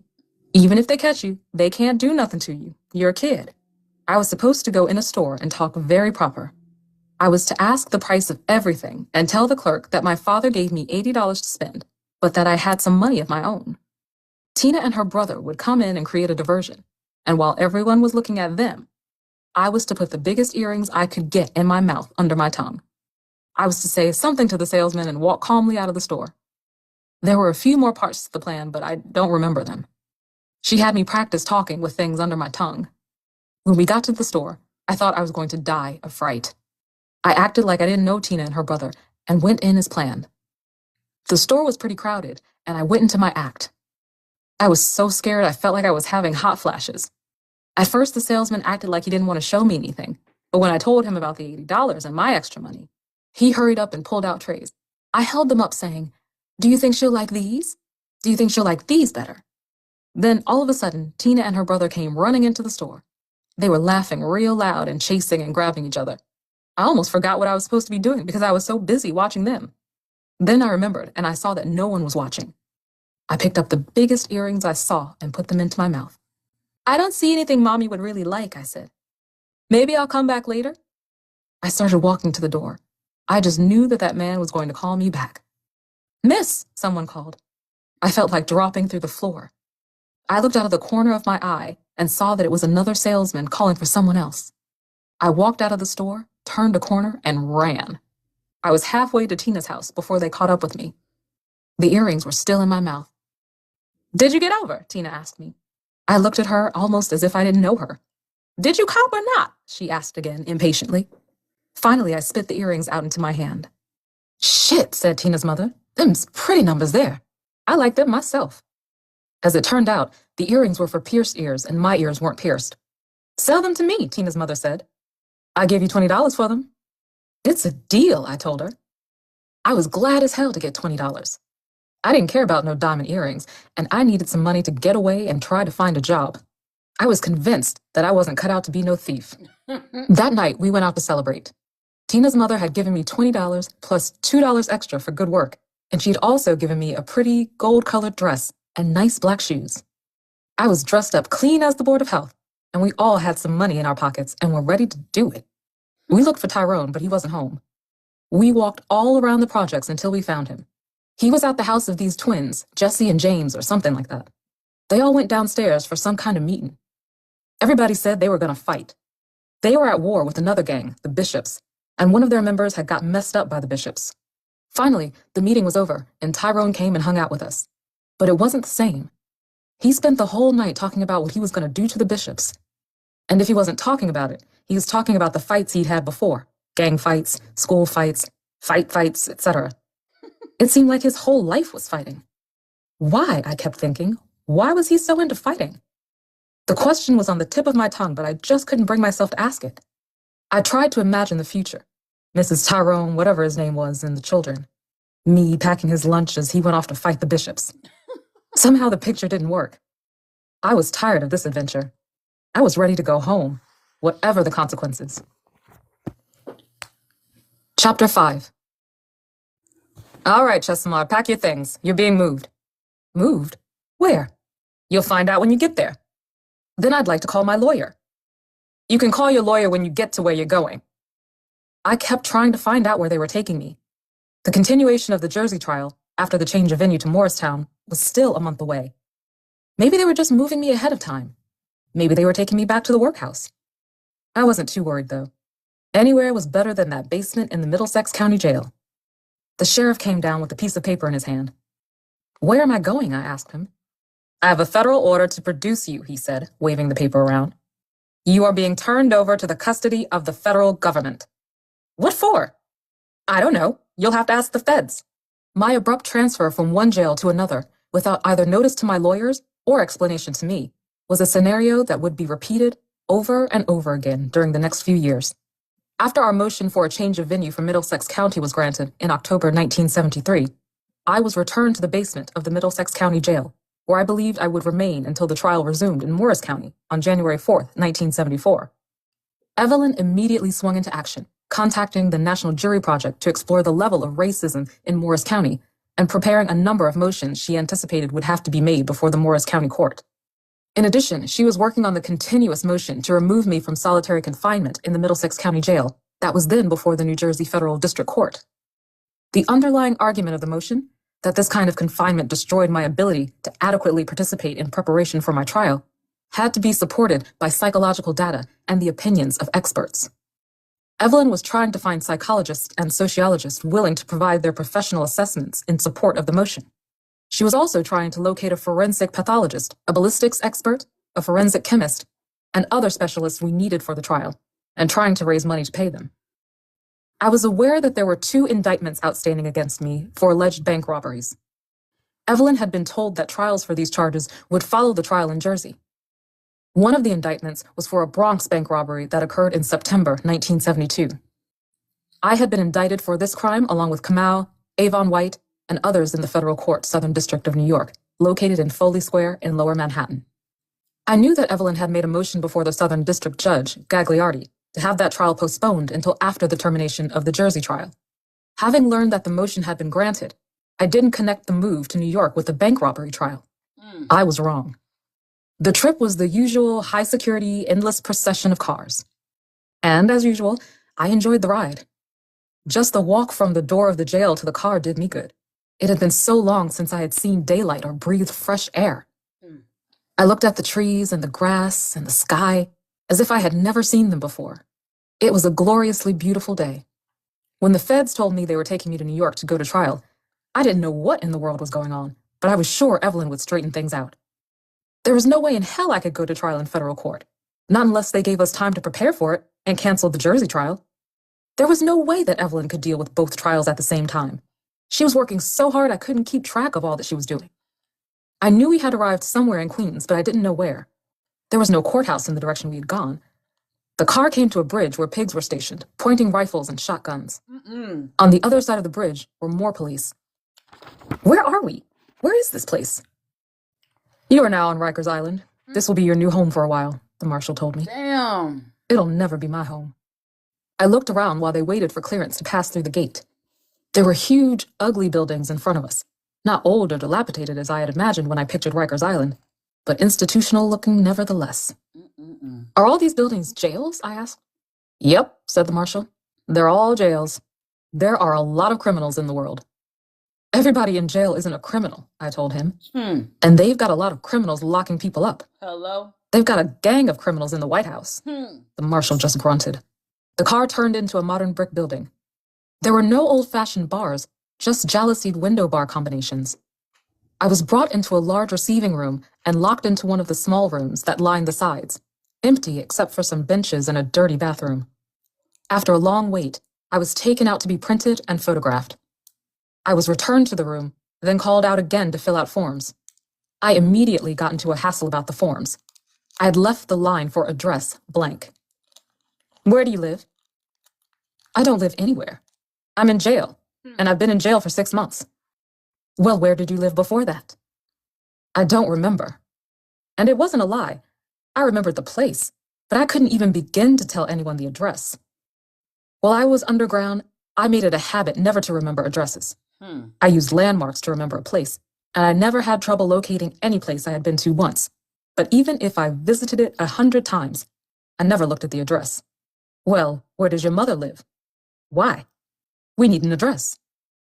I haven't lived with my mother in years. Well, give me the address anyway.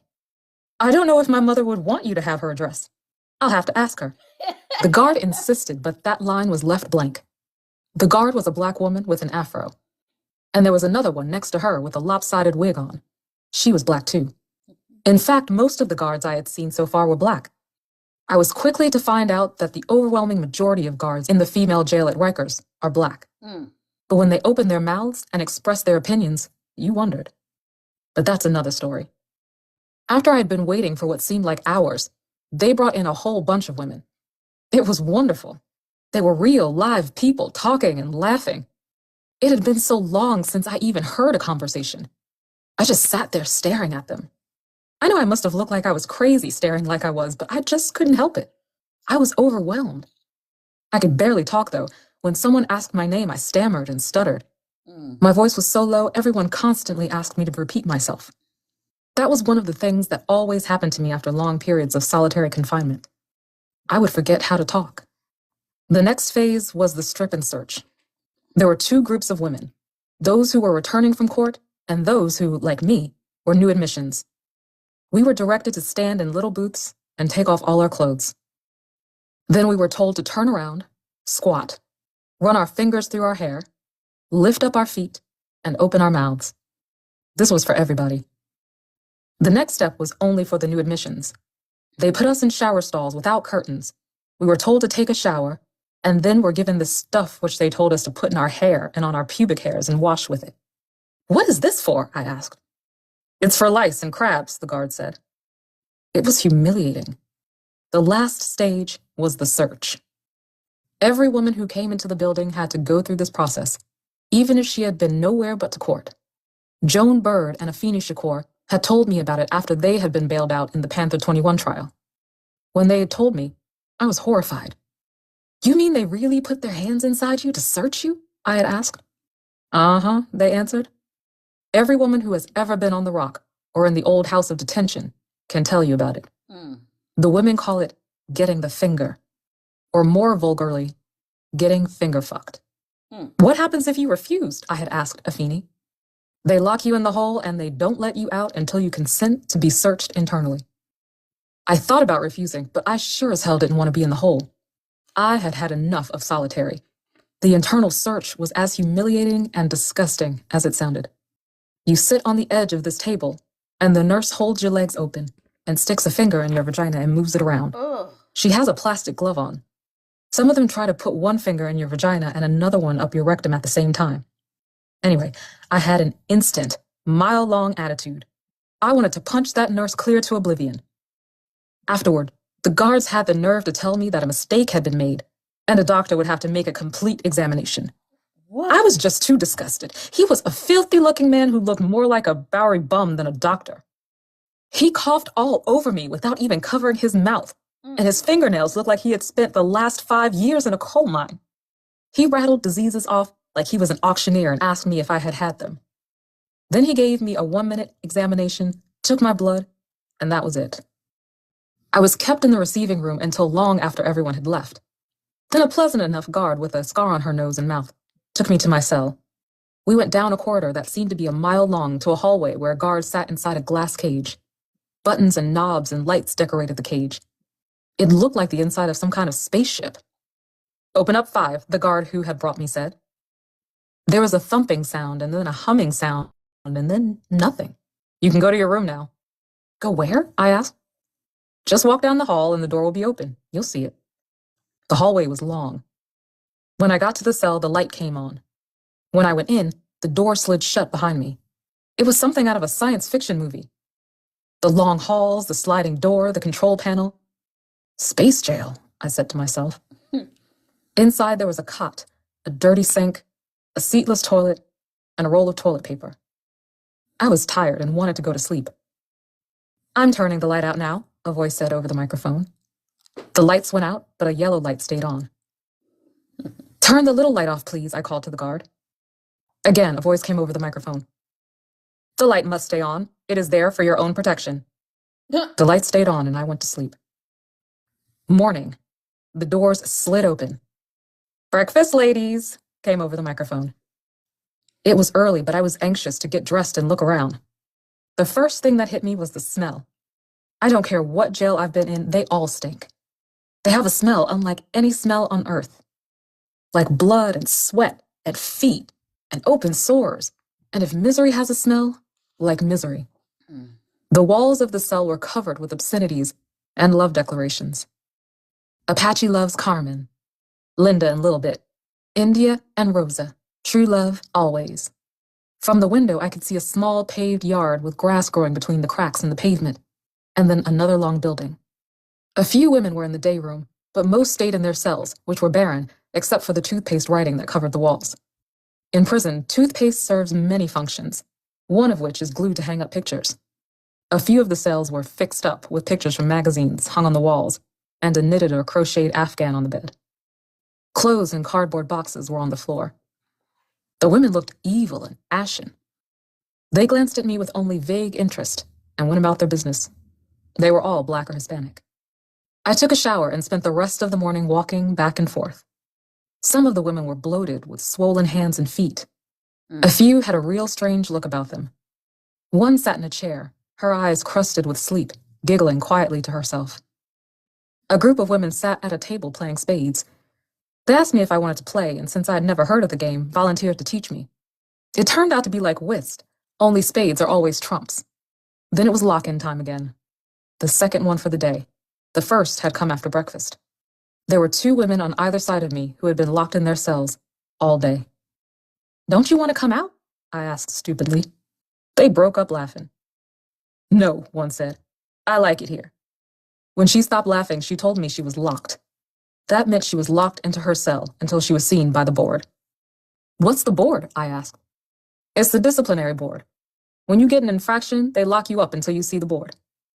Then they let you out? Sometimes. But we're going to PSA. What's that? It's the hole, the bang. This is 2 main, where you go before they take you to the board. Then after that, if they think you haven't done enough time down here, they send you to PSA. PSA stands for Punitive Segregation Area. Solitary. You mean you don't stay in this part all the time? No, we're on the sentence side. We only had to come here because we stole the medication. We stole almost everything on the medication truck and drank it. Coke almost OD'd. That's why we're down here. This part is for people who have infractions or for crazy people. Crazy people?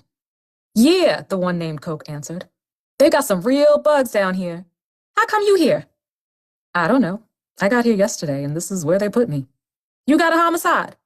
A homicide? Yeah, a homicide. You here for murder? I have a homicide case in New Jersey, but I'm here for a bank robbery trial. That's probably why they got you down here, they speculated. They probably gonna move you soon. They asked a million questions. Who did you kill? I didn't kill anybody. Well, who did they say you killed? A cop, a New Jersey state trooper. Oh, shit, you gonna have a hard way to go. You didn't really do it? No. You got a bank robbery too? Did you rob the bank? How much money did you get? I didn't get any money because I didn't rob a bank. Yeah, then your boyfriend did it and he put the blame on you. No, I don't have a boyfriend. Oh, so you like girls funny? They laughed. You're kind of cute. You want to go with me? One of them joked. You ever do time before? No, never. You got any other cases? Yeah, I have another bank robbery. Did you do that one? No. Well, damn. They got you all hooked up, the one called Dolores said. How come they trying to frame you up like that? Because I'm a revolutionary. They say that I'm in the Black Liberation Army. Oh, I know you. You that girl I read about in the papers. Yeah, what's your name? Assata Chapters. But my slave name is Joanne Chesimard. Yeah, you the one. I never thought I'd meet you. How you doing? Yeah, Coke said. I saw your picture on TV, but you look different now. How? I asked. When I saw your picture, I thought you was much bigger. And blacker, too. Really? I laughed. It was a statement I heard over and over. Everybody told me they thought I was bigger, blacker, and uglier. When I asked people what they thought I looked like, they would describe someone about 6 feet tall, 200 pounds, and very dark and wild looking. Bad as them papers said you was. I knew you had to look bad. And here you are, just a little old thing. I asked them what they were in prison for. In the course of those next few days, I was to learn a whole new vocabulary. Jostling was pickpocketing. Boosting was shoplifting. Juggling paper was writing bad checks. And dragging or playing drag was conning. Later that evening, a woman who had just come from court told me that Phyllis wanted me to come to the gym at 8:30.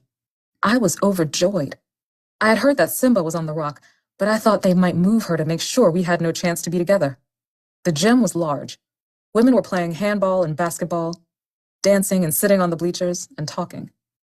Finally, behind a clump of women, I saw Simba.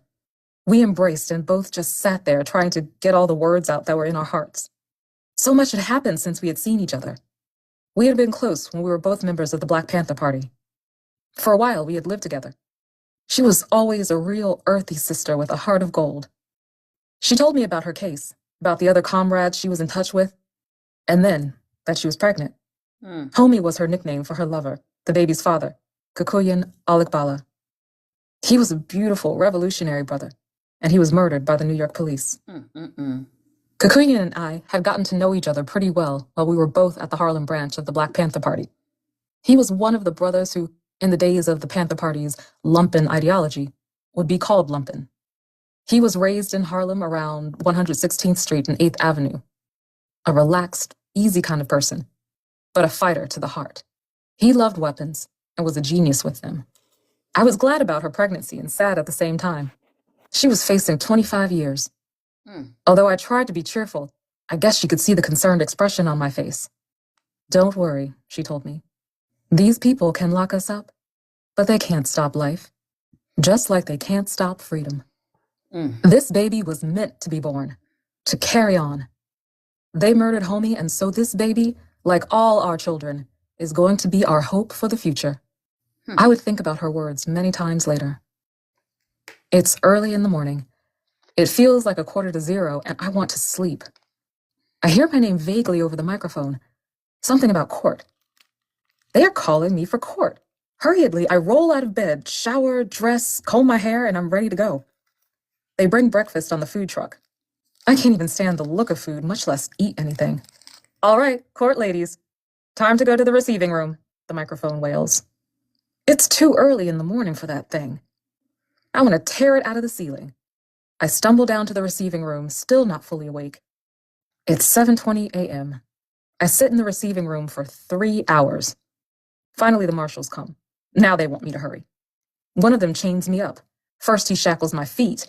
Then he puts a chain around my waist, fastens the handcuffs to the chain, and handcuffs on my hands. I can barely walk or shuffle. Court. Dull, gray, dull green. They're putting me into the bullpen. I don't know why they call it a bullpen, though I have often speculated. Attorney visit, one of the marshals calls as he opens the bars to let me out. We go to the end of the hall. Evelyn is puffing and huffing. She always puffs and huffs when she's angry. In a few minutes, I know that she will begin pacing and tapping her feet. They're trying to force us to go to trial right away, she tells me. You know I've been busy drawing up motions for federal court? What do you mean federal court? Aren't we in federal court? Yes, but if the judge denies our motions for postponement, I want to be ready to go straight into the circuit court. What's the circuit court? It was all Greek to me. That's where we appeal if the judge issues an unfavorable opinion. We go on talking. Evelyn is trying to explain to me, and I am trying to explain to her that we can't possibly go to trial. There's no way in the world you can be ready to go to trial right now, I am ranting. I know, Evelyn replies. I rant and rave indignantly while Evelyn tries to explain the law to me. They call us to court. The judge is Gagliardi. He looks just like what he is, a racist dog cracker. Kamal comes into the courtroom. I am delighted to see him. He has aged. He's grinning, but under the grin, his face is hungry. I wonder what he's thinking. Bob Bloom, Kamal's lawyer, is up on his feet talking. He's asking for a postponement. Everything he says is logical and makes sense. Evelyn gets up and starts to rap. She is talking pure, unmitigated truth and logic. The judge looks at the ceiling. I predict the outcome of the hearing and keep turning around to look at the audience. Friendly, familiar faces smiling at me. I don't want them to ever stop. The judge denies our motion for postponement. The judge denies all our motions. I want to scream, "Dirty dog, slimy pig. You're not a judge. You're just another prosecutor." I look at the prosecutor. He's smug. His face is unreal, like a poster. He looks like a 1940 war poster, John Q. Public. I keep staring at him. Nobody could look that corny. He's like a ghost from the past. I'm convinced he doesn't know it's 1973. The lawyers ask for a joint meeting, and the judge says yes, but make it short. The lawyers outline the strategy of the appeals. What are our chances on this appeal, I ask. There's a chance, Evelyn says. Slim, maybe, but a chance. If the courts are interested in justice, well, of course they'll support our position. We all know how big an if it is. The next time we went to court 5 days later, it had snowed. The trees were bare and covered with ice, and though I don't like winter, it was a beautiful sight. As soon as I arrived in the courthouse, Evelyn was there to tell me that the circuit court had denied all of our appeals, and Gagliardi was talking about going to trial that day. I just want you to understand that there is no way that I can adequately defend you on this short notice. I haven't had time to prepare pretrial motions. I have received no discovery material, and I haven't even had time to think about an appropriate defense because I haven't been able to find out the basic facts of the case. I just want you to know that. I know, I told her. And I know you're doing the best that you can. At any rate, Evelyn said, if worse comes to worse, you'll have a solid issue for appeal. It was a depressing picture. We clearly were being railroaded. We went before the judge. Again, he was arrogant and belligerent, determined to force us to go to trial right away. Again, she asked the judge for postponement, but her arguments fell on deaf ears. He ruled that we could have a joint conference later, but the trial would begin immediately. Crazy work. As we left the courtroom, Akila was standing in the hallway with Kasise, Kamal's 2-year-old daughter. As he walked near her, she held out her arms to him. Kamal took about 2 steps toward her, and the marshals jumped him and began beating him. I jumped on the marshals and tried to pull them off. In an instant, there was one hell of a fight in the hallway. Finally, the marshals drew their guns and forced us to lie down on the floor with our arms spread apart. We lay there while they stomped our backs and kicked us as they handcuffed our hands behind our backs. Akila ran to tell everybody what was going on as Kasise screamed hysterically. I will never forget the haunting scream of that child as she watched her father being brutally beaten. After the fight, the marshals were vicious and vindictive. They did everything they could to provoke and harass us. Newspapers reported that we had attacked the marshals.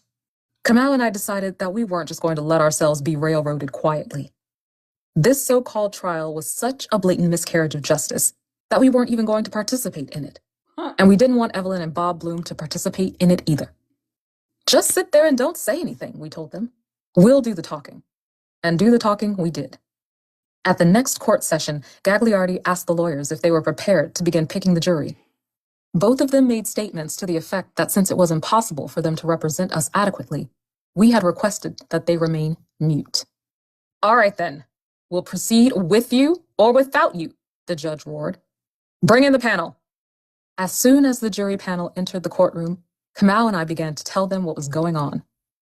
We told the jury that he had been appointed by Nixon and that he was persecuting us because of our political beliefs, that he was the same judge who had given Mitchell and Stans, the Watergate defendants, who did not have one fraction of the valid reasons for an adjournment that we had, an extended postponement. After a while, the judge ordered us removed from the courtroom. Jury selection continued, with only the judge and the prosecutor participating. Every so often, the judge would send the marshals back to ask us if we were going to behave. Of course, we would tell the marshals. Once returned to the courtroom, we behaved. Again, we told the jury what was happening and that the judge was trying to railroad us. As soon as we began to talk, the judge ordered us from the court. Whenever we were about to be thrown out, the marshals vied for positions closest to us for the opportunity to grab us, twist our hands behind our backs, and get their licks in. To avoid being manhandled, as soon as the judge said, "Remove the defendant from the courtroom," I would say, "The defendant will remove herself." Most of the time it worked, but one day the marshals were so gung-ho they jumped on me and started brutalizing me in open court. Evelyn jumped up like she was ready to fight and stood between me and them, holding them away with an outstretched arm. She complained to the judge. My arm and hand had not yet fully recovered, and I was still partially paralyzed. Evelyn's remarks made the marshals more vicious. They became so brutal that all of the spectators began to cry out. As the marshals carried me out of the courtroom, the spectators chanted, "Railroad, railroad." The judge ordered them removed. As I was being taken downstairs, I could hear the commotion.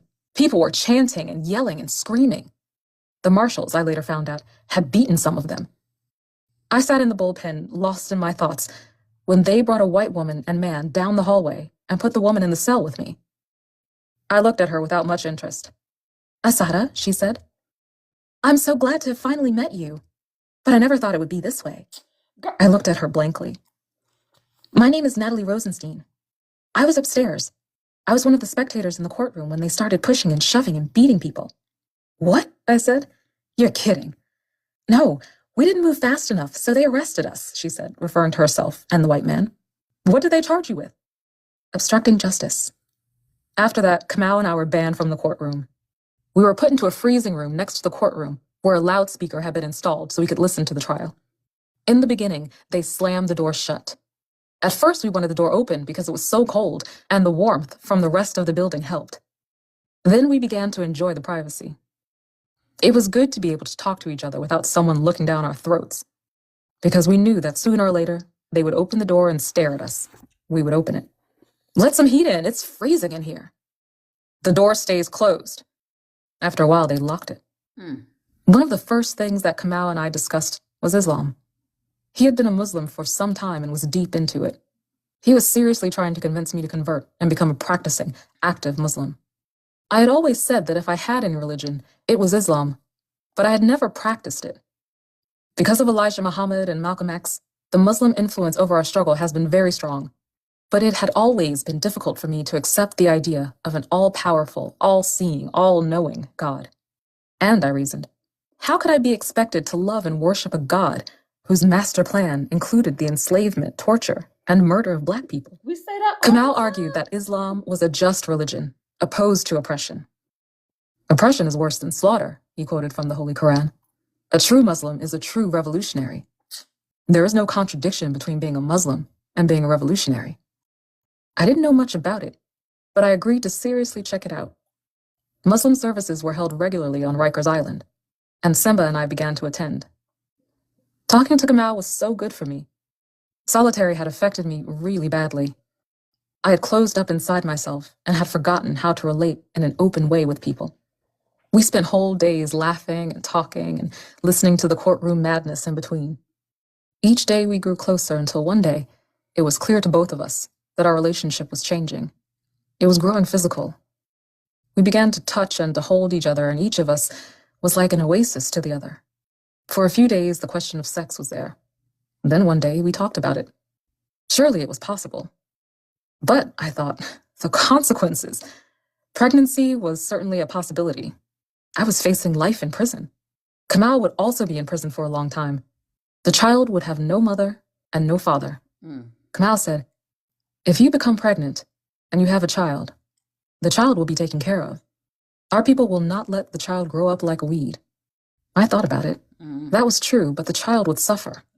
All our children suffer, Kamau said. We can't guarantee our children a future in a world like this. Struggling is the only guarantee our children will ever have for a future. You may never have another chance to have a child. I have to think, I told him. My mind was screaming. Who would take care of my baby? I thought about what Simba had said about our children being our hope for the future. I had never wanted a child. Since I was a teenager, I had always said that the world was too horrible to bring another human being into. And a Black child. We see our children frustrated at best, noses pressed against windows looking in. And at worst, we see them die from drugs or oppression, shot down by police or wasted away in jail. My head was swimming. What had my mother and grandmother and great-grandmother thought when they brought their babies into this world? What had my ancestors thought when they brought their babies into this world, only to see them flogged and raped, bought and sold? I thought and thought. How many black children are separated from their parents? How many grow up with their grandmothers and grandfathers? Didn't I stay with my grandparents until my mother had finished school and was on her feet? I remembered all the discussions I had had. I'm a revolutionary, I had said. I don't have time to sit at home and make no babies. Do you think you're a machine? A brother had asked me. Do you think you were put on this earth to fight and nothing else? I thought about what Zayd had always told me. While you're alive, girl, you better live. I am about life, I said to myself. I'm going to live as hard as I can and as full as I can until I die. And I'm not letting these parasites, these oppressors, these greedy racist swine make me kill my children in my mind before they're even born. I'm going to live and I'm going to love Kamau. And if a child comes from that union, I'm going to rejoice. Because our children are our futures. And I believe in the future and in the strength and rightness of our struggle. I was ready for whatever happened. I relaxed and let nature take its course. When something important was happening in the courtroom, we listened. But usually, whatever was happening droned on boring chatter that amounted to nothing. Lawyers have the habit of turning 10 words into 100 and saying nothing more in the process. The trial was like something out of some playwright's imagination. We called it the vaudeville show. Evelyn and Bob, after registering their daily protests, sat mute. The judge raved and ranted. The pigs barked like vicious dogs. The witnesses lied like crazy. The jurors, who had been picked solely by the prosecution, looked and listened expressionlessly. There were a couple of black jurors, and although we held little hope we would be acquitted, we placed the microscopic hope we did have in the black jurors. Even though we had presented no defense, had not participated in the trial, we thought that there was a slim chance they might not go along with the program. Black people are generally not as brainwashed as white people when it comes to the so-called system of justice. The whole court process began to take its toll on me. Half the time I wasn't eating because they usually served pork for lunch, and sometimes they had pork for dinner. Breakfast was out of the question. I could never figure out what they gave us. I called it monster stew. I was always freezing and I didn't have a coat. My mother had brought me one, but I had given it to Simba. She was pregnant and needed it more than I did. One night, when I returned from court, I began to feel awful, like a knife was stabbing me in my side. I could hardly breathe. I went to the prison doctor and the diagnosis was pleurisy. When the judge learned I was sick and unable to come to court, he had a fit. He acted like I had gotten sick just to delay the trial. The next time I saw the prison doctor, he was nervous and shook up. They keep calling me about you, he said. They want you back in court right away. They want to know how fast I can have you back in the courtroom. Who keeps calling you, I asked. Everybody, people. I've got to get you back to court as soon as possible. And that's exactly what he did. Every day they brought us into the courtroom. And every day, as soon as the jury came in, we began to tell them what was happening, that we were being forced to trial without being given time to prepare a defense. And every day the judge ordered us removed from the courtroom and cited us for contempt. It was comical. What are you going to do? I would ask him, after I'd been cited for contempt for the 100th time. Put me in jail? Lock me up? One day, when the judge had been particularly crazy and the marshals had been particularly brutal, Evelyn just couldn't take it anymore. I'm not going to sit here and watch this spectacle, she said. If you won't permit me to defend my client, there is no purpose in my being here. She got up and started to leave. Get back in here, the judge yelled. I order you to get back here and sit down. Evelyn kept walking. If you don't come back and sit down, I'm citing you for contempt. Evelyn walked out of the courtroom. The judge cited her for contempt. In 1975, all appeals, including the Supreme Court of the United States, were denied. She served the 10-day sentence in maximum security at the Westchester County Jail for Women. Wow. The trial soon ended, and we waited patiently for a verdict. Evelyn and Bob gave us lectures. Expect nothing but the worst. There's a chance, but it's slim. Kamau and I waited for the conviction. 1 day of jury deliberation passed.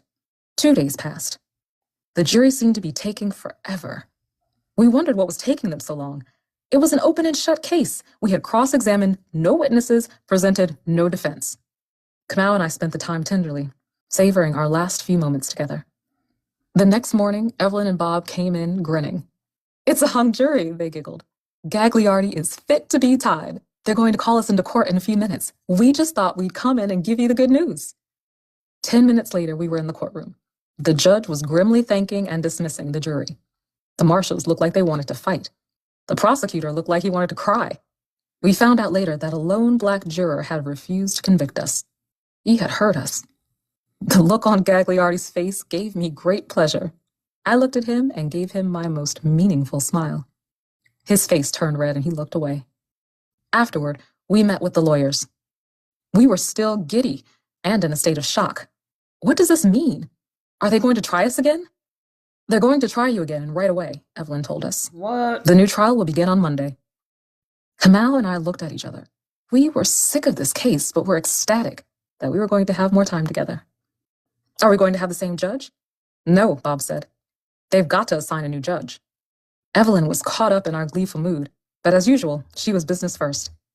We've got to come up with a trial strategy. Sitting in that courtroom day after day and watching that fiasco enabled us to do one thing.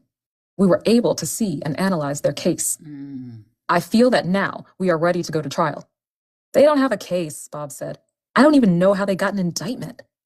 We know, Kamal and I said. Their case is utterly absurd, Evelyn said. We know, Kamal and I droned again. Their witnesses are as phony as $3 bills, Evelyn said. We know. They don't have one piece of physical evidence, Evelyn ranted. No photographs, no fingerprints, no witnesses, no nothing. We know, Kamal and I chanted in unison. They couldn't possibly have any evidence, I said. We weren't there. Well, I know that, Evelyn said indignantly. That's not the point. Bob and Kamal looked perplexed. Evelyn and I just looked at each other and smiled knowingly. We had found out in New Jersey how evidence could appear out of nowhere and other evidence disappear. Evelyn and I have a very close relationship. We love each other intensely and we get along wonderfully, usually. But when we argue or disagree, it's awful. We are both outraged that the other one doesn't agree or see our point, and we feel betrayed and furious. And neither of us has the mildest temper in the world. Add to that the tremendous pressure we were both under, and you have the recipe for fireworks. During one of our strategy meetings, Evelyn and I locked horns. Try as we might, we couldn't reach any kind of agreement. After a while, we weren't even communicating. It became a matter of who had the last word and the final decision. I'm the lawyer, she yelled. I know what I'm doing. If you aren't going to listen to me, then what's the point of having me defend you? I'm the client, I yelled back. I'm the one who's going to do the 25 years in prison if you're wrong. What you're saying is you don't trust me or my judgment, Evelyn said. Our argument went from bad to worse. After a while, we were saying all kinds of things we didn't mean to each other. I don't need this shit, Evelyn stormed. What the hell do I need to defend you for? You haven't got an ounce of sense. You don't have to defend me if you don't want to, I responded. Don't do me any favors. You need all the favors you can get, Evelyn countered. Well, I don't need them from you. I can defend my damn self as well as you can. I'd like to see you try it. I don't need this mess. I will. I don't need you either. Well, go ahead and defend your stupid self then, Evelyn screamed. I will. After the argument, I was tired and blank. All the tension had been drained out of my body. I was still mad, but I was sorry too. Evelyn was probably right, and I was probably crazy. It's so hard working with someone who is so close to you. It's like having your mother or your wife or husband as your lawyer. It's real hard to be objective. Personal stuff sometimes gets in the way. I didn't know whether I was being a sane adult or a rebellious child. The next time we came to court, I could see right away that Evelyn was still angry with me. I fully intended to try and make up, but her cold manner made me draw back and get mad all over again. Is your decision still the same? She asked coldly. Yes, I replied icily. Judge, she told the new judge, I wish to be relieved from the case. Miss Shakur wishes to retain another lawyer. Is this true? The judge asked me. Yes, I want to defend myself. A little while later, she was off the case. Wow. As I sat in the bullpen feeling stupid and stubborn, the guard brought in a public defender. Gagliardi had assigned him because he didn't like the way Evelyn was behaving. I told him I didn't want him to represent me, that I was representing myself. The judge had assigned him to my case. What did you do before you were a public defender? He told me that once upon a time he had been a prosecutor. That was the end of the conversation. I would rather have an alligator for a lawyer. I don't even remember his name, but he sat through both trials as my supposed lawyer, even though I refused to even speak to him. Since I was now defending myself, I was entitled to a lawyer as an advisor. Everyone suggested lawyers, but most of them were white leftists. I wanted, if at all possible, a black woman. Not just any black woman lawyer, but someone who was in tune with the politics of the black liberation struggle. One of the names given me was Florence Kennedy. She was a black lawyer who was very active in the women's movement, well known on the speaking circuit from coast to coast, and more renowned as a feminist and political activist than as a lawyer. She fit the bill perfectly. She was just what I wanted. Some argued against her. But Assata, they said, she's not a trial lawyer. Flo is not a criminal lawyer. You need both. Someone who can give you sound advice.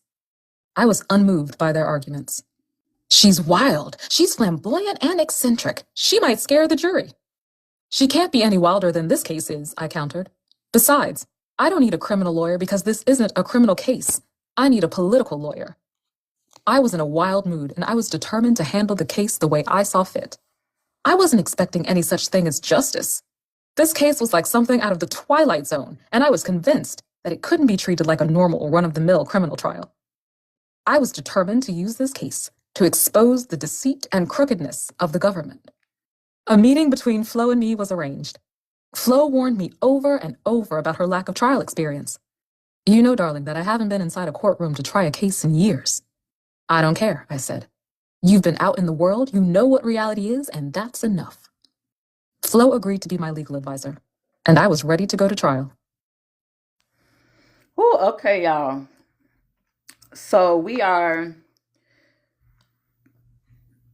well in the book.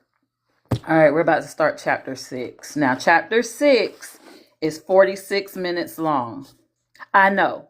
So I know it's Sunday. I know some people might have stuff to do, but okay, bye, Nikki. Does anybody else want to continue this chapter?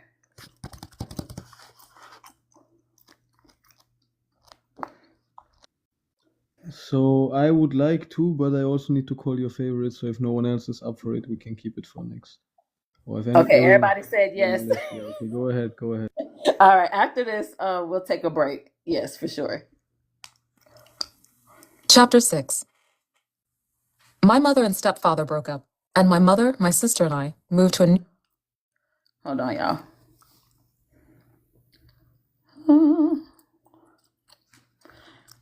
Hey, Strawberry. I'm just gonna sit in, but I'm gonna jump in and out because I be gambling on Sundays. All right. These are it's 21 chapter book, right?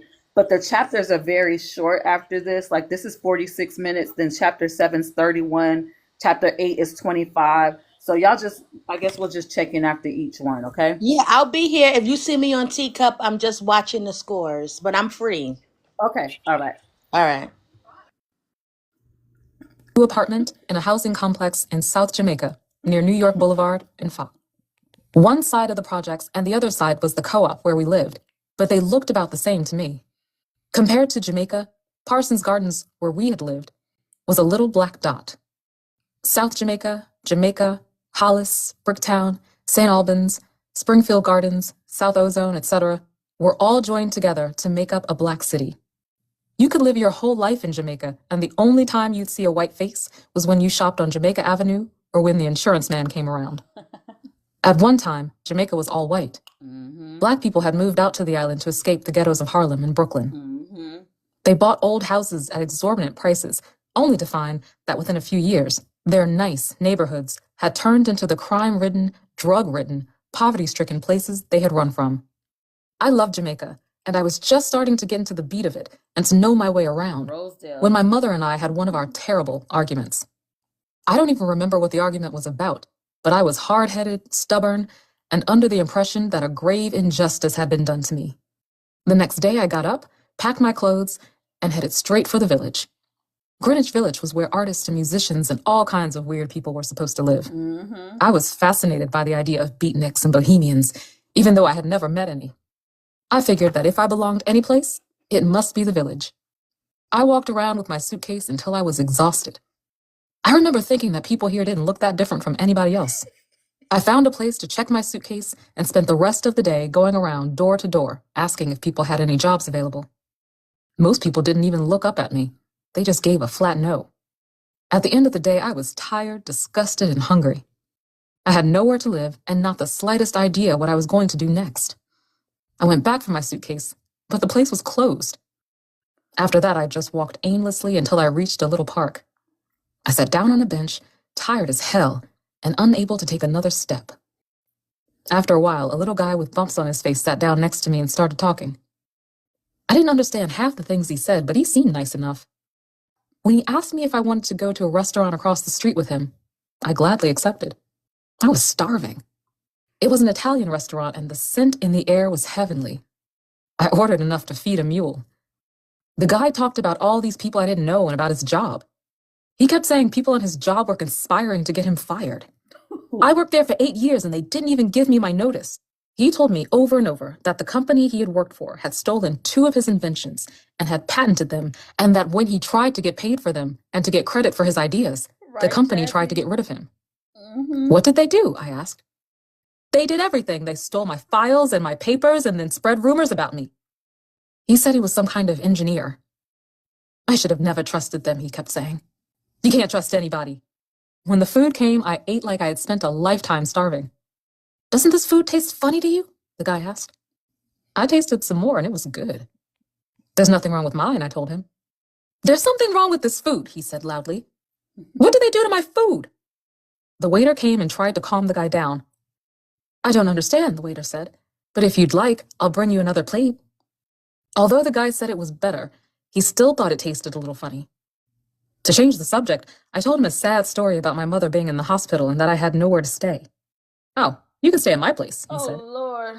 Then seeing how I was looking at him, he added, I have an extra bed. No funny business? No funny business, he promised. He paid the check and we left. His apartment was a tiny 1-bedroom unit with a dirty kitchen and a green moldy-looking rug. Ugh. The living room was neat and sterile. There was a plain brown couch that turned into a bed. I asked him for something to sleep in and plopped down into the bed. He kept talking, but I closed my eyes and pretended to sleep. After a while, he went into his bedroom and shut off the light. I woke up during the night to go to the bathroom, stumbling around disoriented until I finally found it. When I came out of the bathroom, I went into the kitchen for some water. While I was there, the guy came in. His face was all puffed up and red. What are you looking for? Some water? Oh, no, you're not, he screeched. You've been creeping around this house looking for something. What? Shit. I asked. You're crazy. Oh, no, my dear. That's what you want me to think. I'm not crazy in the least. What were you looking for? Who sent you? You didn't find anything, did you? Well, you can tell them I haven't invented anything else for them to steal. I don't know what you're talking about. Nobody sent me no place, and I wasn't looking for anything. Oh, no? You were just going for a little moonlight stroll. Do you think I'm some kind of fool? I took you in off the street out of kindness, and here you try and deceive me. They really fooled me this time. I never thought they'd send a nigger spy. What? Your mama is a nigger, I told him. Okay. And you're a crazy son of a bitch. Yep. I threw on my clothes and I cursed him out. Spy, spy, he kept saying. Your mother is a spy. You can drop dead as far as I'm concerned. I slammed the door and walked out into the early morning.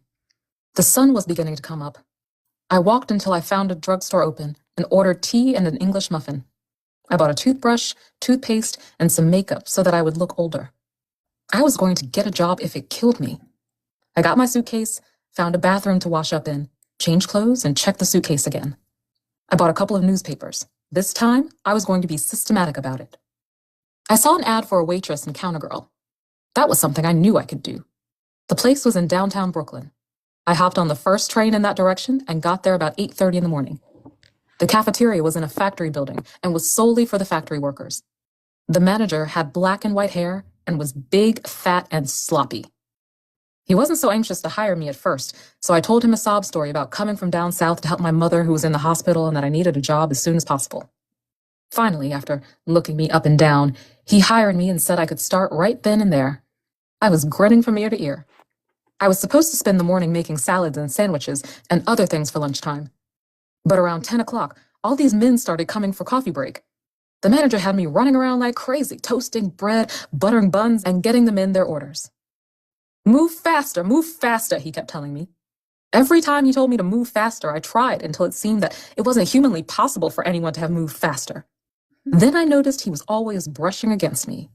His hands were always accidentally touching my behind. I'd move his hand away, but that only seemed to make him bolder. Every time I bent over to get something out of the freezer or off the food shelves, he would try to slide his hands up my dress. After a while, I began slapping his hands away. This, too, seemed to make him bolder. Finally, I told him in a nice, quiet voice, "Would you please keep your hands off me? Would you keep them to yourself?" "What are you talking about?" he said, acting surprised. "I ain't done nothing to you." As the day wore on, he accelerated his shouting at me. "Can't you move any faster?" he would yell. "Get that lead out of your ass." He stopped putting his hands on me for a while, but in about an hour, he was right back to his old tricks. He acted like it was some kind of joke or something. I didn't think it was funny worth a damn. Lunchtime was super busy, and I was moving super fast. After lunch, we started getting ready for afternoon coffee break, and after that, we started getting ready for dinner. Dinner was from 4:30 to 6:30, and 7 o'clock was quitting time. When dinner time came, I was tired and miserable. I needed the job desperately, but the manager was driving me wild, putting his hands all over me. When I told him to stop, he would grin, throw his hands in the air and say, "What am I doing? What am I doing?" Then he started a new trick. He'd pull the elastic of my panties through the uniform and let it pop like a rubber band. "Stop it," I yelled. "Just stop it." "Stop what? What am I doing?" By the time dinner was over, I knew I couldn't take it anymore. Bad as I needed the job, I couldn't take that big fat pig's hands all over me. Just before I was ready to go home, I told him, "Look, if you can't keep your hands to yourself, I'll quit. I can't take it anymore." "What do you mean you'll quit? You're fired. You got lead in your ass and you don't know how to treat your boss. Now get the hell out of here." "Just give me my money and I will." "I ain't gonna give you shit," he said, "because you ain't did shit." "Look, mister, you gonna pay me my money. I worked hard and I want my money. Come back at the end of the week." "No, I want my money now. I need it now." "You ain't getting nothing now. I told you. Come back at the end of the week." "No, you giving me my money now. I want my money." "Well, you ain't getting it." "I'll call the cops on you," I bluffed. "I'll call the cops on you," he said, "if you don't get your ass out of here." "You better give me my money," I repeated, looking wild and about ready to jump out a real bag. Some people from the factory came in and stood at the back of the cafeteria looking. "Keep your voice down," he said, acting like he was going to be cooperative and pay me. "I'll tell you what. You come in the back with me now, and I'll pay you for an extra day. I'll even let you keep your job, and if you're good, I'll even give you a little extra change." "I'm not going any damn where with you. Just give me my money." "Now, why do you want to be like that?" he asked, putting his hand on my shoulder. I was hot and fit to be tied. "Get your hands off me," I yelled. "You don't want nobody to know what kind of dog you are. Well, I'm going to tell everybody. If you don't give me my money, I'm going to make you wish you had. I'm going to tell everybody what you are." I started to walk to where people were working in the factory part. All right, he said. "Here's your goddamn money. Just get the hell out of here." The people who had been standing in the back moved up closer to see what was going on. The man went to the register and counted out my money. I was dead tired and felt like a fool, but at the same time, I felt kind of good inside. I was still in the same boat, but I was $13 richer. And I had enough self-respect not to let any old lecherous white man feel up and down my body. I know that's right. I had enough money altogether to rent a cheap hotel room. I got my suitcase and checked into a hotel. I think it was called the Hotel Albert.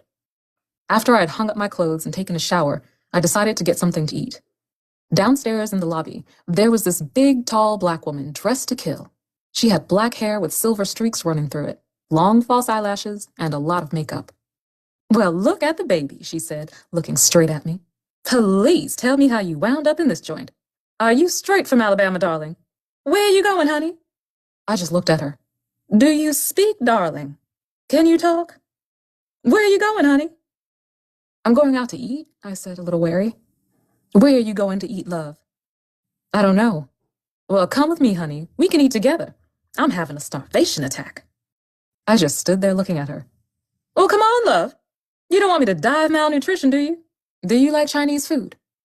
"Yes," I told her, wondering why she was taking all of this interest in me and wondering how she knew I was new at the hotel. We walked around until we came to a Chinese restaurant. The whole time she talked nonstop. Suddenly I remembered how little money I had. I had intended to eat a hot dog or something. "Look," I told her, "I don't have enough money to go in there. This place looks expensive and I'm kind of on the broke side. Maybe another time I'll come eat with you." "Listen, love," she said, "I didn't drag you all this way to eat alone. I hate to eat alone, so now you're stuck with me in my company. It looks like I'm going to have to treat your broke ass to dinner." I was extremely grateful. Miss Shirley, that's what she called herself, was one hell of a talker. She sounded sophisticated and country at the same time. She was from Georgia, but she had been in New York for a long time. She had lived in the village for a long time, too, although she said she was a gypsy. I ordered something like chop suey, the cheapest thing on the menu. What is you trying to do, honey? She said. Make me sick. Look, you sit there with your ears open and let me do the ordering. She ordered all of this stuff, and when it came, we feasted. There was so much we could barely finish it. And that's better, honey. Now Mother can join the living. The waiter came and asked if we wanted anything else. If I can't have you, Miss Shirley said with a wink, I'd like the check. The waiter, a tall, thin Chinese man, blushed and hurried away. This is one bold chick, I remember thinking. How long is your place rented for? Miss Shirley asked. Until tomorrow. What are you going to do after that? I'll find another job, I told her. Then I told her about my job at the cafeteria. She laughed her head off. Well, honey, she asked me, what in the hell are you running from, or what in the hell are you running to? I told her the sad tale about my mother in the hospital. Do you actually expect me to believe that mess? I swore up and down it was true. I ain't no fool, honey, and I've been out in these streets long enough to know that you running from something. And if you don't want to tell me, that's your business. But I like you, and I'll try and help you if I can. I was grateful, and I didn't know what to say, so I didn't say anything. Look, I got this friend that works on Bleecker Street. He wants to take some time off to hang out with his friend, but he doesn't want to lose his job. You could work in his place until he comes back. What? Fine, I said. I was down for anything. Well, almost.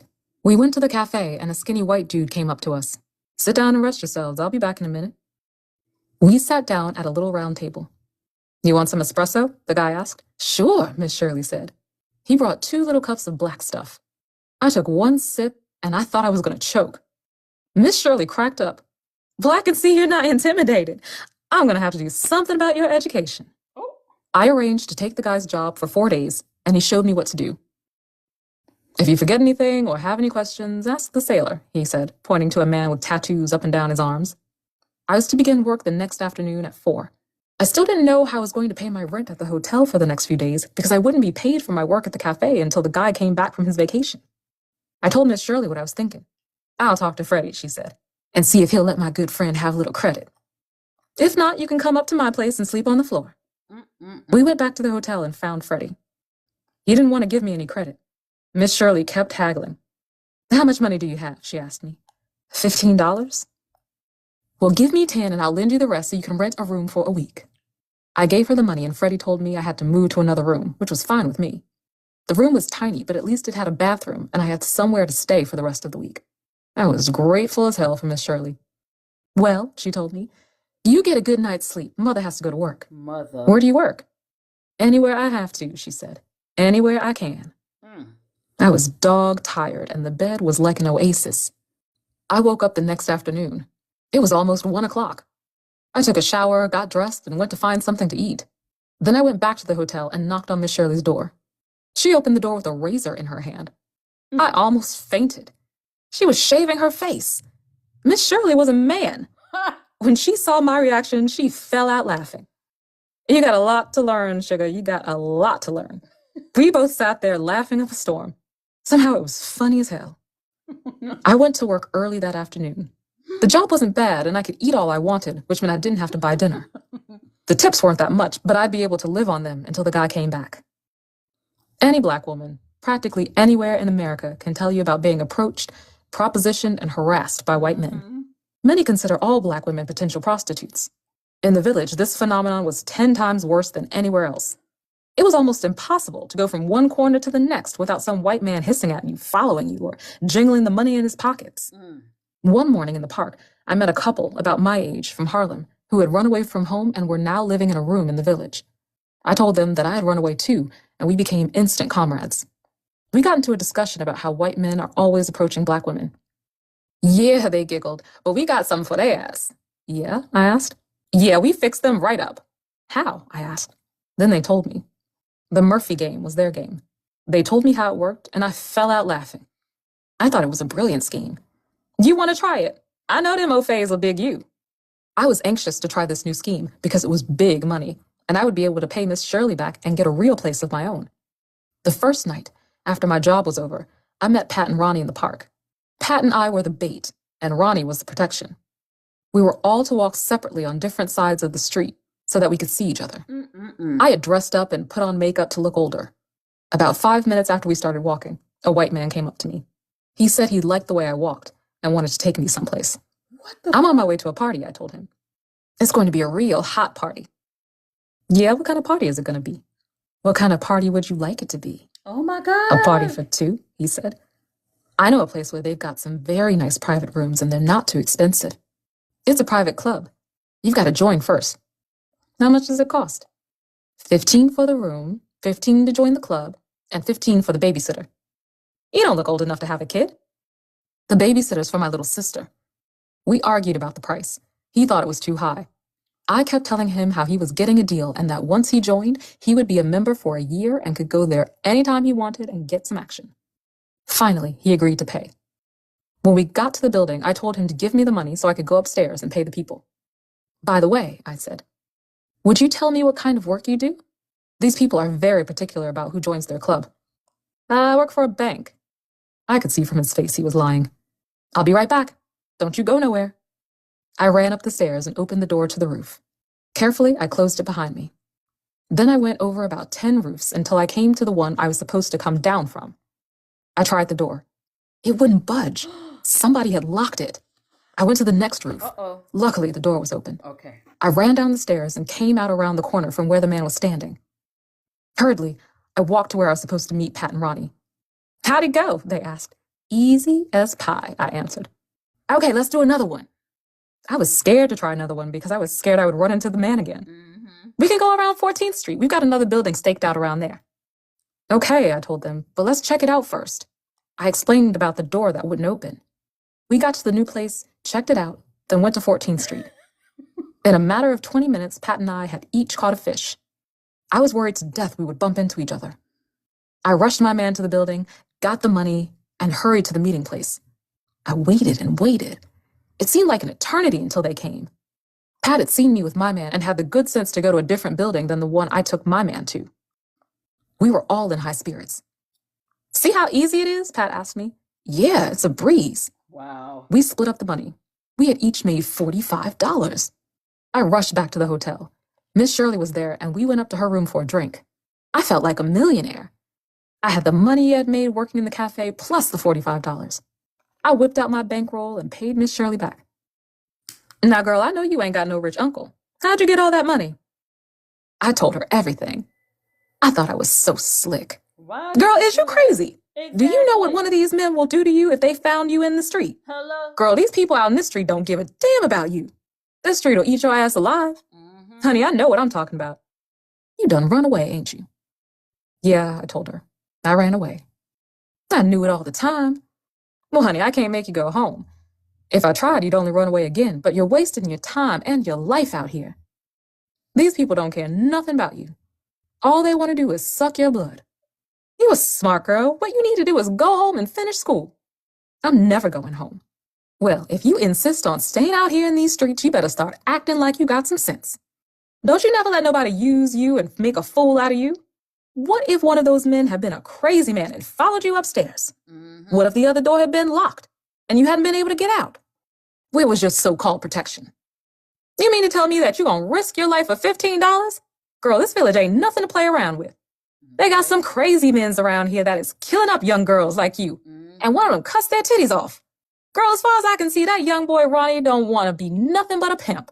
Strawberry, is the village still like that? Because I remember hearing stories about the village growing up. Honestly, I don't think so. Now the village is more like posh and elite. The rent's down there $6,000-$7,000 because basically all the people from Wall Street are down there.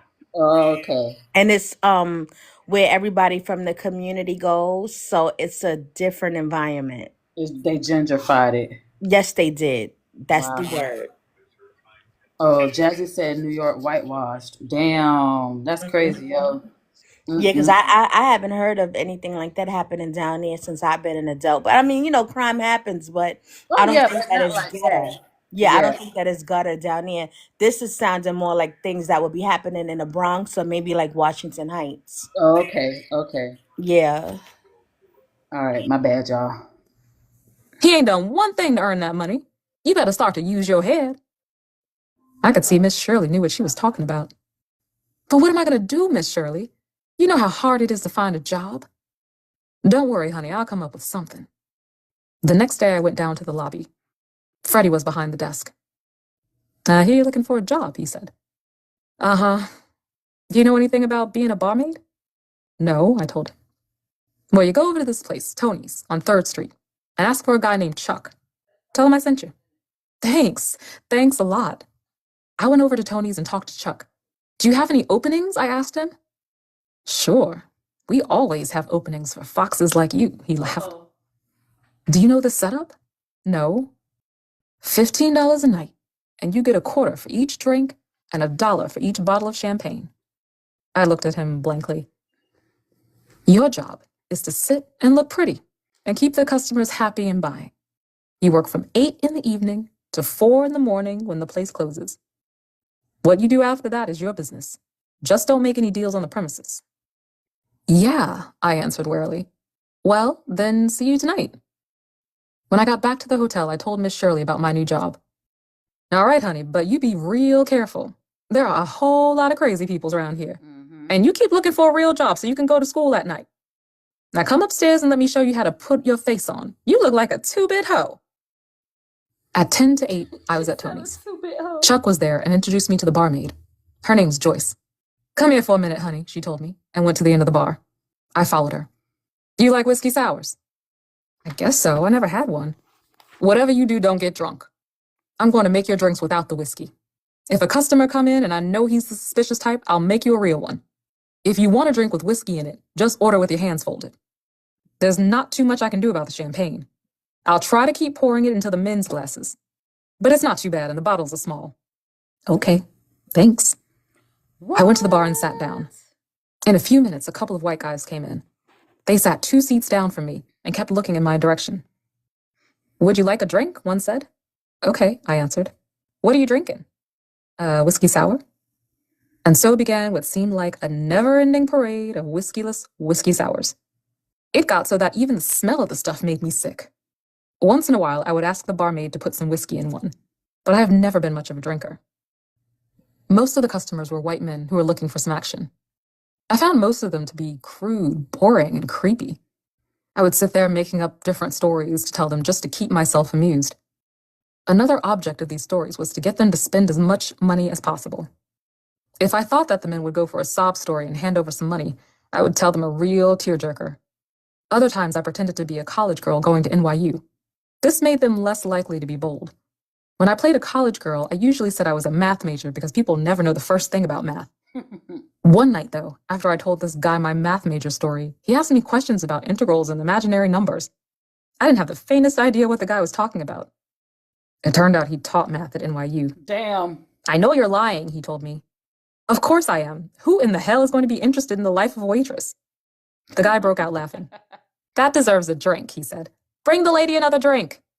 After that, the guy, I called him Mr. Math, came by every so often to hang out. He would buy drinks and we would sit there cracking jokes. How's your thesis going? He would ask. Fine, I'd answer. I'm doing a chronological study about the social significance of 2 and 2 equaling 4. I had a few other regulars. Most of them came in to tell me their troubles. They either had wife trouble or job trouble. Some were drunks who just wanted somebody to drink with, and others just liked the challenge of trying to seduce a young girl.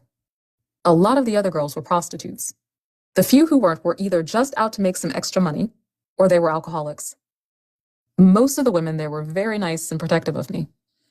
The prostitutes liked me because I was always sending them business and was always discreet about it. Soon I made friends with the guys in the jazz quartet that worked there regularly. I've always loved jazz, and I would clap and shout and let them know I enjoyed the music. The piano player and I became especially tight. I called him my big brother, and he was very protective of me. When the place closed, he and maybe 1 or 2 of the group would walk me home. If it was raining, he would send me home in a cab. Closing time was the roughest time of all. Some of the men thought that buying drinks entitled them to more than conversation. But Chuck was a good bouncer and could spot a problem before it became serious. If a guy was getting out of hand, Chuck would approach him, tell them that I was the sister of one of the guys in the band, and that if he didn't treat me with respect, he would let him have it. At times, some real freaks and weirdos hung out there. There was one guy who had bought the panties of almost every woman who worked at Tony's, paying them each $15. What? I asked him what he did with them. He laughed and told me he hung them on the walls of his apartment. Ugh. When I told one of the other girls, she laughed. Girl, you believe that? I gotta take them home and hose them over his nose. He's a sniff freak. Oh my God. But any woman at Tony's had to be careful. Some of the men who came around were real dangerous. On nights when things were slow and there were no customers in the place, the women would tell horror stories about all the crazy men they had run into. I was big for my age and well built, and with all the makeup I wore, I could usually pass for 18. I told everybody I was 19.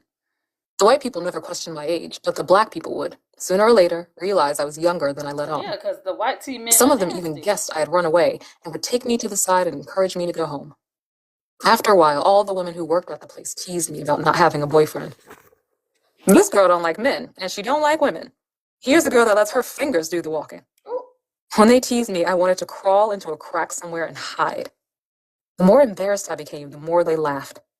A new bass player came to work for the band, and I developed an instant crush on him. I was convinced I was in love. In a short time, everybody knew about my crush. But the bass player paid me no mind at all. I did everything I could to attract his attention, but he just ignored me. Near closing time, his white girlfriend would come and they would leave together. I hated her. She looked so smug. One weekday night, it was pouring rain outside and the place was empty. The bass player said to me, "I'm writing a song for you. You want to hear it?" I could have fainted. I was grinning from ear to ear. Y'all ready? Here it goes. Yes, I'd like to hear it. Da da da da da da da da da da da da da da da jailbait. Da da da da da da da da da da da da da da jailbait. The rest of the group chimed in. Jailbait, jailbait. And the whole place cracked up. I could have died right then and there. That was the end of my crush. When I thought about it later, though, it was funny. A lot of the black men that I met in the village were hung up on white women. Some would come right out and tell you, "Man, I can't dig no spade chick. Give me an au-fait every day." What? When I asked them why, they said, "White women are sweeter, black women are evil. White women are more understanding, black women are more demanding." One of the things that really infuriated me was when they still say this shit now, y'all. This shit is crazy. Oh my God. was when they called black women sapphire. You know how you nigger women are? Sapphire, evil. A lot of these guys would have trampled over my face just to get to a white woman. What the At times, I really got sick of being around so many grown people. I'd either sneak back into my old neighborhood or hang out with Pat and Ronnie. One night, they were going to a party uptown. I was dying to be with kids my own age, so I told Chuck I was taking the night off. When we got to the party, it was dull and tired, so Pat and Ronnie went off to find some reefer. They loved the stuff, but I was scared of it. I waited and waited for them to get back. I started to talk to a boy who seemed really nice about how dull the party was. He said he knew of a boss party that was going to be happening later. I waited for Pat and Ronnie to come back, but they never did. "Why don't you come to this party with me?" the boy asked. "It's at my house, and I'm sure you'll have a good time." Finally, I said I would go. He seemed so nice. He lived in some projects near Spanish Harlem. When we got to his house, no one was there. I started to leave, but he said his friends were all at a ball game, and they would be there afterward. In a little while, the doorbell rang, and sure enough, all these people came in. After a minute, I noticed they were all boys. "Excuse me," the boy said. Then they all went into another room for a minute. When they returned, they were whispering and talking under their breaths, and I could tell that they were up to something. "Where are the girls?" I asked. "Oh, they're coming." One came and sat next to me. He put his hand on my leg. I moved it away. "Come on, baby, why you want to act like that?" "Come here, man," one of them said. I could sense that something was wrong. Yep, get it I didn't know what they were up to, but I knew they were up to something. I picked up my pocketbook and my sweater. "I'll have to be going." "No, baby, you ain't going nowhere." "I've got to go." I started walking toward the door. One of them grabbed my arm and yanked me away from the door. "Sit your ass down, bitch. We got plans for you." I knew it now. They were going to rape me. I had heard people talking about trains, but I had never thought it would happen to me. I sat still for a minute. Then I made a wild break for the door. They tried to grab me, and I fought like hell. The fight didn't last too long, though, because in a minute, they had me held down on the floor. Oh, no. They were pulling up my skirt and taking my blouse off. I cried and screamed. "Shut up, bitch," one of them said, slapping my face. I begged them for mercy. I told them I was a virgin. There's always a first time, baby, someone sneered. I begged and pleaded. I cried and cried. I couldn't believe they could be so heartless. But they were. The boy who brought me there was arguing with another boy about who would be first. I couldn't believe it. It was a nightmare. They were arguing and carrying on as if I wasn't even human, as if I was some kind of thing. I felt so scared and betrayed. I had trusted this boy. Why? The argument between them was heated. I hoped they would fight and kill each other. I kept begging for mercy, pleading with them. They paid me no attention. One of them came over to me as if he felt sorry for me. Don't worry, baby, it won't hurt. You'll see. You'll like it. Okay, I heard the boy who brought me there say, you can go first, man. And the other boy started toward me.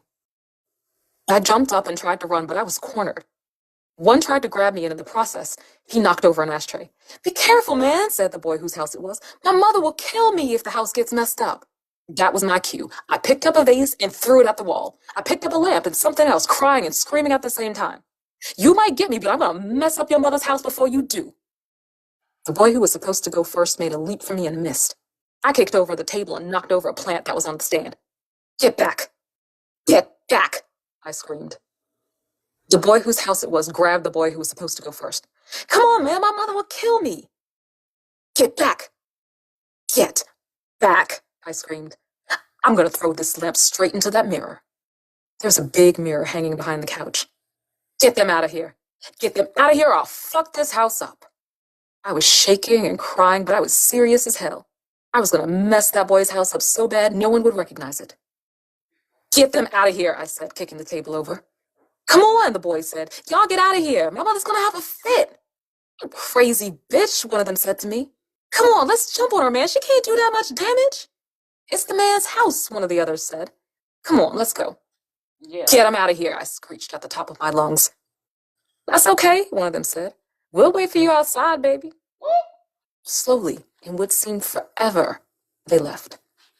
Only the boy who had brought me remained. I could see that he was trying to figure out some way to jump me. Don't come near me. You better stay back. I didn't know what I was going to do next. They were all waiting for me outside. I couldn't call the police because the police were looking for me. Get back, I told the boy who looked like he was trying to ease up close to me. All right, get away from the door. I still had the lamp and something else in my hand. Get back there, I told him, indicating the back of the apartment, or I'll smash your house up. When he moved back, I looked through the peephole. There was nobody in the hallway. They must be waiting downstairs, I thought. All right, I yelled, get over by the door. He moved to the door. Now get out in the hallway and knock on one of your neighbor's doors and bring a grown-up back here. What? You heard me, sucker, now move.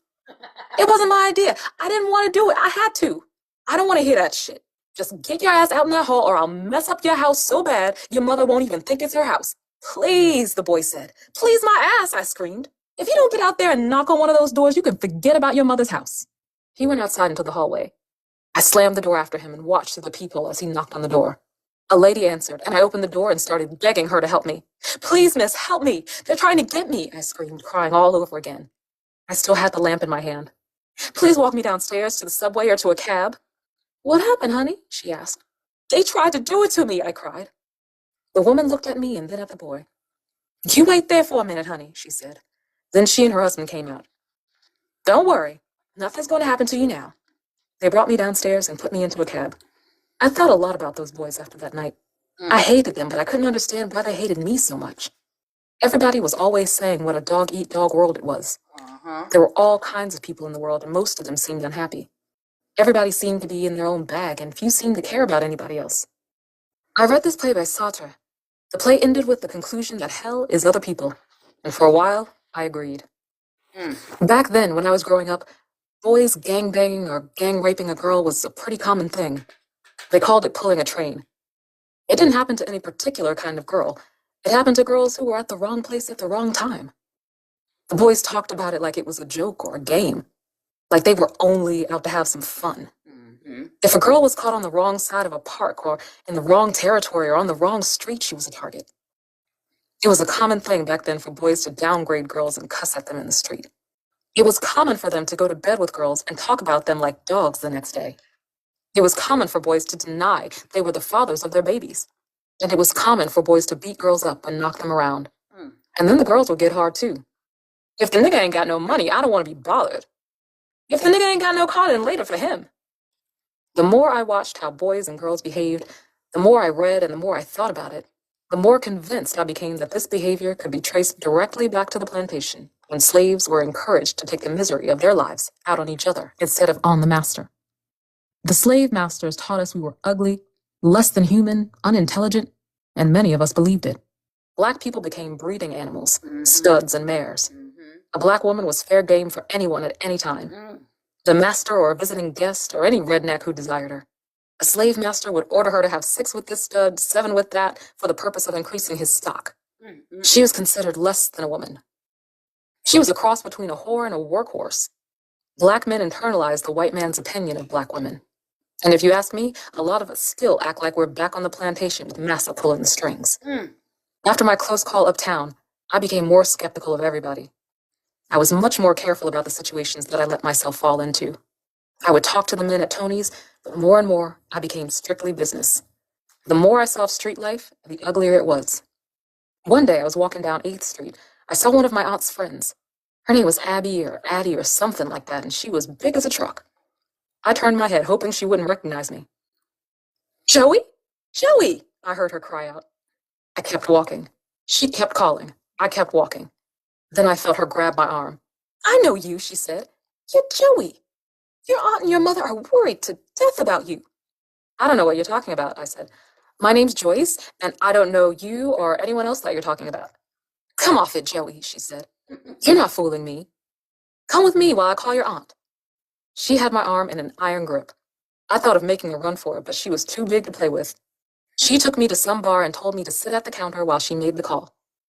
As soon as she started dialing, I made a beeline for the door. She was right on top of me, grabbing me with that iron grip. "You're not going anywhere until your aunt gets down here." In half an hour, Evelyn was on the scene, throwing questions at me left and right. "Where have you been? What have you been doing? Where have you been staying? What have you been doing for money? How have you been eating?" she asked, and a million questions more. When Evelyn questioned me, she sounded like a lawyer cross-examining a witness. In about an hour, I broke down and told her everything. She demanded that I take her to the hotel where I was staying. After I had packed my things, she told the guy behind the desk, "Do you know that you had a 13-year-old girl staying here? I could have you prosecuted for contributing to the delinquency of a minor." The guy looked at me like he just couldn't believe it. I could have crawled under the floor. Then she called up Tony's and told him the same thing. I was dying of embarrassment, but in a way, I was glad it was over. I was getting tired of the streets. I was tired of being grown, and I wanted to be a kid again. 13. Good God. What chapter are we in? 7. What page is this? Because I think that we need to use that as a reference about how Black women were looked at and were Oh, I treated definitely could tag it. when we have these conversations with people. We need to play this. That was chapter 6, but I could definitely where's my sticky notes? We need to play it because we're having a lot of conversations, and when we have our conversations with our Black men, they don't understand why we are looked at as less. They don't understand why people don't respect us, and they don't understand that they have been indoctrinated to look at everything but a Black woman. Yep. And I know exactly what page you're referencing. Let me go back there. Yep, page 166, chapter 6. Because that was good. Like that's I think that'll probably be something that we need to be playing all the time. That's about 3 times a day, every day, because that's how we are treated. That's how we are looked at, and our men, they don't understand. Yep. And the way she framed it was so nice. The more I watched how boys and girls behave, the more I read and the more I thought about it, the more it convinced me I became that this was the behavior that could be traced directly back to the plantation. It's like she was watching it just how we watch it. Yes. Mm-hmm. But yeah, I thought that was a great part to clip, because that's something that possibly, if, when we having these conversations and people can see it on paper and see it in the book and see it from her perspective, maybe it'll sink in their brains what's going on. Yep. Okay. All right, y'all. So we're at chapter 7. It's 31 minutes. I did see some people leave. But if y'all still here and want to leave, like I said, if y'all want to hear what y'all missed, just message me and I'll send you the live. But do y'all want to keep going? It's 31 minutes on chapter 7. I'm good. I'm good for 30 more minutes if somebody else. Kush is still here. I'm here. Ben is here. Mars is here. Jazzy should be here. Rose should be here. All right. You want Pink the is live? here. I got you, Pink. Okay, we're going to end on 7. Perfect. You sat down, friend. All right, let's knock this last one out. Chapter 7. Kamau and I were acquitted in the bank robbery trial in the Southern District of New York on January 28, 1973, and on the following day, I was returned to New Jersey. When I arrived at the Morristown jail, there was a clump of reporters and photographers standing around. Morristown looked just like small-town USA. The jail was an ugly building attached to the courthouse. There were a few other women in the jail, and I was kept away from them. The only time I saw them was when I was being taken to or from my cell. They all appeared to be white, although I found out later that one was black. The guards were all women, as old as the hills, and they had been working at the jail for an eternity. There was a television and a radio in the cell, and it had been so long since I had been able to watch the news on television or listen to a static-free radio station that I went crazy. And I had turned into a crochet fiend. My poor mother was the unfortunate recipient of my early creations. Brave, devoted person that she was, she thought they were pure genius. We learned there were few, if any, black jurors on the panel for the new trial. The news was depressing. The panel was selected from the voting rolls, and since candidates running for office seldom represent the interests of black and poor people, blacks and the poor don't vote. But failing to vote means they don't sit on juries. Any chance that we would receive something even remotely resembling a fair trial was slim. We decided to try to have the trial removed to federal court. The chance of the feds taking over was slim, but it was worth the try. If the trial was held in federal court in Newark, at least we'd be assured of a few more black jurors on the jury panel.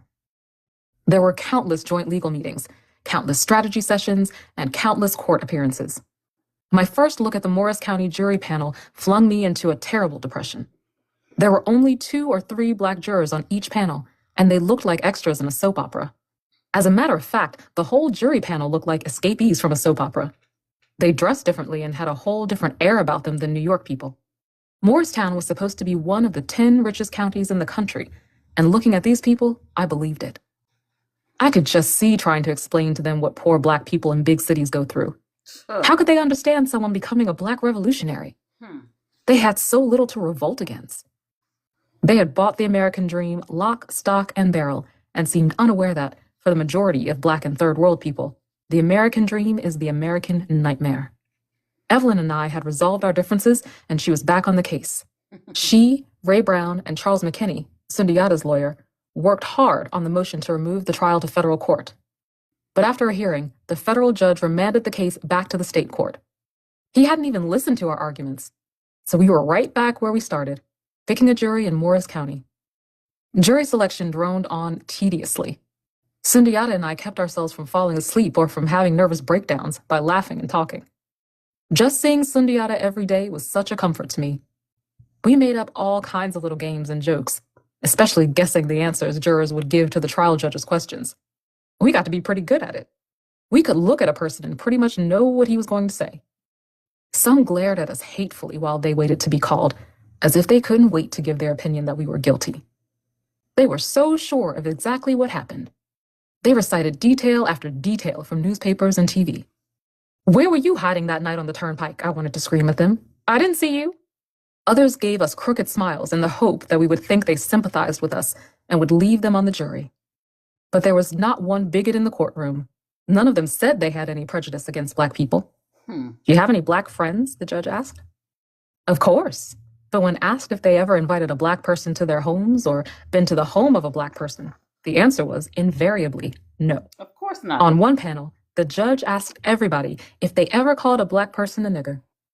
They all said no except for one woman who said, Well, when I was a child, we used to say, eeny, meeny, miny, mo, catch a nigger by the toe. After that, a whole bunch of them said the same thing. Sometimes their answers were so phony, they were a joke. Except the joke was on us. One day. Y'all remember playing that? When everybody would have their foot in a circle? Yes, I do. But I didn't know that was I didn't know it was the related to last words either. I didn't know that it was related to this. Wow. Oh, that's crazy. I'm sorry. Yep, they said catch a tiger by the toe. Wow. And for us up here in Harlem, we only had eeny, meeny, miny, and then they would tap you on Mo, and then we start chasing you. We didn't even get the whole song. Oh. Wow. I heard that too, Jazzy. Ruined my childhood. Judge what he had read about the case in newspapers and what he had heard on What a Black Person a Nigger. They all said no, except for one woman who said, well, when I was a child, we used to say, eeny, meeny, miny, mo, catch a nigger by the toe. After that, a whole bunch of them said the same thing. Sometimes their answers were so phony, they were a joke. Except the joke was on us. One day, a man being questioned told the judge what he had read about the case in newspapers and what he had heard on radio and TV. He tried to make it seem that he had just incidentally come across the news stories and that he had not really followed the case or paid much attention to it. Further, he denied having been affected by any of it. Have you ever read a book called Target Blue? Only a day or two before, the defense team had asked that question be included in their voir dire. Robert Daley, who at one time was the public relations and publicity director for the New York City Police Department, had written the book Target Blue. An excerpt from the book was coincidentally printed in New York Magazine on almost the exact day our trial was to begin. 1 or 2 chapters were about the Black Liberation Army. The book was a collection of sensationalism, groundless accusations, and outright lies. The few facts that were in those 2 chapters were distorted beyond recognition. I was referred to by name. Daley implied that I had been responsible for the deaths of numerous policemen. He called me the soul of the Black Liberation Army, the mother hen that kept them fighting and kept them moving. According to the book, I'd also robbed numerous banks and blown up a police car with a hand grenade during a police chase. Have you ever read Target Blue? The judge asked. Yes. Immediately, the defense team submitted requests to the judge that additional questions be asked. When did you read this book? As a matter of fact, I'm reading it now. Not only had he been reading the book, but he had it upstairs in the jury room. Wow. Although the defense team asked for an investigation, the judge refused. It was obvious the man had brought the book to court to show the other jurors and that they had discussed it. After a lot of arguments made by our lawyers, the judge agreed to dismiss that juror and others in the panel with whom he had been close.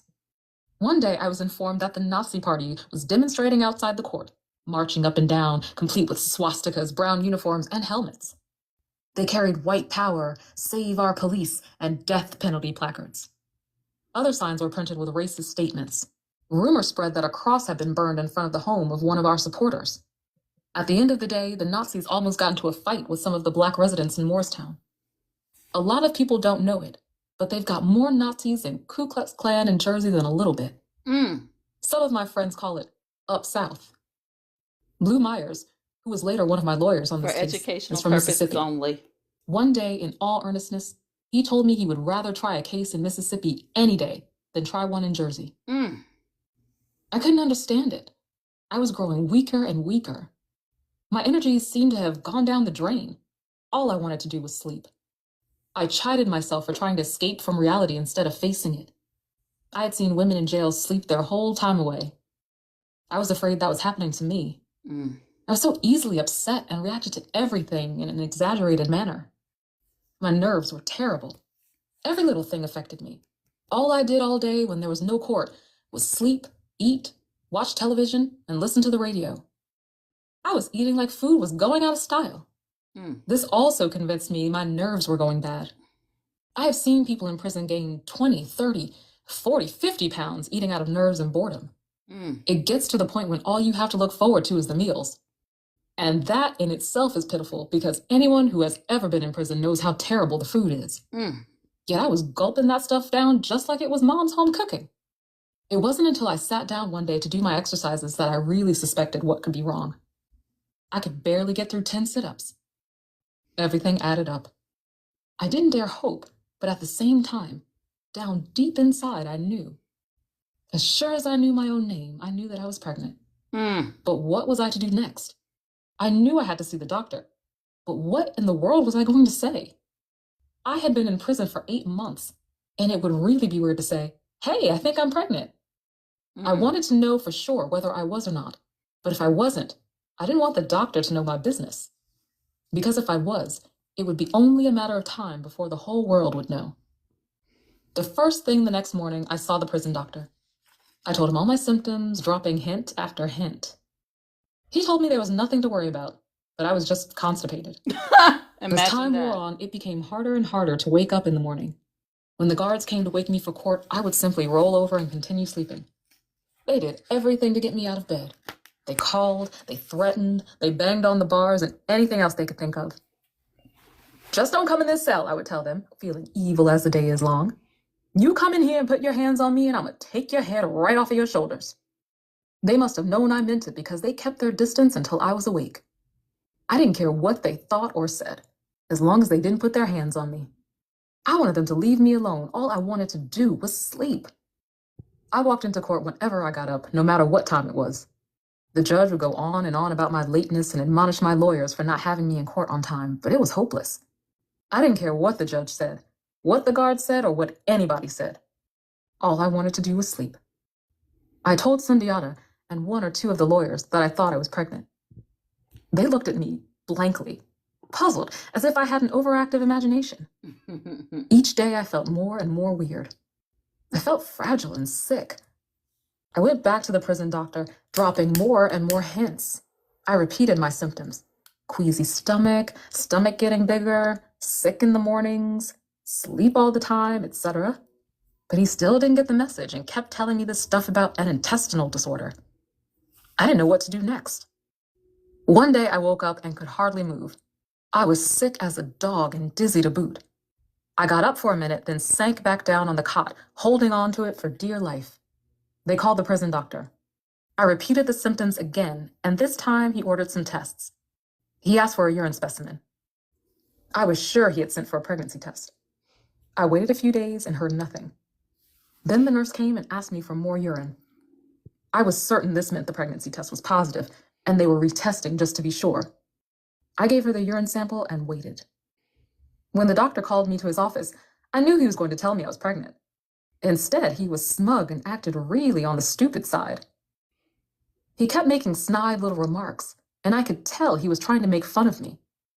I asked him what was wrong with me, and he repeated the same old stuff about a bowel disorder. Then he asked me some questions about my sex life. Ask your mama about her sex life, I said, and went out of his office slamming the door. Later that day, Ray Brown and Evelyn came to see me. Ray was in a jovial mood, laughing his head off. Well, you've really done it this time. I don't know what we're going to do with you. His Honor is going to give you a strong reprimand for getting pregnant during his trial. You mean I'm really pregnant? It was the doctor's report to the judge. Didn't you know? No, I told him. I was just in that slimy bastard's office this morning, and he told me that I had something wrong with my intestines. He's pulling your leg, Ray said. They did 2 or 3 pregnancy tests on you, and they all came back positive. You're pregnant, all right. I can't believe it. Evelyn was in a state of shock.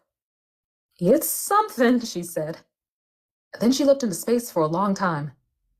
It's something. Judge Bachman is having a fit, Ray said. I hear the FBI is going to conduct an investigation to determine how you got pregnant. Well, they better not try to come around me asking no questions, I told them. I'll tell them that this baby was sent by the Black Creator to liberate Black people. I'll tell them that this baby is the new Black Messiah, conceived in a holy way, come to lead our people to freedom and justice and to create a new Black nation. I know that's right. Sundiata and McKinney had joined us. Sundiata was elated. He couldn't get over it. He sat there grinning and slapping his knee. I think it's beautiful, he kept saying. I think it's absolutely beautiful. Everyone was in a jubilant mood. I was glad. I hadn't known how they would react. It's amazing, Evelyn said. Out of all this misery, a new life is conceived. I was caught up in the mood, but I couldn't wait to get off alone in my cell to think about this. What had seemed like a remote dream was coming true. A baby. My mind was jumping and dancing. I spent the next few days in a virtual daze, a joyous daze. A person was inside of me. Someone who was going to grow up to walk and talk, to love and laugh. To me, it was the miracle of all miracles, and deeply spiritual. The odds against this baby being conceived were so great, it boggled my mind. And yet it was happening. It seemed so right, so beautiful, in surroundings that were so ugly. I was filled with emotion. Already I was deeply in love with this child. Already I talked to it and worried about it and wondered how it was feeling and what it was thinking. I would lie in my cell wondering about his or her life, wondering what kind of life it would have, what kind of people it would love, what kind of values it would have, and what it would think of all the madness that would surround it. Sometimes I felt so helplessly protective, wondering when my baby would be called nigger for the first time, wondering when the full horror and degradation of being black in America would descend on my baby. How many wolves hid behind the bushes to eat my child? But there were so many happy things that I thought about too. I wondered when would be the first time my child would sit down and seriously appreciate the glory of a sunset and marvel at the wonders of nature. Or when he or she would smack lips and lick fingers over a sweet potato pie or kiss strawberries and drink lemonade. It has always intrigued me how the world can be so beautiful and so ugly at the same time. I wanted, with all my being, for my baby to experience the many types and sides of love and friendship, and to know and understand selflessness and generosity, struggle and sacrifice, honesty, courage, and so many of the sentiments that have given me strength and have made my life worth living. In these days, I was in such a state of sensitivity and thought that I barely noticed what was going on around me. The next time my mother came to see me, my sister was with her. I was so happy to see them both. When I say see, it is something of an overstatement because in Morristown jail, there are little windows that you and your visitors peek through, and there are little holes through which you're supposed to talk. But to make yourself heard, you are obliged to shout. Honey, you look pale, my mother shouted. Mommy, I'm pregnant. What is it, honey? I'm pregnant, Mommy. My mother smiled blandly. I repeated myself and she began to laugh. How many months are you? No, seriously, Mommy, I'm pregnant.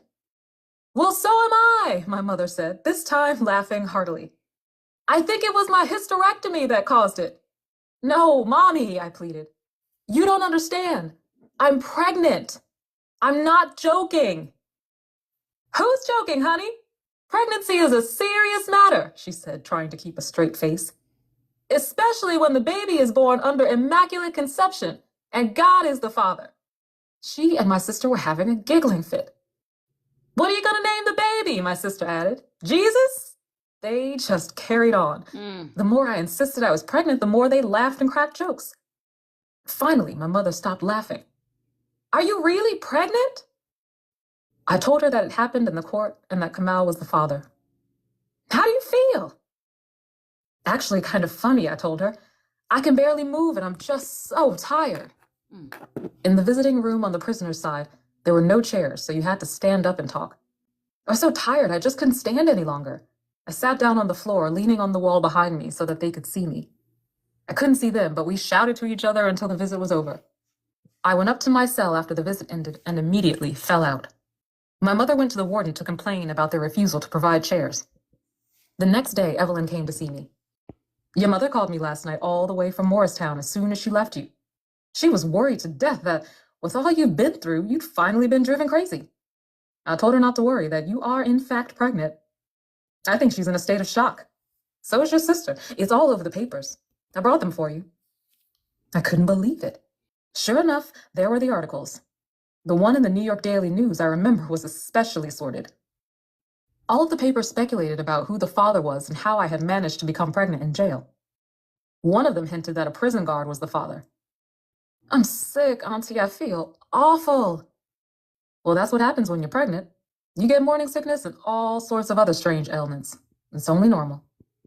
Maybe you're right, but I'm having these pains down here, I told her, pointing to where the pains were. And I can barely stand up. She told me to go see the doctor, and I told her how the doctor had acted. Well, go see him anyway and have him examine you thoroughly. Meanwhile, I'll try to have you seen by a private gynecologist as soon as possible. I'll probably have to go to court. She promised that she would do all that she could to get an outside doctor, and I went upstairs to see the jail doctor. Why did you lie to me and tell me all that junk about a bowel disorder, was the first thing I asked him. Well, you lied. I just figured I'd get back at you.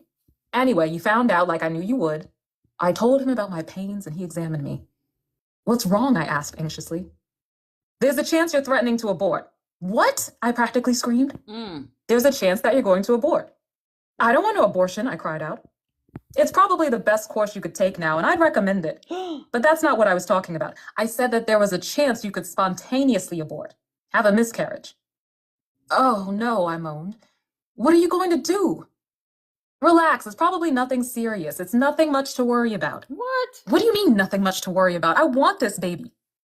Well, I can't force you to do anything, but my advice is to have an abortion. It would be better for you and for everyone else. I don't want nobody's abortion. But what are you going to do about this miscarriage thing? Isn't there something you can give me to keep me from having a miscarriage? Isn't there something that I can take to make sure I don't lose this baby? No, there's nothing I can do now. We have to wait and see what happens. What do you mean wait and see what happens? If I have a miscarriage, then it will be too late. Can't you call a gynecologist? No, there's nothing I can do right now. You mean there's nothing you will do right now, don't you? Take it any way you want to. Won't you at least call a gynecologist in to see me? You're not a specialist in this area. I don't need you to tell me what my specialties are, he said angrily. It would be best for everybody concerned if you have an abortion no matter which way you have it. Just who is everybody concerned? Don't you worry about it. My advice to you is that you should go to your cell and lie down. Just lie down and rest your mind. Just lie down and stay off your feet. And if you go to the bathroom and see a lump in the toilet, don't flush it. It's your baby. Oh my God. I raced out of his office, and when I got to my cell, I lay on the cot crying. I was worried to death. As far as I could see, they were out to kill my baby. I couldn't lose this baby now. Not now. It was meant to be. This baby was our hope for the future. I tried to calm myself. I didn't want the baby to feel my anguish. Finally, I fell asleep. The next morning, I waited anxiously for Evelyn and Ray Brown. Ray came first. I told him what had happened. Please, I begged, get a doctor we can trust to see me today. I'll try to get one as soon as I can, Ray assured me. I'll have to make some phone calls, and then I've got to talk to the judge. He's having a fit, you know. He wants to resume the trial today. Don't worry. Everything's going to be all right. Ray and Evelyn came back in about an hour. Don't worry, they told me. The trial has been postponed until there is a report from our doctor. The judge has permitted you to be examined by your own gynecologist, and he's coming this afternoon, so cheer up. They did their best to take my mind off everything and to make me feel better.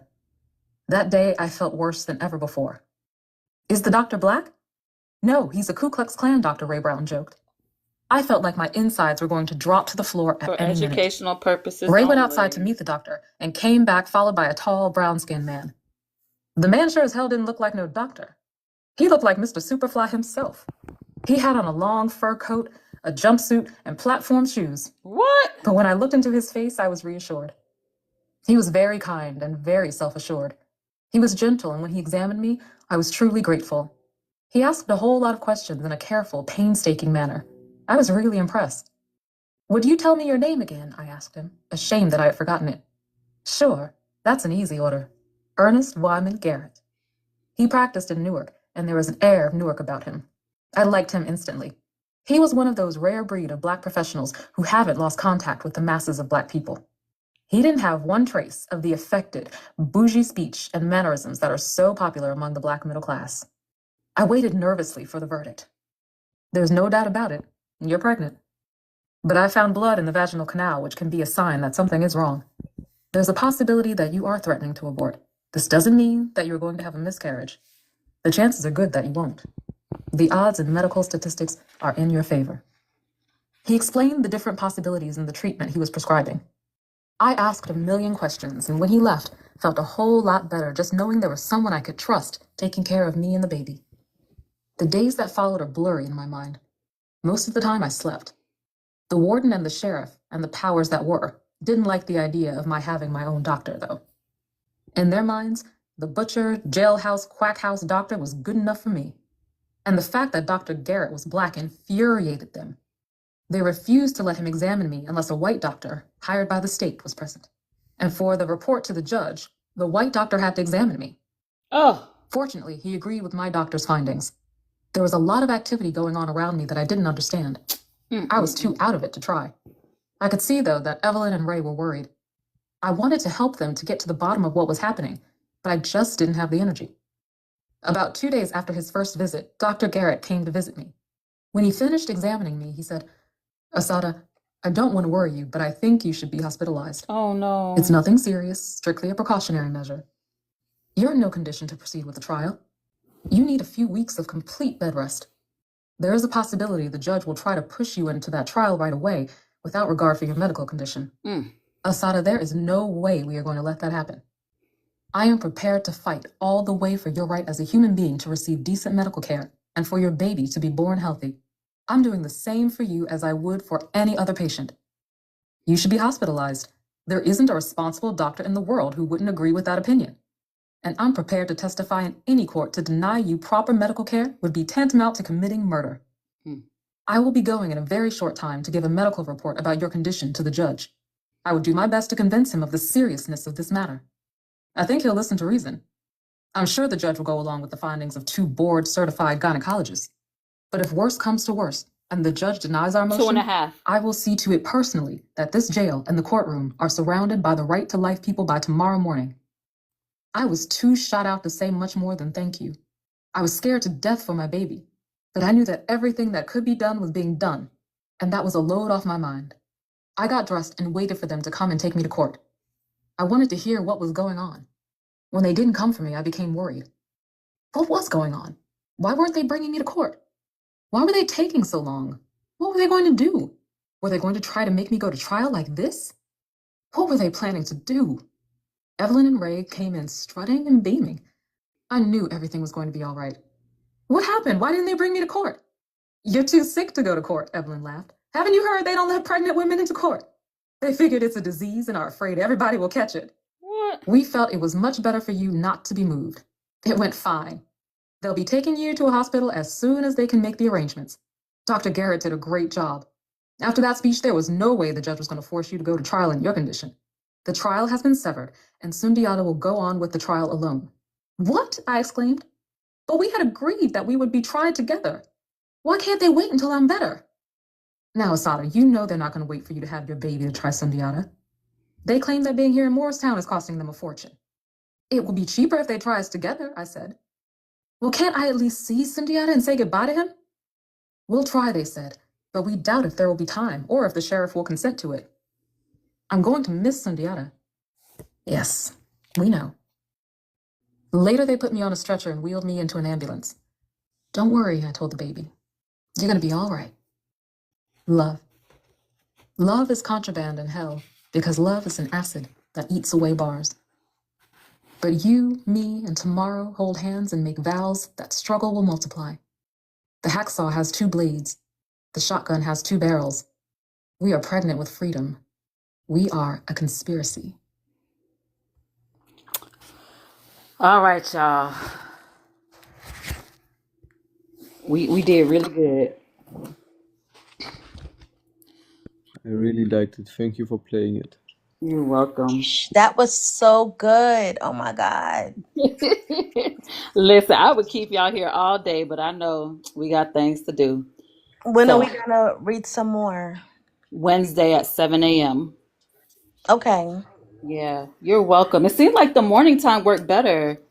And that time worked good for you too, right, Kush? Yes, that's good. Yes, perfect. Good. That's All good. right. I'll be at work, so I'll be able to log in too. Okay, perfect. I made sure that Pink is gonna get the live. You're welcome, Kush. I made sure you got the live to send to your favorite. Nat, I made sure you got the live for the first chapter. Was there anyone else who needed the Listen, Penelope, by the way we're reading this book will be done by Sunday. Like I think Sunday will be the last time. For sure. Okay, you all right, Rose, let me make sure.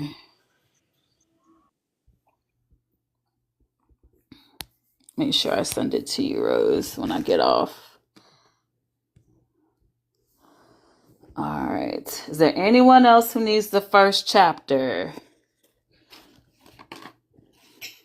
Okay, Coach, I got you. This Marlon. Huh? I said thank you. Thank you You're for welcome. us reading this. This was good. You're welcome. All right, hold on. So Jazzy, Rose, and Coach. Coach Bantu. Okay.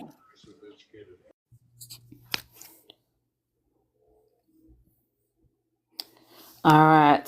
Thank you all. I will go ahead and make sure I get these to you guys. Strawberry, I think you're already. Let me make sure you have it.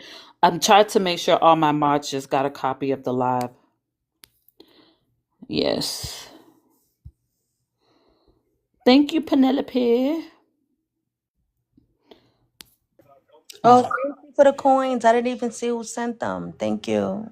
Thank you. Thank y'all. All right, y'all. We'll see y'all in these TikTok streets. Again, come back Sunday morning. I lied. I lied to y'all. Wednesday morning at 7 a.m. Right, y'all. I'll get on a little early to make sure y'all fall in line. But Mars and y'all know I like to start on time. So 7 o'clock, I'm going to push play Wednesday. Yes. Let's go on and fight the Karens now. All right. Bye, y'all. All right. Thank you. You're welcome.